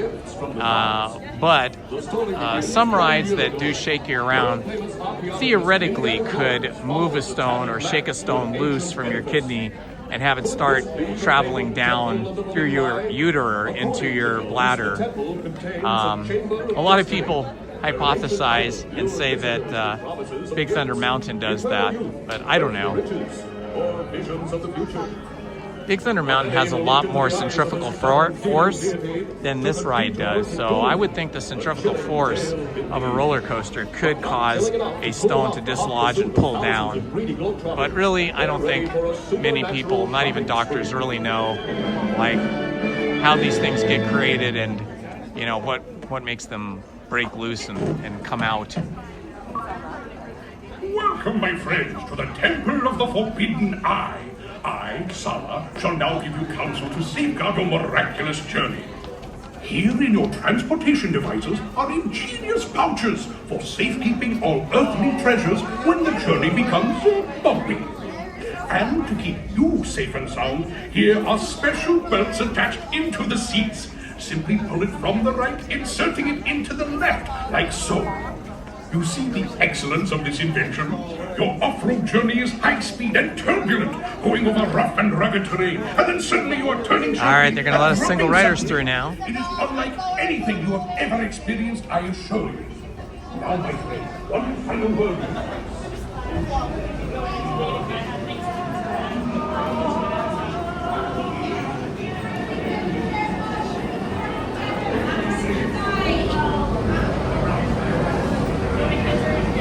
Check out all the cracks on the walls here. It's crazy.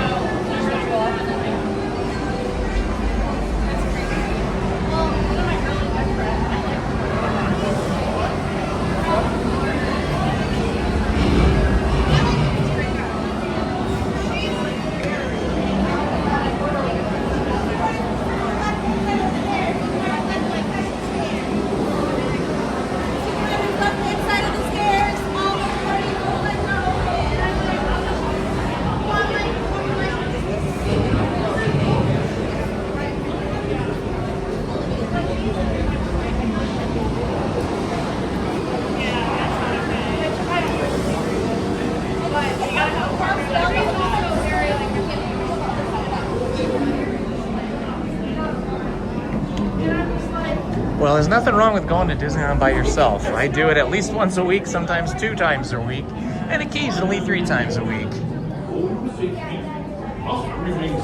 The great thing about it is you can just do whatever you want to do, and you don't have to consider what anybody else wants to do.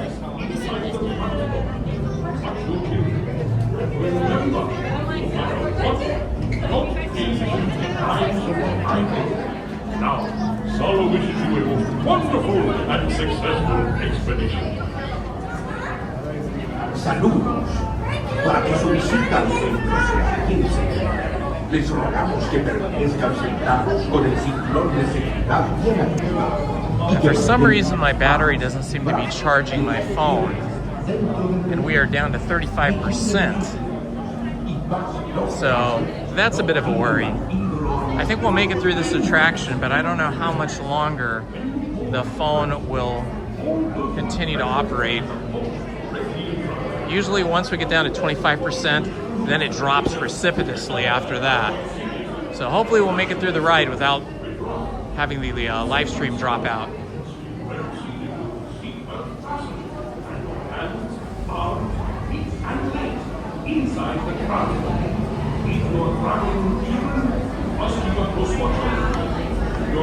Yeah, Steven. I feel you, my friend. I tell you, once you get the kidney stone pain, the only thing you can really do is head to emergency, have them scan you to see where the kidney stones are, and they do a CT scan, and then hopefully they put you on morphine, because that seems to be the only thing that really helps. The morphine takes the pain away completely, but it also renders you completely incapable of doing anything. You can't drive, you can't read, you just get kind of sleepy.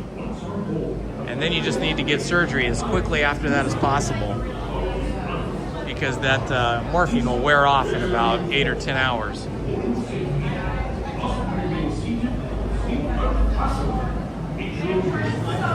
Wow, 5 surgeries.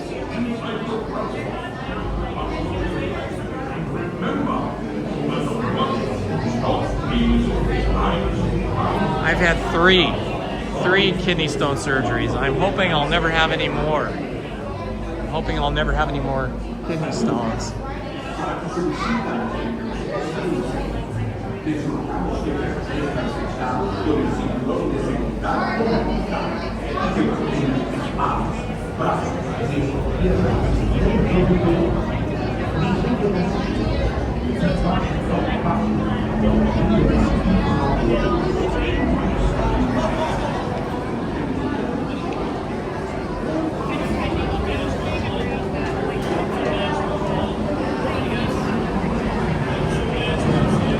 It's funny how really young people, you know, from childhood to about 35, never get kidney stones, or seldom ever.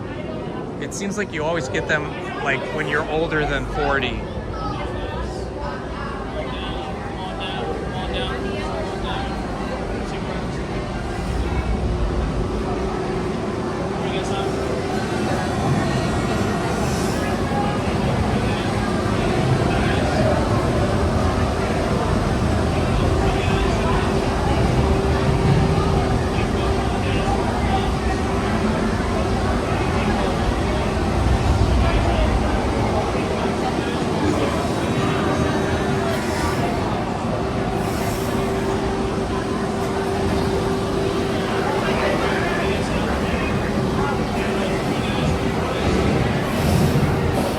All right, my friends, here we are. These are the Jeeps.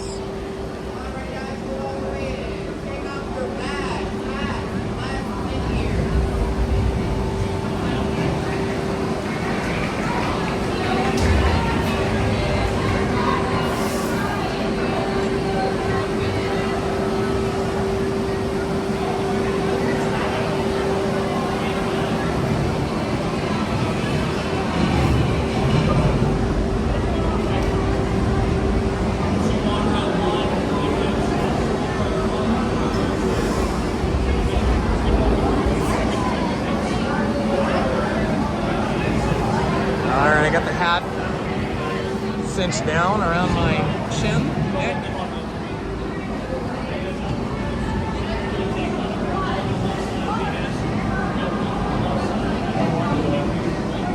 So we're going to take row number 1 with this group here. All right, row number 1.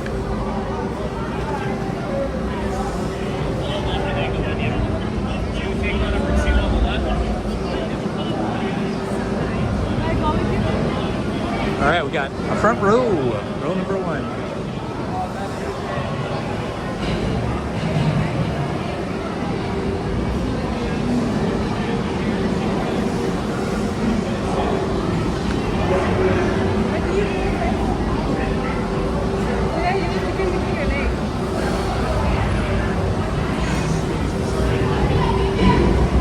Yeah, my sister had gallbladder gallstones, and that was horrible. She had to have multiple surgeries.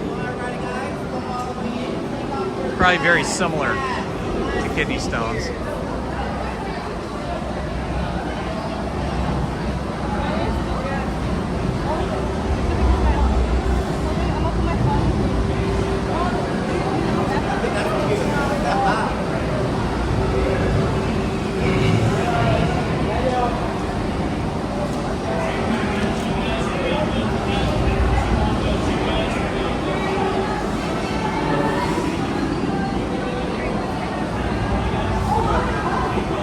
Yeah, I have also heard that you're not supposed to drink soda. The coffee thing, I haven't heard that yet. Gosh, I hope they don't cut me off from coffee. That would be horrible. But yeah, I have heard you're not supposed to drink soda. Anyway, once we get on the Jeep here, I will not be speaking until the end.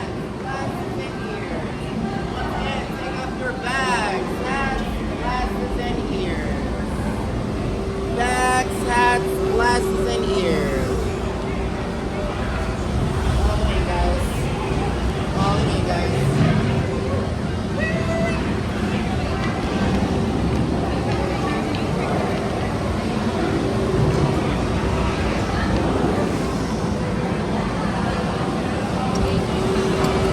I'm there.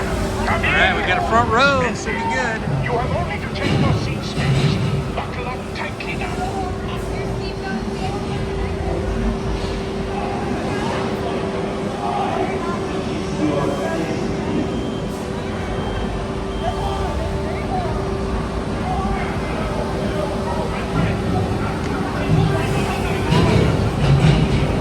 Look not into the eye of the idol. That would be bad.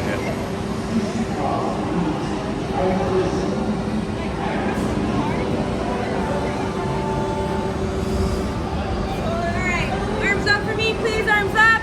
Pull on the yellow strap to your left-hand side. Pull on your yellow strap on your left-hand side.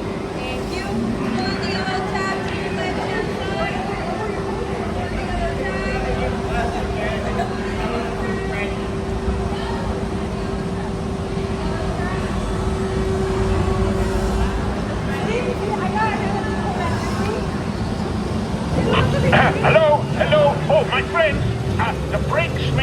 you into the jungle. You seek the treasure of Mara, glittering gold. It is yours.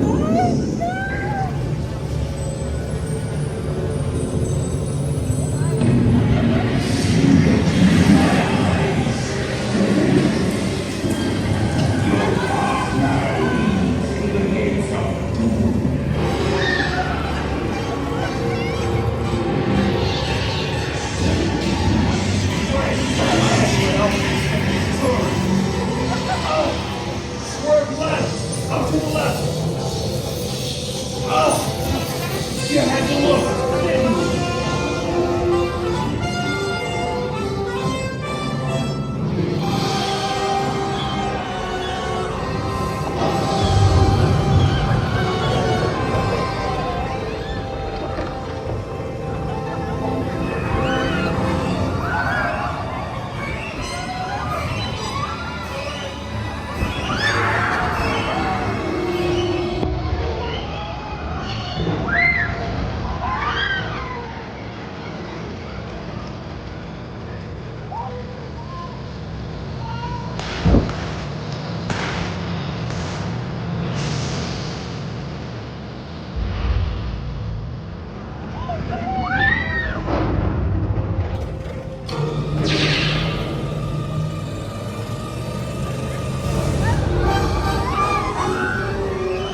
Snakes.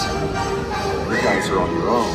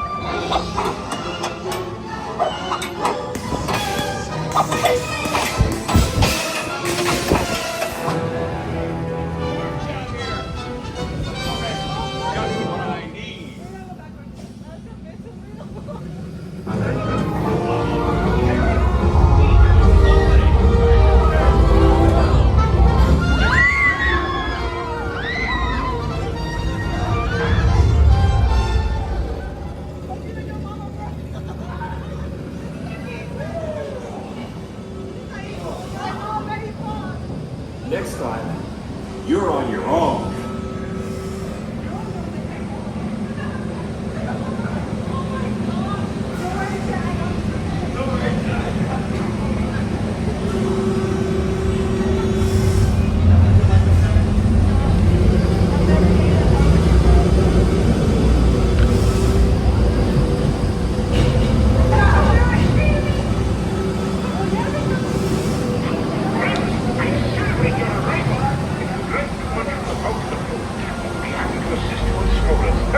But please, stay seated until your transport comes to a complete stop.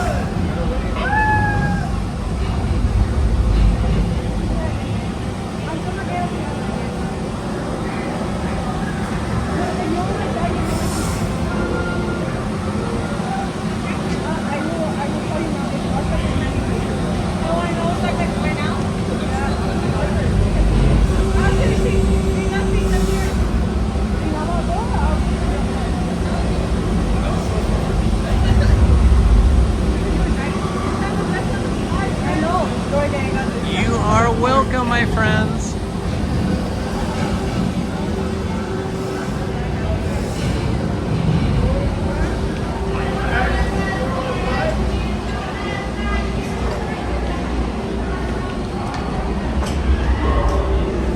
Well, that felt much less rough than the last time I rode it. I did not feel like I was getting tossed around and thrown around nearly as much. On a scale of 1 to 10, the last time I rode it, which made me have a really sore neck and back, I'd say it was a 10 out of 10 for roughness. Today I'd say it was more like a 3 out of 10. So I don't know, maybe the last time I went, the Jeep program for motion was set too high or was out of whack or needed service. I have no idea. I don't know how that all works. But today was great. We'll find out tonight if I have a sore neck, back, or shoulder or something. But right now I feel fine. So that was fun. I hadn't been on that in a long time. And getting to be in the front row as a single rider is rare. Usually you're in the middle row or the back row. I got lucky.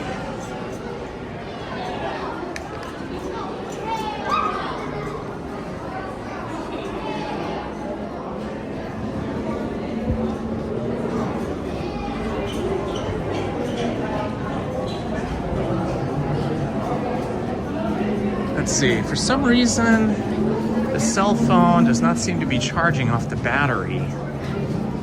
We're down to 30%, which is never good, because we could drop from 30% down to 15% pretty quick.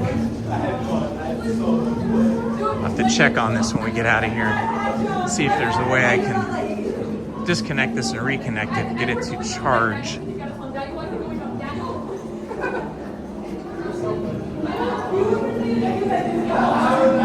It has been a lucky day for me, right? I mean, this has been such a nice day in terms of having small attendance in the morning, getting to go on almost all the rides with no line or a very, very, very short line, that I am encouraged to rope drop more often now.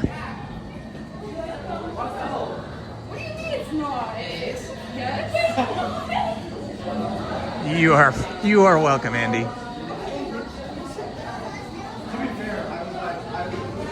10 rides in 4 hours. That's pretty good, I'd say. And we weren't even trying to go on a lot of rides. We were just taking the day as it came to us.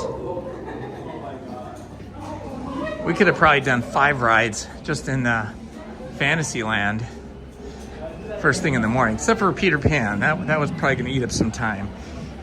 But we started out in Tomorrowland, which is unusual for me because I don't usually. But it was a fun thing to do. If anybody wants to see the alternate experience on the Finding Nemo submarine ride, scroll back to the beginning. Look, here's the Jungle Cruise. Scroll back to around the beginning of the day. I think that was the first thing we did, right? We went to Astro Blaster, but it wasn't open yet. So then we ended up going to the Finding Nemo submarine voyage. And because you can't really live stream in the submarines because there's no cellular or Wi-Fi connectivity down there, we went on the alternate experience, which is the first time I ever did that, where you basically see the exact same show that you'll see through the porthole of the submarine, except you are seeing it in a little miniature theater. So you might want to see that if you've not seen the Finding Nemo submarine voyage in a long time. It is toasty. It is toasty now. Lots of teenagers here now. I think they all just got out of school and got over here. This, I think, Wednesday and Thursday of this week were the last days of school for the Southern California schools, K through 12. A lot of the colleges had their last day at the end of May, the universities, UCs and Cal States. And I think the community colleges in Southern California, like where I taught, had their graduation, I think, earlier this week.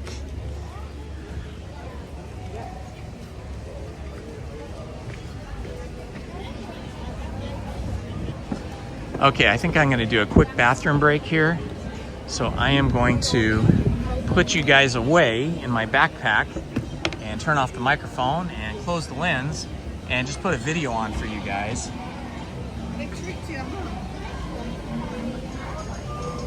Or maybe not a video, because the only video I think I have is the one of Indiana Jones and the Temple of the Forbidden Eye, which we just did.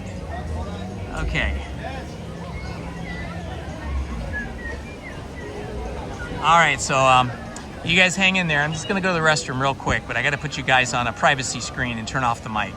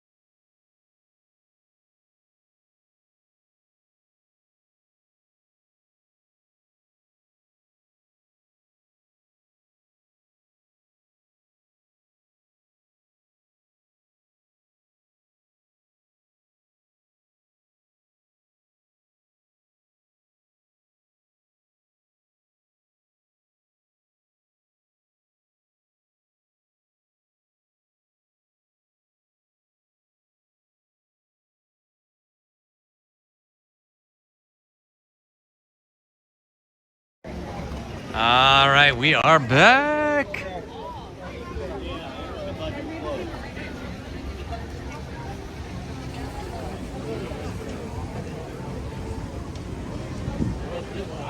We're at 86 degrees now, and that was forecast as being the high temperature, 46 degrees. So now we have reached 86 degrees, I'm sorry. We have reached 86 degrees. We'll see if it gets any hotter.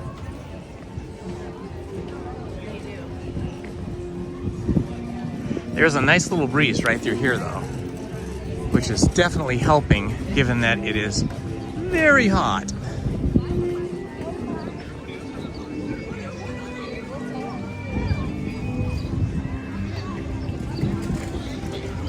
This is usually my melting and run away and go home temperature, 86 degrees, but there's a little breeze, so it helps. No breeze, and Indy melts like a wax candle. Now this is interesting. The Mark Twain is in port, but nobody is getting on or off the boat. Is it possible the Mark Twain has an issue and it's not running? This never happens. This is the first time I've ever seen this happen. Yep, they've got it roped off. You can't go through the turnstiles. Oh man, that's a bummer. Well, we can enjoy the breeze coming through here anyway. Maybe they're doing a shift change, because I see cast members coming off and then other cast members going on, so it could be a shift change.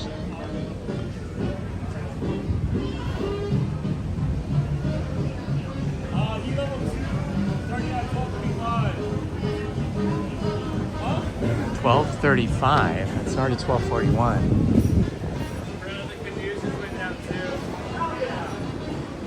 I'm gonna hang here for a minute because it looks like they might just be waiting for a shift change. Hi there, my friends. So we're temporarily down and closed. We're not sure when we're gonna open. Ah, okay. Cast member just told us the attraction is temporarily down and closed, and they have no idea when they are coming back up. All right, well, that's okay. We can live with that. Let's see if there's not too big of a line here at the Golden Horseshoe to get a root beer float, because that would be amazing on a hot day like today. Oh, I can feel the air conditioning coming out of the building. Oh my gosh, it's a massive line.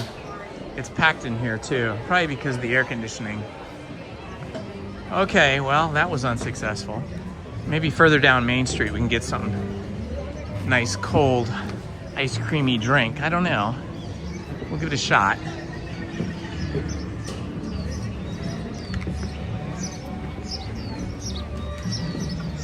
I wonder if those are real birds or just bird sounds being piped in over a speaker. Okay, I think all the people have arrived. It's looking very people-y now.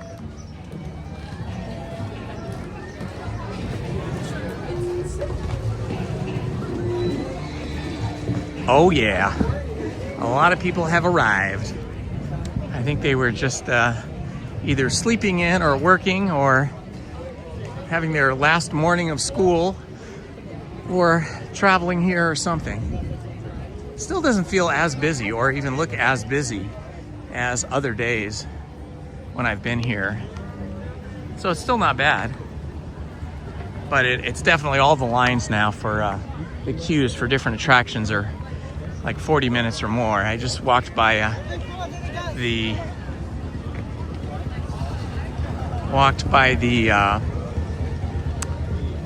Big Thunder Mountain attraction, and it said 40 minutes. And you know, a lot of times those ride queues have queue inflation, so maybe 40 minutes is really only 30 minutes. But 30 minutes standing in the hot sun at 86 degrees can feel like an hour. You need to have a lot of bottles of water and keep hydrating. All right, let's see. Maybe I can get a float over here at the Coca-Cola refreshment station. And they probably have some sipper cups in there too that would interest you guys. We'll go check it out. Oh, they got ice creams.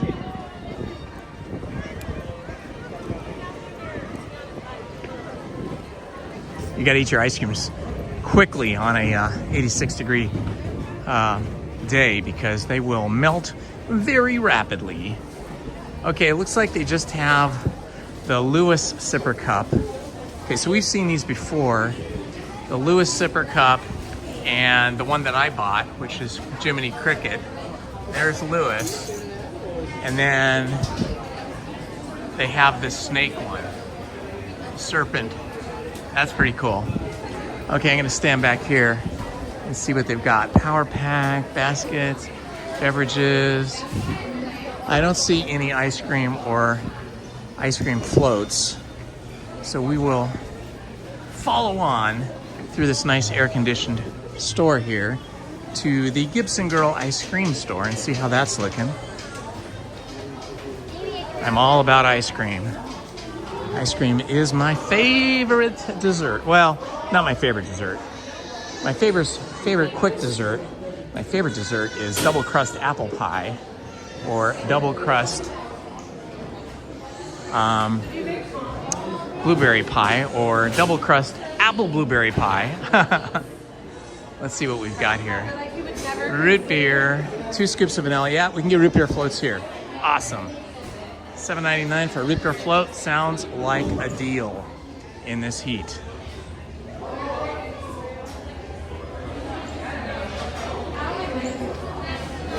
That was Gary the Snake. I forget what Gary the Snake is from. Remind me. I recognize him, but I can't remember what he's from.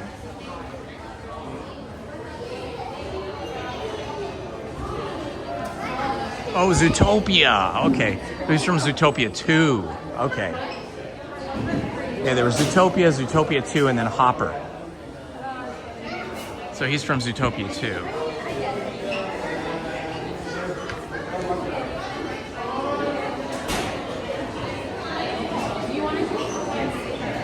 Yeah, you know, I seldom go to the Tiki Room, really only on Tiki Day and Adventureland Day, because every single song and every musical expression in that attraction gets a copyright claim. So it's like you get like 8 or 10 copyright claims on your video.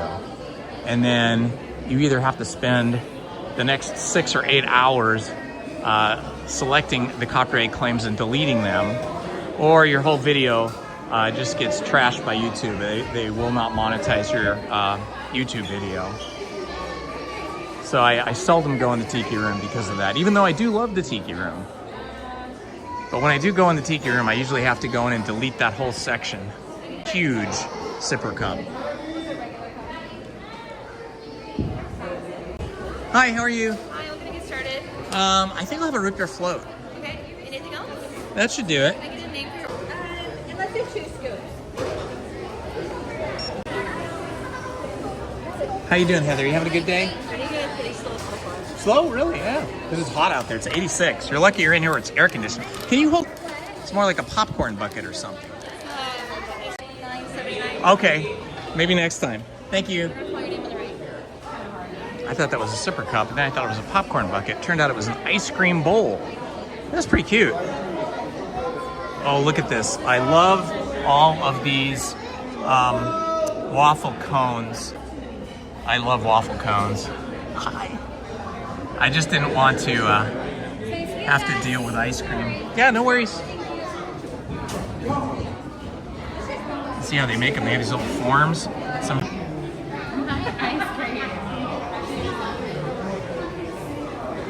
Now, the other tricky part will be trying to find a place to sit and drink this. Let's see, I better get some napkins. This could be messy.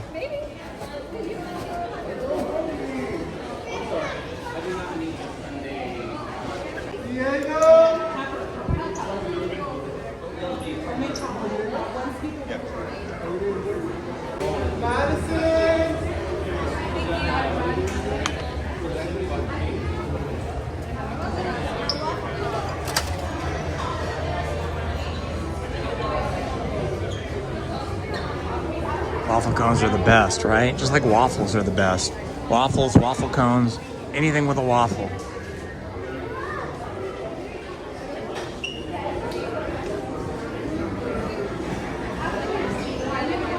Cone at the top, you pull that up and there's a spoon attached to it.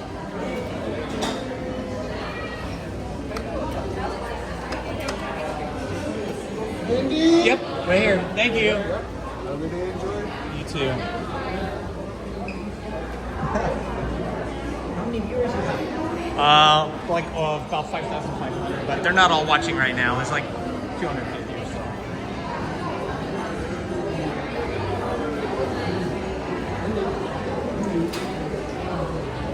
so. Okay, gotta find ourselves a spot. I don't see any spots to sit.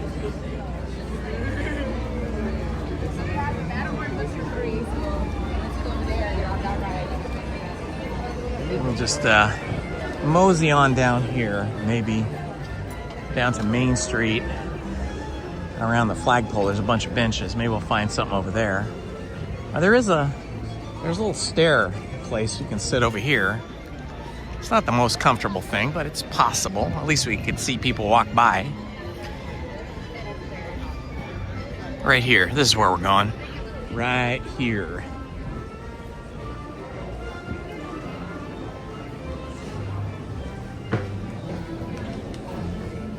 You got to know about all these nooks and crannies here on Main Street. There aren't many. There's only like 3, I think, 4 that I can think of.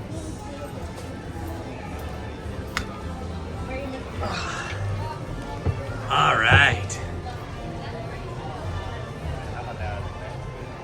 So now you just can kind of look out on the Main Street and just people watch, get some Disney vibes.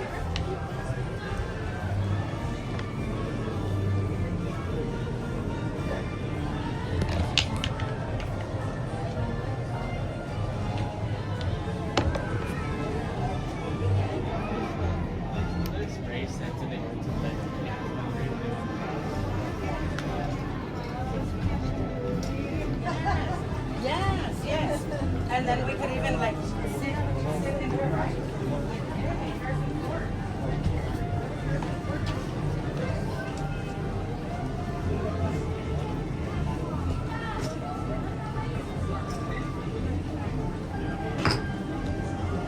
All right, it was so warm I actually took off my Indiana Holmes jacket shirt that I always wear. Yeah, all the water rides are busy.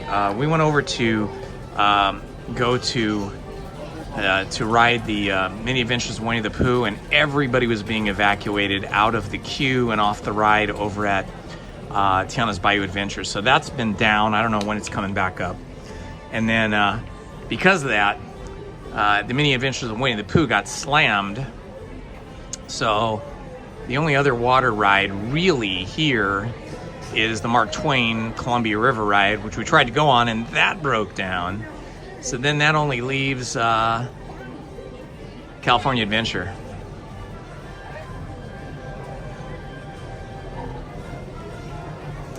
Oh yeah, anytime it's hot like this, anytime it gets over 78 degrees, people want to go on those water rides.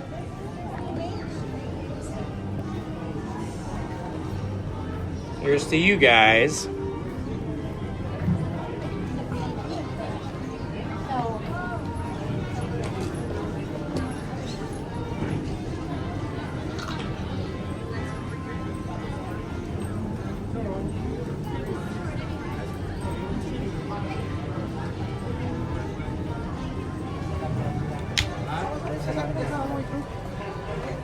Happy Friday, Laura Boo.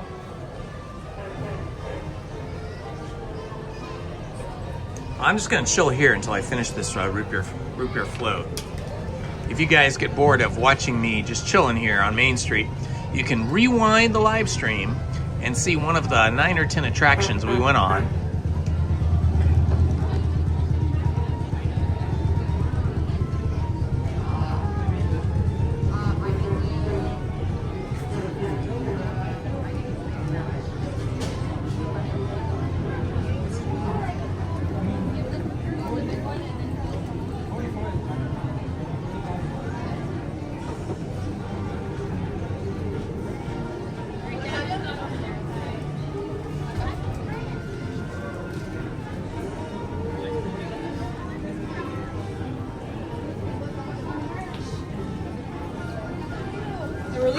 filming me.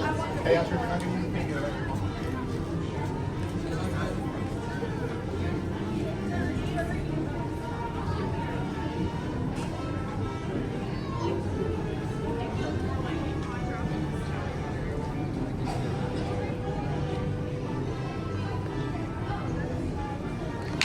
Man, this vanilla ice cream is good in this root beer.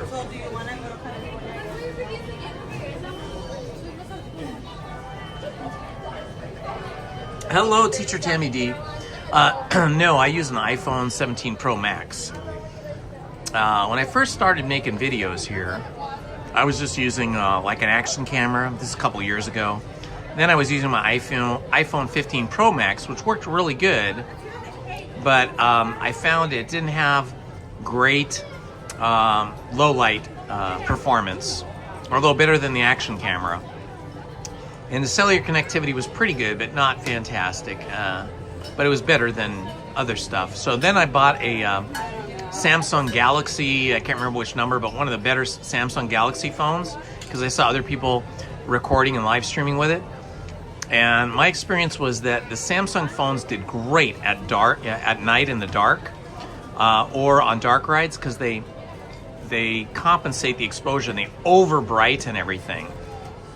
So everything looks amazing at night or in dark rides.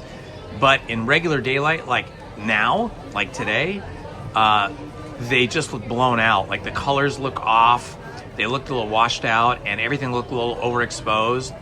I even tried, running the Samsung phone full manual and adjusting it, and it just never looked right for me in the daytime. So I ended up returning that, and then I got the iPhone 17 Pro Max, and I feel that's like a good compromise between some of the other cameras and a Samsung phone. I feel like it's perfect for what I do, because I don't live stream at night very often. In the summer, like in July, August, September, yes, I will. But I mostly like to live stream in the day, because I like to hang out with my wife and my dog in the evening, and my daughters come over sometimes for dinner.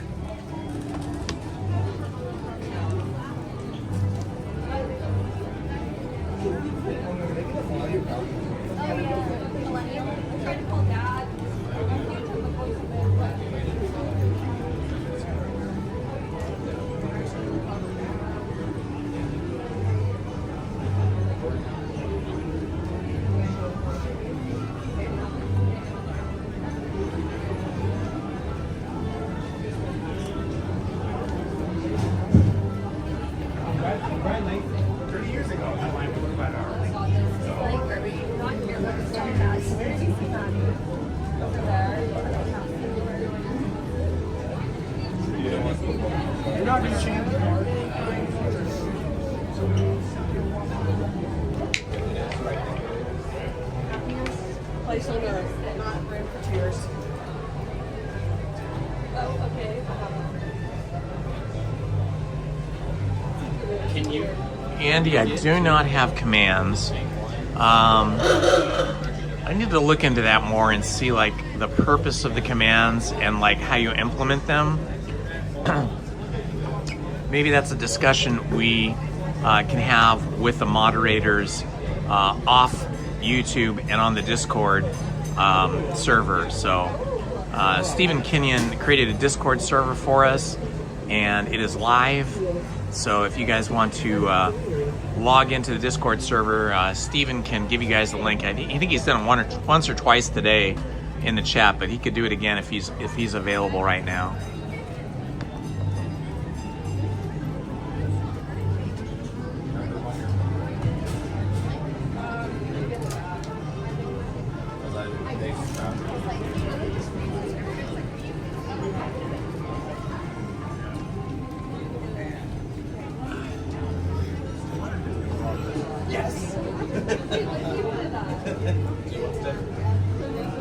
I mean, I'll see what you're willing to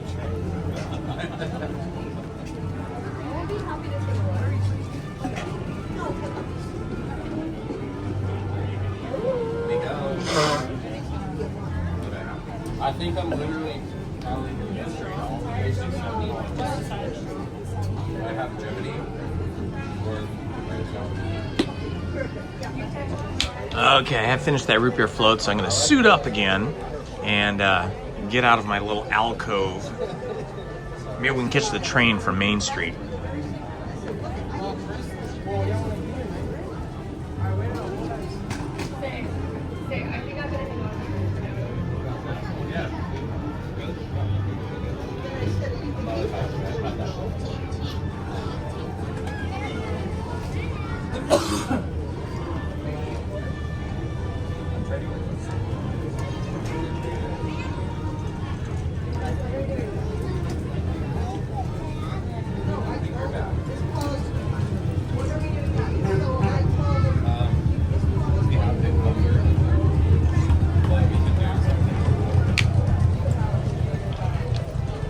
I better check the battery before I do anything else.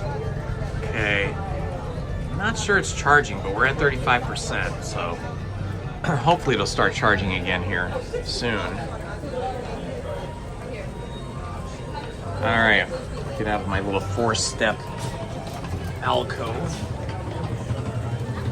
So if you ever need to cool off, there's this little area right here. Ah, that was good. Boy, that was refreshing. I needed that cold root beer, vanilla ice cream, and all the sugar that went with it. It was kind of a nice boost. Starting to run out of energy there.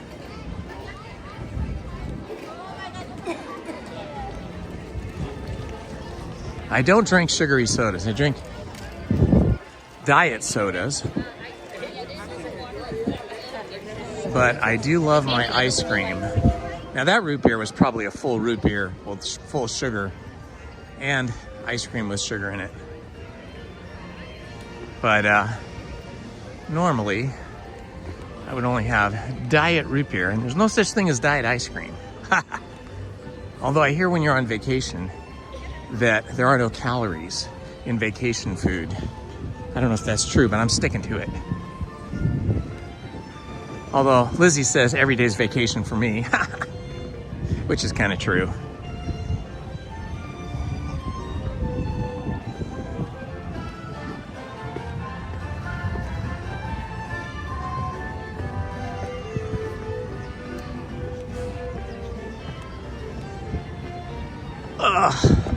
Making it up the stairs there was a little bit of an effort after that giant root beer float.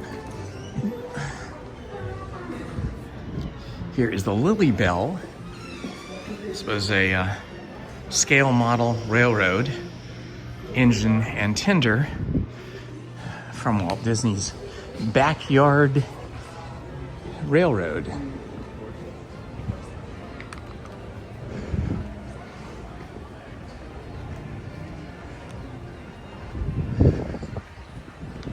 Yeah, it still doesn't look that busy at the gate. You know, I don't see that many people trying to come in right now. Probably around 5 o'clock when people are getting off work. 5, 6 o'clock, it'll probably get really busy. But if you look down here, you can see here are all the entry gates, and they are pretty empty. I will say it looks like they have implemented this new system where you walk up to the turnstile, you scan your phone in, and then it shows the picture you originally took when you got your magic key.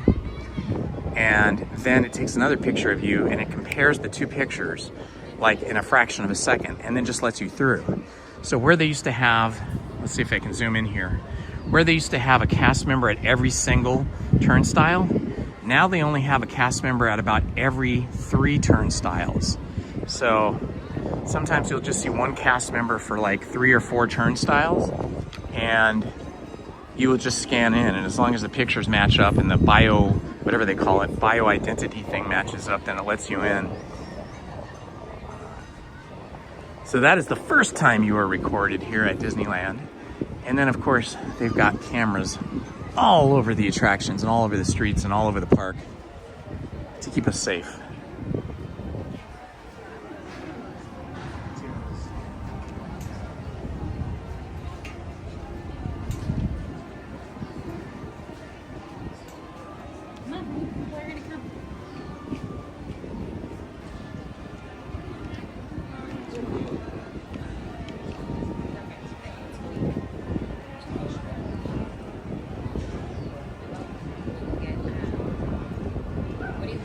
Oh, Lizzie, I don't know if you guys are talking about Lizzie or not, but Lizzie would love to retire. She's just too young yet. She's 6 years younger than me. And I retired at 62, I think. I could have retired at 59. I had 30 years in teaching, but you had to be at least 60 years old to retire with 30 years. So I waited another year, and then I was just, you know, very busy. I had a lot of responsibility, writing curriculum, building programs, running film crews, teaching classes, being on committees, and it was really fun teaching students, as it always was at the college level. And so I just decided to hang in there and keep teaching. And then I thought I would just keep on teaching until maybe one day Lizzie retired. But then they offered us the SERP, which is, I forget what that stands for, SERP, like Supplemental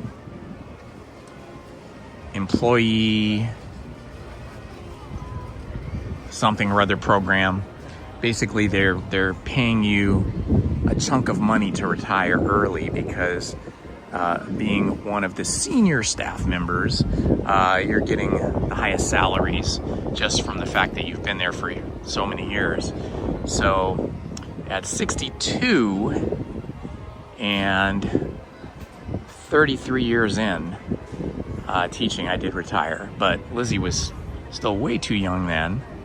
And so she's gonna wait until she can claim Social Security at 62, and then she'll also have a pension from the Disney Animation Studios, and I think also the Animation Guild. So she's gonna get a couple of payouts from when she was a Disney employee, animator, and then she'll also have Social Security from all these years that she's worked before and after Disney.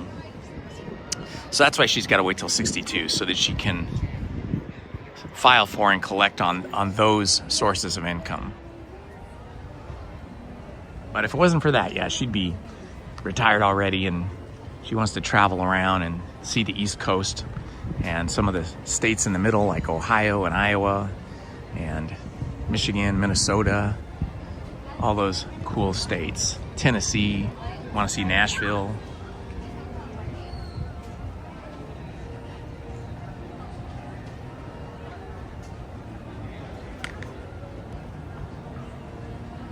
Teacher Tammy D, that's cool.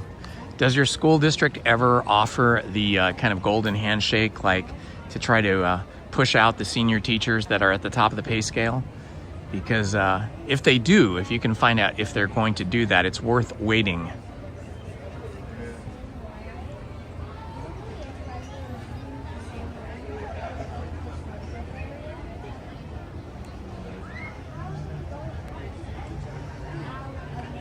I think they're going to fix Social Security eventually. The problem, I guess, we have with Social Security right now, the main problem is that we have so many boomers that have retired, so they're not paying into the system, and not enough Gen X and Gen Z workers working and paying into it, and Generation Jones like me. So there's just not enough young people, and then too many older people have retired, but they're gonna fix it, they have to. Especially with all this AI stuff now. AI is taking so many jobs. It looks like we're gonna have to have some other kind of way of supporting our people.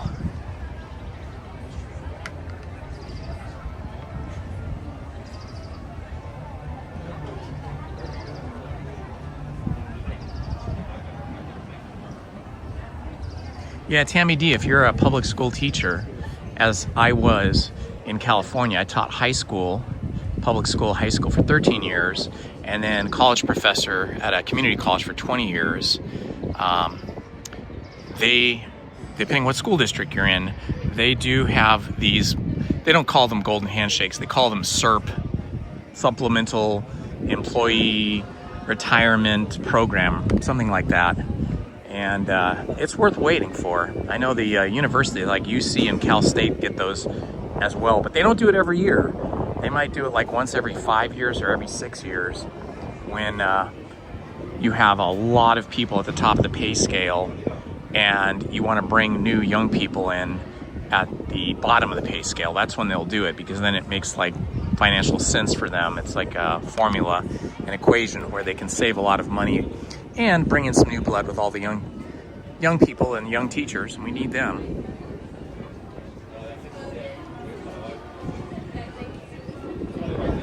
Yes, Redlands Redhead, you are probably Generation Jones. If you're born between 1958 and 1965, the true boomers are like my older sisters, who are all older than me, born between basically 1946, 47 to about 1957, the true children of the 1950s. And then they were like young teens or teenagers when the hippie movement started, or even older teenagers, like 18 through 2021. And Generation Jones, really didn't experience the 50s at all, because they were either born in 58 or 59, or born in the early 60s, so they didn't really experience much in the 60s. They would have been just little tykes, little children, when the whole hippie movement started and reached its peak sort of in 67, 68, 69, 70, and Summer of Love, which was, I think, 1967 or 68, I can't remember. So yeah, we kind of missed all that. I remember as a really little kid, my dad taking on the whole family on a driving trip up to San Francisco so that we could actually see the hippies down in Haight-Ashbury in San Francisco and walk amongst them and chat with them. And my dad was pretty cool, even though he was definitely a straight-laced, tie-wearing, suit-wearing guy his whole life at work. He wanted to, you know, not experience those things, but he wanted to be exposed to those things and see what those young people were doing. So we got to see that up close and personal. And then, of course, with my older sisters, they were probably old enough to have friends that were hippies, but they were not hippies. They, you know, good little private school Catholic girls. But they would go to Griffith Park and take me with them, and we would see live music from these different bands that would play for free out in Griffith Park. We got to see Strawberry Alarm Clock and gosh, I can't remember all the bands now, but I remember it was a trippy, as they used to say, a trippy experience with all these bands and lots of herb in the air. I remember I must have been about, let me think, 7 years old maybe.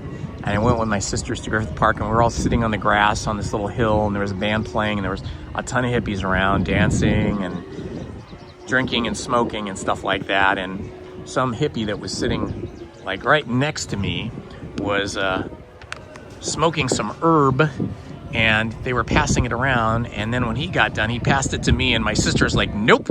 She grabbed it out of my hand and passed it back to him. Looks like we're missing the, is that the Straw Hatters over there? Or no, I think it's the Barbershop Quartet.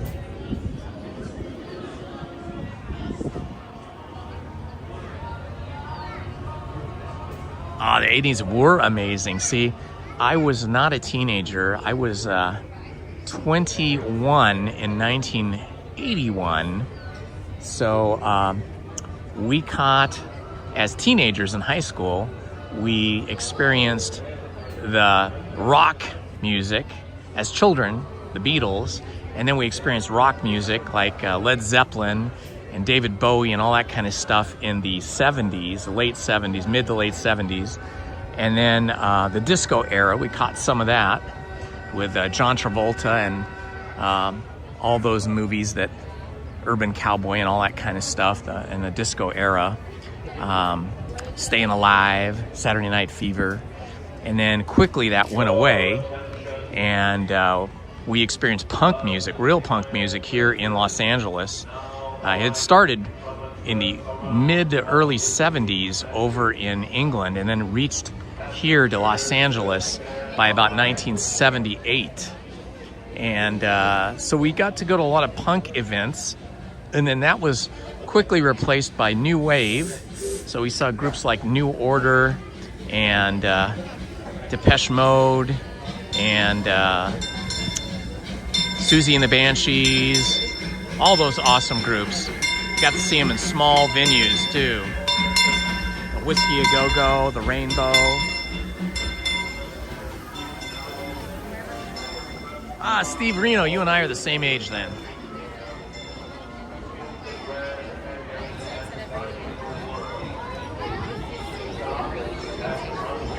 Yeah, roller skating in Venice Beach was popular. I preferred roller skating at the Flippers nightclub, which was 21 and over, where they played all kinds of music, but mostly kind of disco music.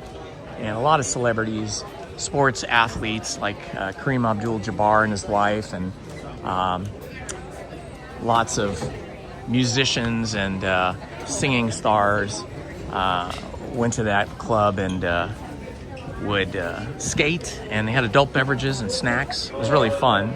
Private booths to sit in. All right, we are gonna get a good train here. This is my favorite kind of train, where we have stadium seating, which means the seats are on 2 different levels and they face outward.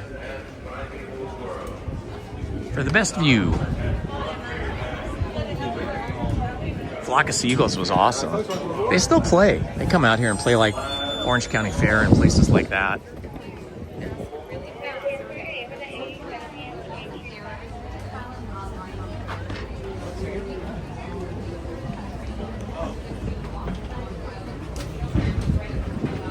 All right, we're gonna post ourselves up over here.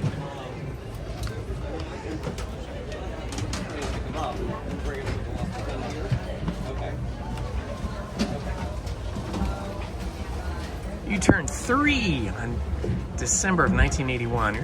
You're just a little tyke. You could be my daughter if I'd had kids when I was that young. Oh yes, Flock of Seagulls still plays. They play smaller venues out here. You know, here in Los Angeles, Orange County, Southern California, we get all the music acts. We get rock and roll acts, we get current ones, we get all of the classic old 80s music. We get the Beach Boys, those that are still left and alive, usually play every summer. We get a lot of the English groups coming out here. The lead singer and lead guitarist from English Beat lives out here, and he plays out here all the time. Sometimes every few years we get UB40. I think they're coming out this summer. Sting plays out here. So many acts, but the flip side of that is that ticket sales are astronomically expensive in Southern California because we have so many wealthy people out here that they can charge crazy amounts of money. I mean, just to go see a Dodger game for 2 people is easily $200 to $300. I mean, a ticket alone can be $250, but whenever I go, I always buy the cheapest ticket I can find, like a $40 or $50 ticket. So Lizzie and I will get in for maybe $100, but then parking is still $50, so that's $150. And you're gonna spend a minimum of $70 on a hot dog, some fries, and a beer. Beers are like $20, $22. But yes, everything in the world of entertainment, except for movies, but all live entertainment is really expensive in Southern California because they can charge a lot and people will pay it because there is just so much wealth in Southern California. So many ultra rich people.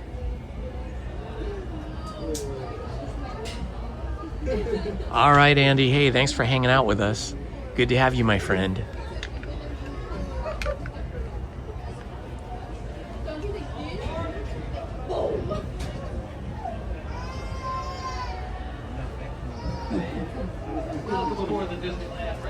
But it didn't always used to be so expensive. I mean, when I was younger, a kid in my teens and early 20s, I mean, I saw David Bowie, I saw Elton John, Depeche Mode, Flock of Seagulls, all those guys, and tickets were like maybe $25, $27 for good seats.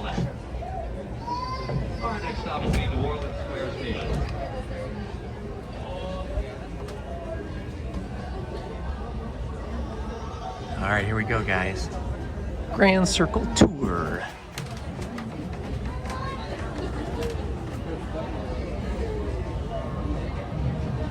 Welcome aboard the Disneyland Railroad. We're embarking on a grand circle tour of the Magic Kingdom. We'll be stopping at New Orleans Square, Mickey's Toontown, and Tomorrowland. We'll also visit the Grand Canyon and make a trip back in time to the primeval world and the age of the dinosaurs before returning to Main Street Station. As we begin our journey, remember that for a safe trip, you need to stay seated, keeping your hands, arms, feet, and legs inside the train. And please watch your children. Ringo Starr still performs regularly all over the country and all over the world, and he is in amazing shape. My gosh, that guy's in way better shape than I am, and he's like 80-some years old, and he still sounds great. He has his own band that has rotating musicians in it. They're always amazing musicians. To pass through the wilds of Adventureland. It may seem peaceful through here, but trust me, it's a real jungle out there, literally. So be on the lookout. You just never know what might be lurking along the rails.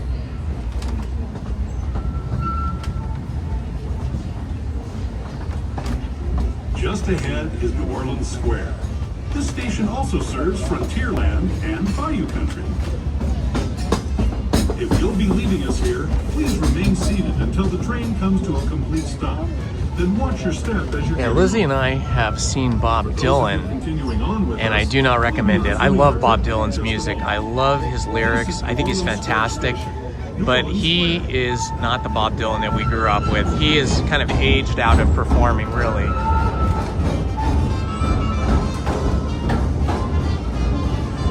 Ringo is just as good as Ringo was when he was 20. Probably better.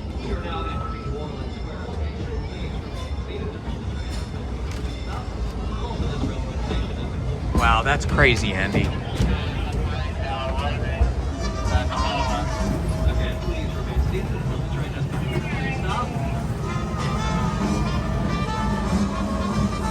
Yes, Anderby, I saw David Bowie 2 or 3 times. Always at the Inglewood Forum, which is now called something else. The first time I saw him, he was Aladdin Sane, that character, and the next time he was the Thin White Duke. He was great.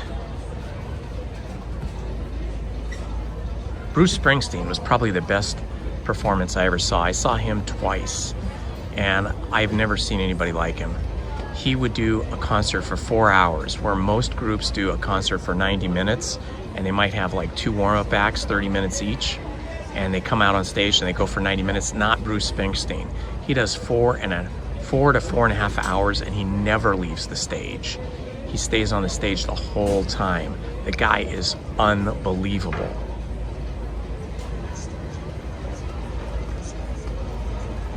Elton John was also excellent. I saw him once at the Forum and once at Dodger Stadium when he was young, and he was spectacular.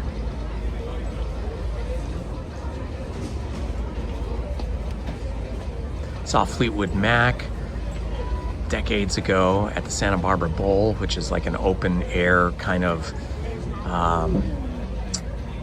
it's kind of like a park, really. Cat Stevens and Jackson Brown, saw all those guys. Saw the Go-Go's many times. In fact, one of my friends, whose neighbor lived across the street from him, was Charlotte Caffey of the Go-Go's, and actually walked in on them rehearsing in Charlotte Caffey's dad's living room once, before they had even like hit the scene, when they were just kind of learning to play their instruments and starting to write songs.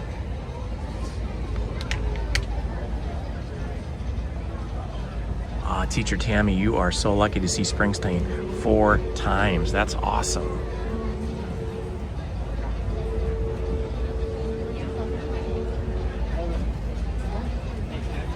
What I really miss here at Disneyland, and somebody mentioned this earlier today, is the Tomorrowland Terrace stage used to have actual pop bands and rock bands that you could hear on the radio back in the late 60s through the late 70s.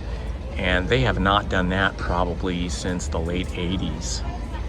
Now they just have their own thing, like their own kind of entertainment and musicians and dancers for little kids. And Tomorrowland Terrace and Tomorrowland Terrace stage and dance floor is pretty much just for little kids and their parents now.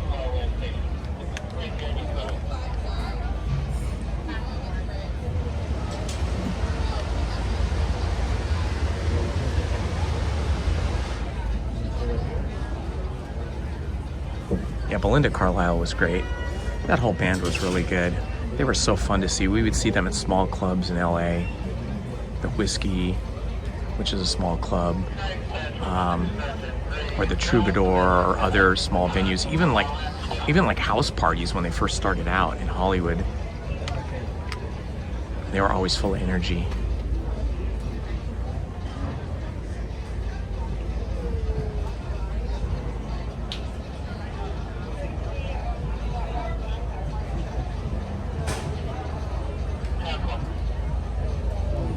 Oh, that's pretty cool.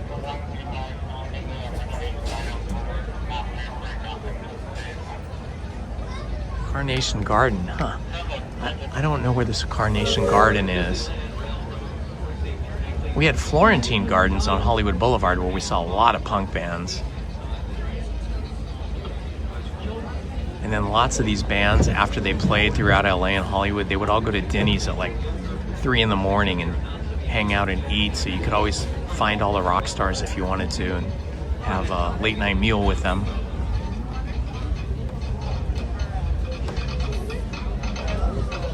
Yes, we're still here. I got nothing. Enjoying the day. It's starting to cool off now. We hit 86 degrees. That was the high. It's now 85, although I am in the shade and I am on the train. For those just joining us, welcome aboard the Disneyland Railroad. To ensure a safe ride, stay seated with your hands, arms, feet, and legs inside the train. And please watch your kids. Para su seguridad, permanezca sentado y mantenga las manos, brazos, pies y piernas dentro del tren. Y cuide a los pequeños. Gracias. We're now entering the line. Denny's on Sunset is gone? Oh my gosh. I haven't been up there in a while. Barney's Beanery is still there though. I think that's Santa Monica Boulevard.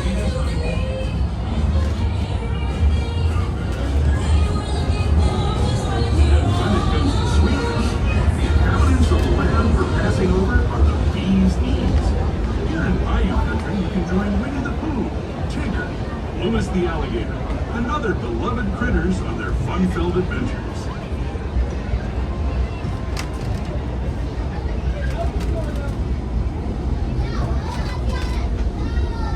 Oh my God, how lucky, Allie, to be a studio musician and travel and play with rock bands. What a great life your dad must have had. Although I bet it kept him away from home a lot.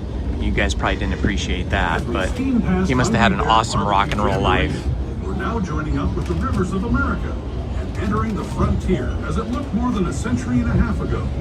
This is my favorite part of the journey. Around every bend, I got to see Rod Stewart, LP Rodriguez. I saw Rod Stewart like 3 times.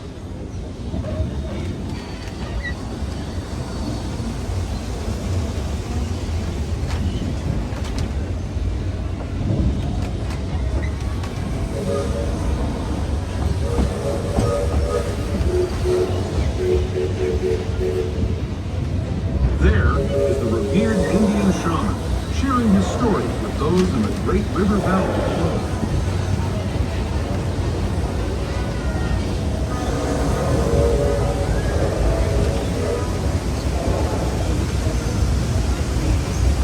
People like you have been riding these rails since the 1800s, traveling through nature's wonderland in a matter of days, rather than the months it used to take by mule or stagecoach.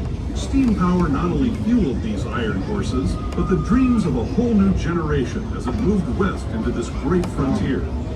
Of course, some of those dreams, and the stories that went with them, were pretty darn wild and downright unbelievable. Like on Big Thunder Mountain, where I hear that mysterious spirits have grabbed hold of those mining trains and turned them into the wildest ride in the wilderness.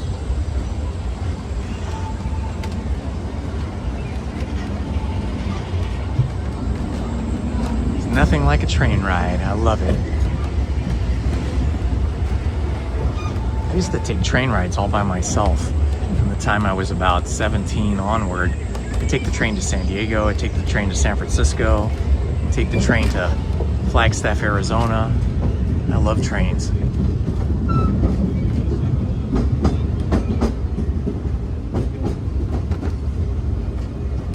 of gear. The ones you'll find on Mickey and Minnie Mouse. Our next stop is Toontown Depot, official train station for Mickey's Toontown, the cartoon home where Mickey, Minnie, and all their friends live. Toontown Depot is also the gateway to Fantasyland, where you'll find many of your favorite Disney animated characters and stories. If you're leaving us here, please wait until the train comes to a full stop. Remember your personal belongings and step carefully from the train. Have fun and say hi to Mickey and Minnie for me. Those of you continuing on with us, we'll be resuming our trip in just a moment. This is Toontown Depot, Mickey's Toontown.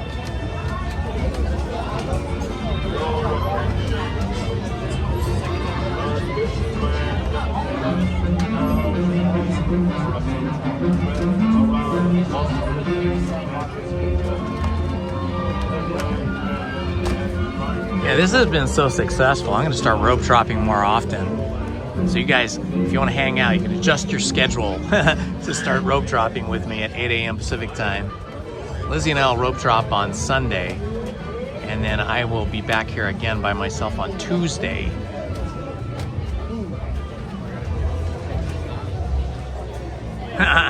Stalker qualities. Party of 5, you're funny.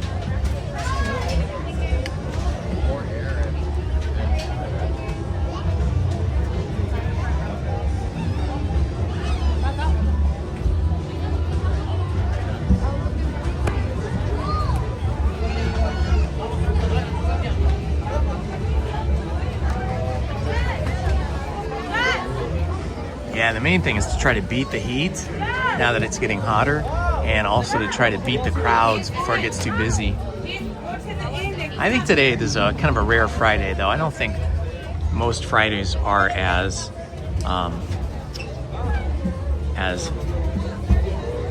chill and with such small attendance as we had this morning.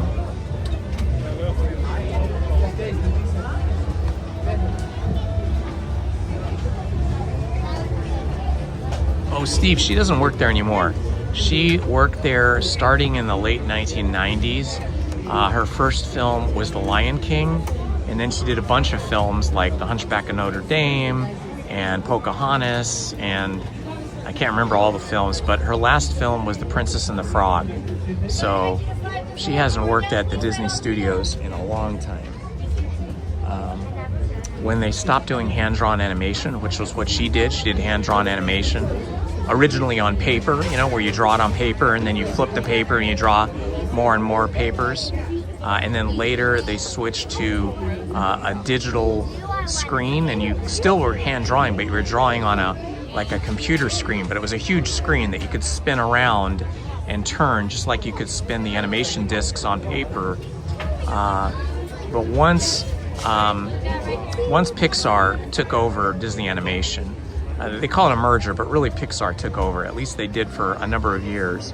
And they started doing the Toy Story films at Disney and the other films like Bug's Life and that. Then it became all computer animation. And Lizzie learned how to do that, like how to do the modeling and the animation for computer animation. But she just did not love it. She didn't feel like you could express the artistry in the same way as you could hand-drawn with a pencil. And really, Disney and all the other studios really only just wanted kids right out of school, like right out of college or even high school, who they could hire at a very inexpensive rate and who had, you know, the time and energy to do 12, 14-hour days. But, you know, Lizzie and her crew that she worked with in effects, they put in 8 to 10-hour days most of the year, and when it got to be really busy, when they were finishing up a film, it would be 12-hour days, 6 days a week for like 6 months at a time. And legs inside the train. And please watch your kids. train is absolutely vintage Disneyland. Walt would be so happy to see his train still running here, still making all of us guests so happy. As we leave Toontown Depot, we get a real nice view of the happiest land of them all, Fantasyland. You can see people stepping onto It's a Small World just below us. And, off in the distance, majestic Matterhorn Mountain.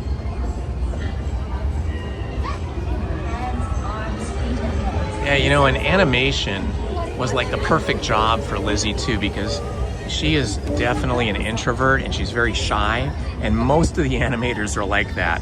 They're just very content working quietly all by themselves in their office and just working for hours on end and not chatting with anybody. Unlike me, all of us teachers are so much more chatty. We're now steaming forward into the future to a land inspired by visions of tomorrow, both practical and imagined. Here you'll find you are welcome, Steve. Submarines and astroblasters. And if you look overhead, maybe a glimpse of a Mark 7 monorail. I hope they have got the dinosaurs and the Grand Canyon dioramas repainted and refurbished and uncovered, because the last couple times I've gone through, it was just all blacked out. Fun-filled roadways of the Autopia. Drivers of all ages can get behind the wheel of these cars. No experience or license required. If you're into soaring spaceships or doing battle with evil empires and emperors, Tomorrowland is definitely the place for you. Speaking of which, we're pulling into Tomorrowland Station right now. If you're leaving us here, just stay seated until we come to a full stop. Gather your belongings, including lightsabers and astroblasters, and step carefully from the train. We're gonna find out. And have fun in the future. For the rest of you, just sit tight.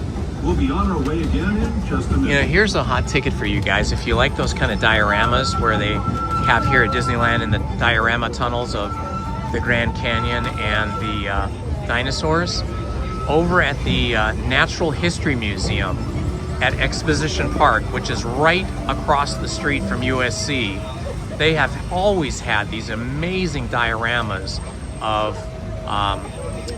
big giant woolly mammoths and bears and tigers and lions and dinosaurs and dinosaur skeletons that are like 2 and 3 stories high. So if you've never been to Exposition Park and seen that, you might like it. That could actually be kind of a fun live stream for us, because you know, I love going to museums and art galleries. I should look into that and see if we can get cellular connectivity inside the Museum of Natural History. It's a big, giant, old brick building, so maybe not. But they also have one of the NASA space shuttles there too. I'm not sure which one it was, but one of the NASA space shuttles. I remember when they flew it in, they flew it piggyback from Florida, I think Florida or Texas. They flew it piggyback on top of a 747 jet, and they made a big looping pass around all of Southern California so you could see it fly by. It was really cool. And then they landed it somewhere, probably LAX, and then they trucked it over several days at night into Exposition Park, where they built an entire building to house it so it stands up on its booster rocket. So there's the booster rocket and the shuttle. Really cool.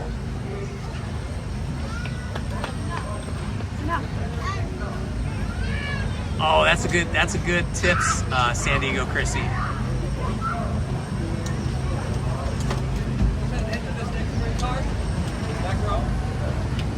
Maybe they landed on Edwards. I don't really remember where they landed. It would make more sense to land somewhere like Edwards and then truck it down. But I mean, it did fly all around Southern California, and Edwards is far from here. So I always thought they landed it at LAX, but I really don't know. Yeah, right here.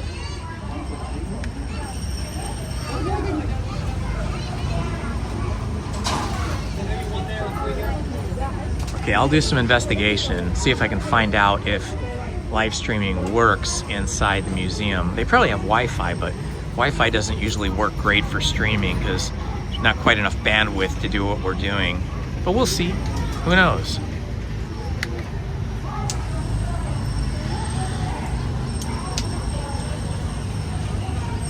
Yeah, I think it kind of rotates around. There's a web page or a website with a web page that lists all the museums and the days and times that they are free each month.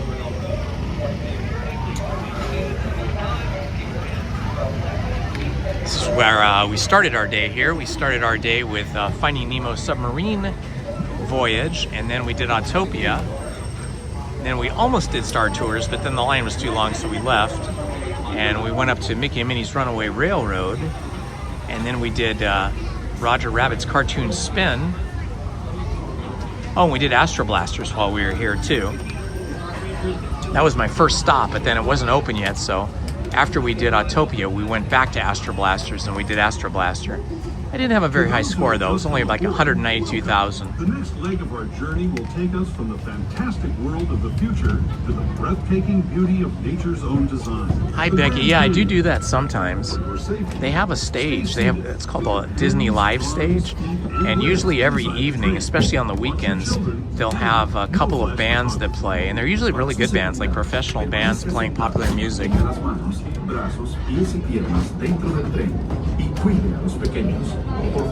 Okay, we're gonna find out if the dioramas are open or not.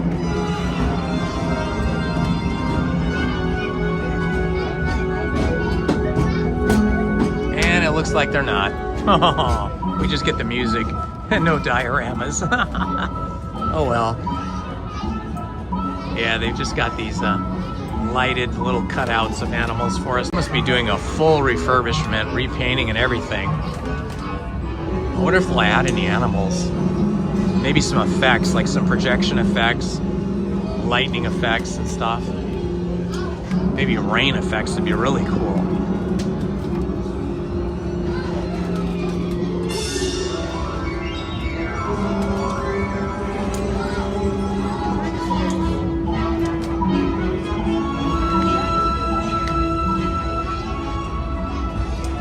That was the Grand Canyon as we know it today. But it wasn't always this way. Now, let's travel back in time, way back in time, to the fantastic past of the primeval world, land of the dinosaurs. Well, we get to see some dinosaurs, but it's not the diorama. Mostly darkness.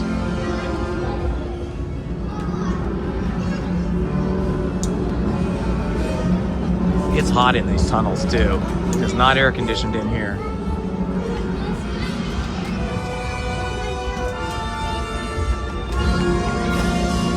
Well, we're almost out of the tunnel now.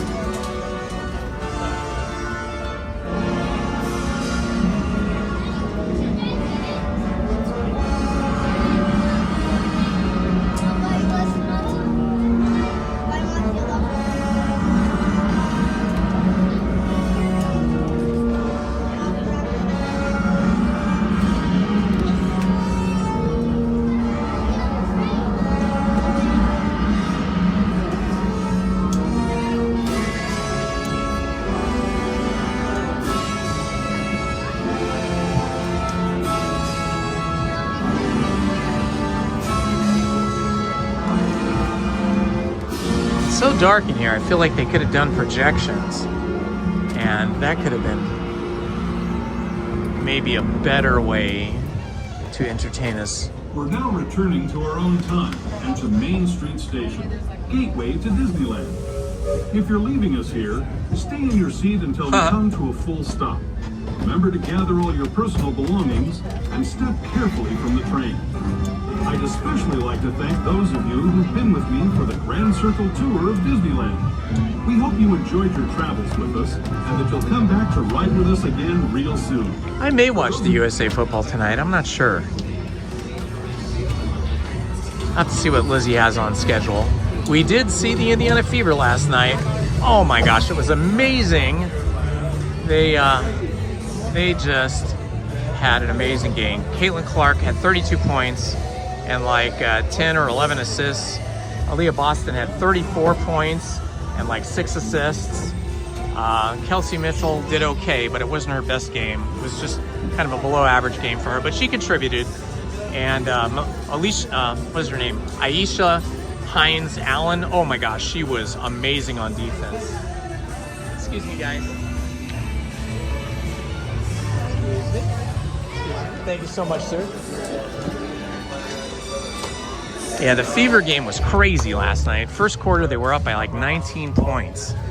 At one point, they had double the number of points of their opposition. And then they were up 19 points. And then towards the end of the second quarter, they lost their lead. And they were just, I think, 6 points ahead at the half. And then when they came back, they collapsed during the first part of the third quarter. Then they started coming back. And then they were about to win in the fourth quarter. And Kelsey Mitchell, instead of just holding the ball and getting fouled and getting a 2-point free throw opportunity, she just decided that she was going to try and make a basket, and she missed it. And then the other team got a basket, I think, and then it went into overtime for another 5 minutes. But in the end, Caitlin Clark and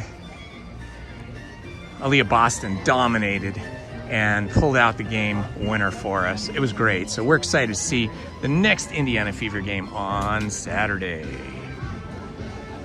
Okay, looks like we just missed the Celebrate Happy Parade, or cavalcade, but we've seen that dozens of times this year.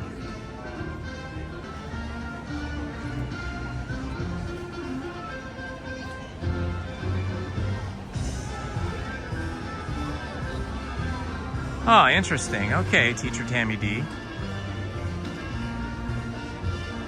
Padres fan. Padres are pretty darn good the last few years. They've been giving everybody a lot of trouble. Yes, Portland has a good team too. It's a young team, but boy, they are good. Yes, Charles Martinez. Caitlin Clark is just a dynamic player. WNBA has never seen anything like it. She's broken almost every record of, all the good records for assists and just every other kind of thing, scoring and all that kind of stuff. She's broken almost every record, and she's only been there 2.5 years, and half that time she was injured. But she's beaten the records of like Diana Taurasi and just so many other players. And it took them like an entire career of 20 some odd years to get those kind of records. And Caitlin Clark is just crushing them all. And Aaliyah Boston is going to be crushing a lot of records going forward. She's amazing. Look at that sun. Let's see what temperature it is now. 86. Okay, so that 1 degree drop of 85 was only 85 because we were on the train and it was cool and shaded. You know what? Let's go in Disneyana because I love going in there. You always hear me tell you I love museums and art galleries, and the Disneyana gift shop is Disney's art gallery, and they always have new art in there. They rotate new artworks, and a lot of times they'll have an actual artist in there signing anything that you buy from him, him or her, or they, any kind of print that you buy. Let's see if they have anybody in here today. No, I don't see anybody. They do have some interesting stuff. This is Belle in the Beast Gallery, Jasmine Beckett Griffith. Canvas wrap, $109. So this is a print. It's a G-clay print, no doubt. There's an interesting button-down shirt I got to look at there, but somebody was standing in front of it. Oh, look, all the princes and princesses. You can't miss them. So almost all of the things you see in this gallery are prints, meaning they're not the originals, they're prints. So they're in the hundreds of dollars, but occasionally you will see an actual original, and then those are in the thousands of dollars. Oh, look at all these cute characters. We Can Fly. This is everywhere. This is cute. I like the shading behind them. It makes them pop off the flat surface a little bit. They even have postcards. In case you don't want to spend a lot of money, you can still get some artwork in the form of postcards. And then small prints. I think small prints are probably better for most people because not everybody has lots of free wall space. That's neat. Oh, that's fun. Boy, it's nice and chilly in here. Nice and cool. Aw, this one's great. Lion King, Simba, and Mufasa. Ooh, these princess paintings are awesome. Jasmine. Okay, yeah, this is a one-of-a-kind painting by Dylan Bonner. This is $6,500. But if you just want a print of it, it's only $450. Yeah, you can see they embellished this with some rhinestones. Her jewelry, where here it's just painted on. That's cool. These are beautiful paintings.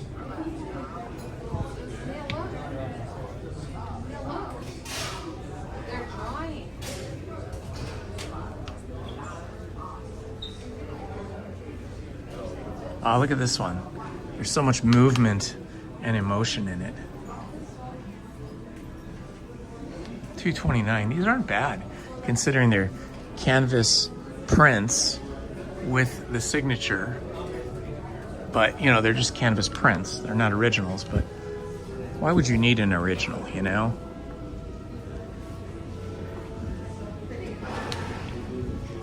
I love this Jungle Cruise print here.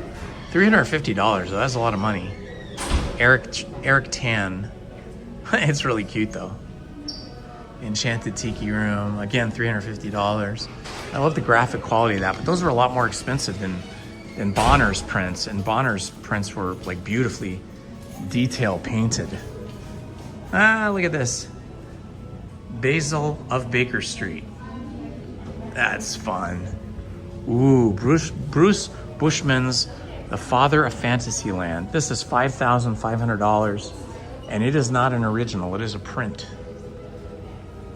But it is an original print from a long time ago, I think, because you can see it's got a tear in it right here, and it says Copyright Disneyland Incorporated. So this was probably a print of an original drawing, like a concept drawing, and they probably made prints of these for some kind of purpose within the company, and now they're selling some now and again.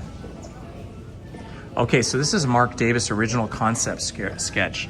Mark Davis is a really famous Disney artist who is no longer with us, I don't believe.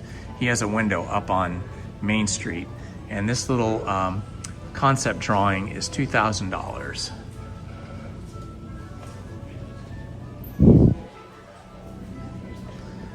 Original 1950 photographs, reproductions. This is number 837 out of 959 prints. So that's probably Walt, his wife, Lillian, and their two daughters. Oh, and Richard Nixon right behind here. That's Richard Nixon there. And they're the sky buckets, or whatever we called them back then. And the submarine is right up here, submarine sign. Oh, wow, look at a 1950s Frontierland.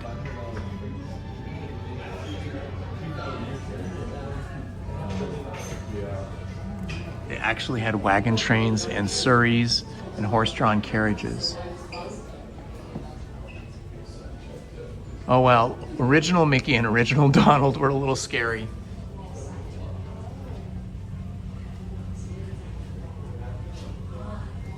I much prefer the current Mickeys. Oh wow, look, here's the Davy Crockett canoes under construction. And that's Walt. Oh no, is that Walt? I think that's Walt. It's an odd picture of him. But it must be Walt because he's always in a suit and tie. And he looks like he's looking at the plans for the canoe.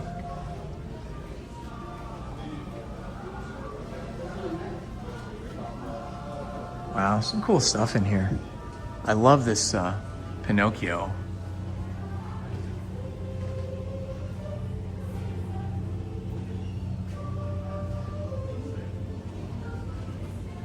Oh, that makes sense. Nixon was here for the opening of the submarine ride. Here's general admission, Fish Circus. General admission to Disneyland, 50 cents. Wow. I love this print.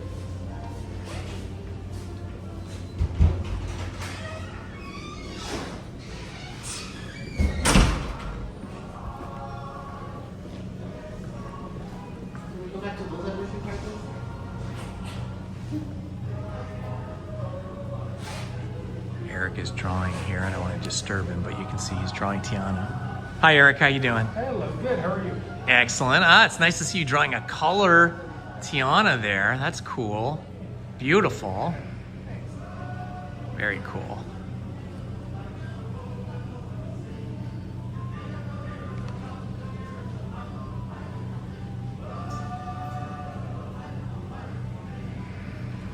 Have a good day, Eric.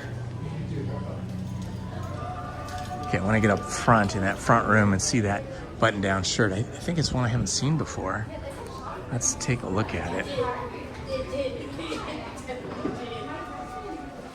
Oh yeah, we have seen this.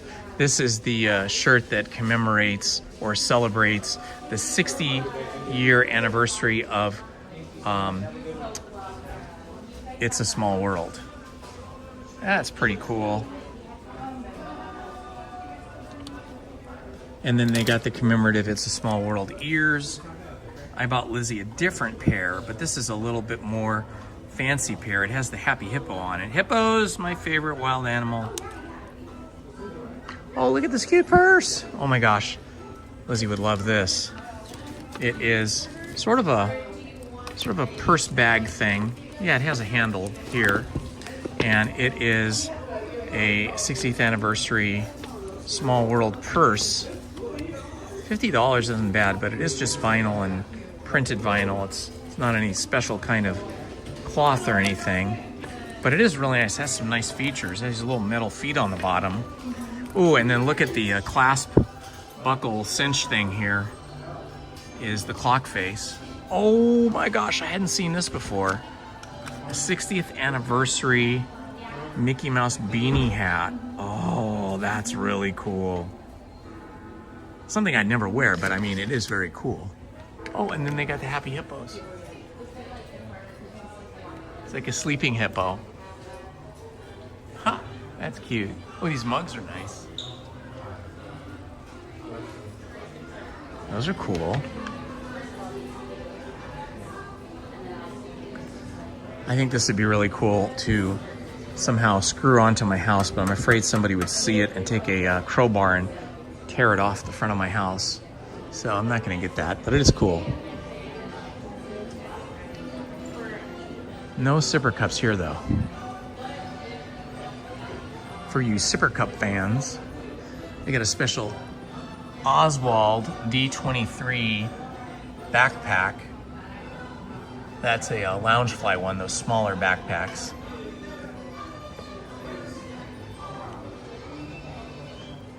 This is always super popular, these profile paper cut things. That's kind of cool with the child's profile and then Mickey Mouse behind him.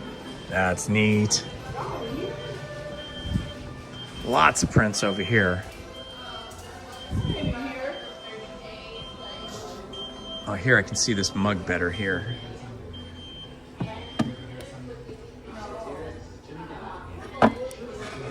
Small World mug.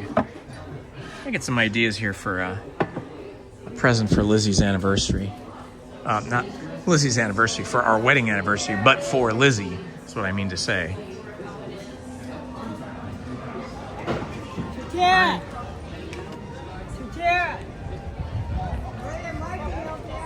Yeah, Loungefly backpacks are cool. I just wish they were bigger. I mean, that's why Lizzie and I never buy them, is they're just too small. You can't really put anything in them. You can't even really put a decent sized water bottle. But if you don't have that much to carry, then it's pretty good, especially in the summer where you're not carrying a lot of stuff. But in the winter, you know, you want to carry coats and things, and it's a little too hard. Okay, no performers and no characters out here.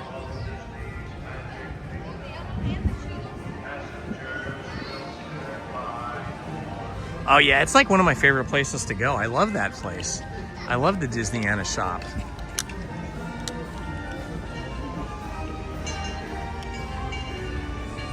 There goes the train again.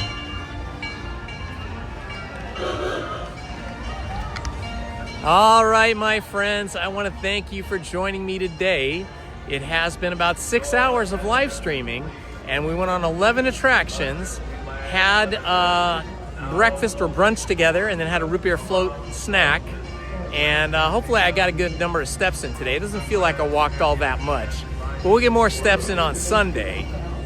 Before we go, I want to say thank you to all the moderators that helped out today.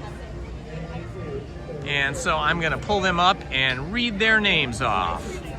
I want to thank all the moderators, including Manny Uncanny, Stephen Kenyon, Krista Hackley, Paul's Epic Adventure, Tom Does Time, Andy Radu, Oh My Gosh, It's Judy, Rachel Castro, Disney cast crew member Monique, Beach Bandits Metal Detecting, Tiffany Johnson, Checkers, Jacob Herring, Omar Octavio Altamirano Loza, and Heather D. Smith.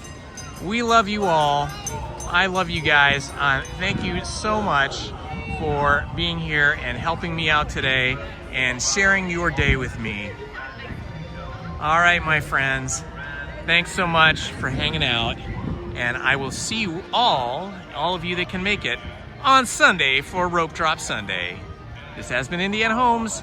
Love to you all. Have a wonderful Friday evening and a happy and joyful Saturday. Bye-bye, guys.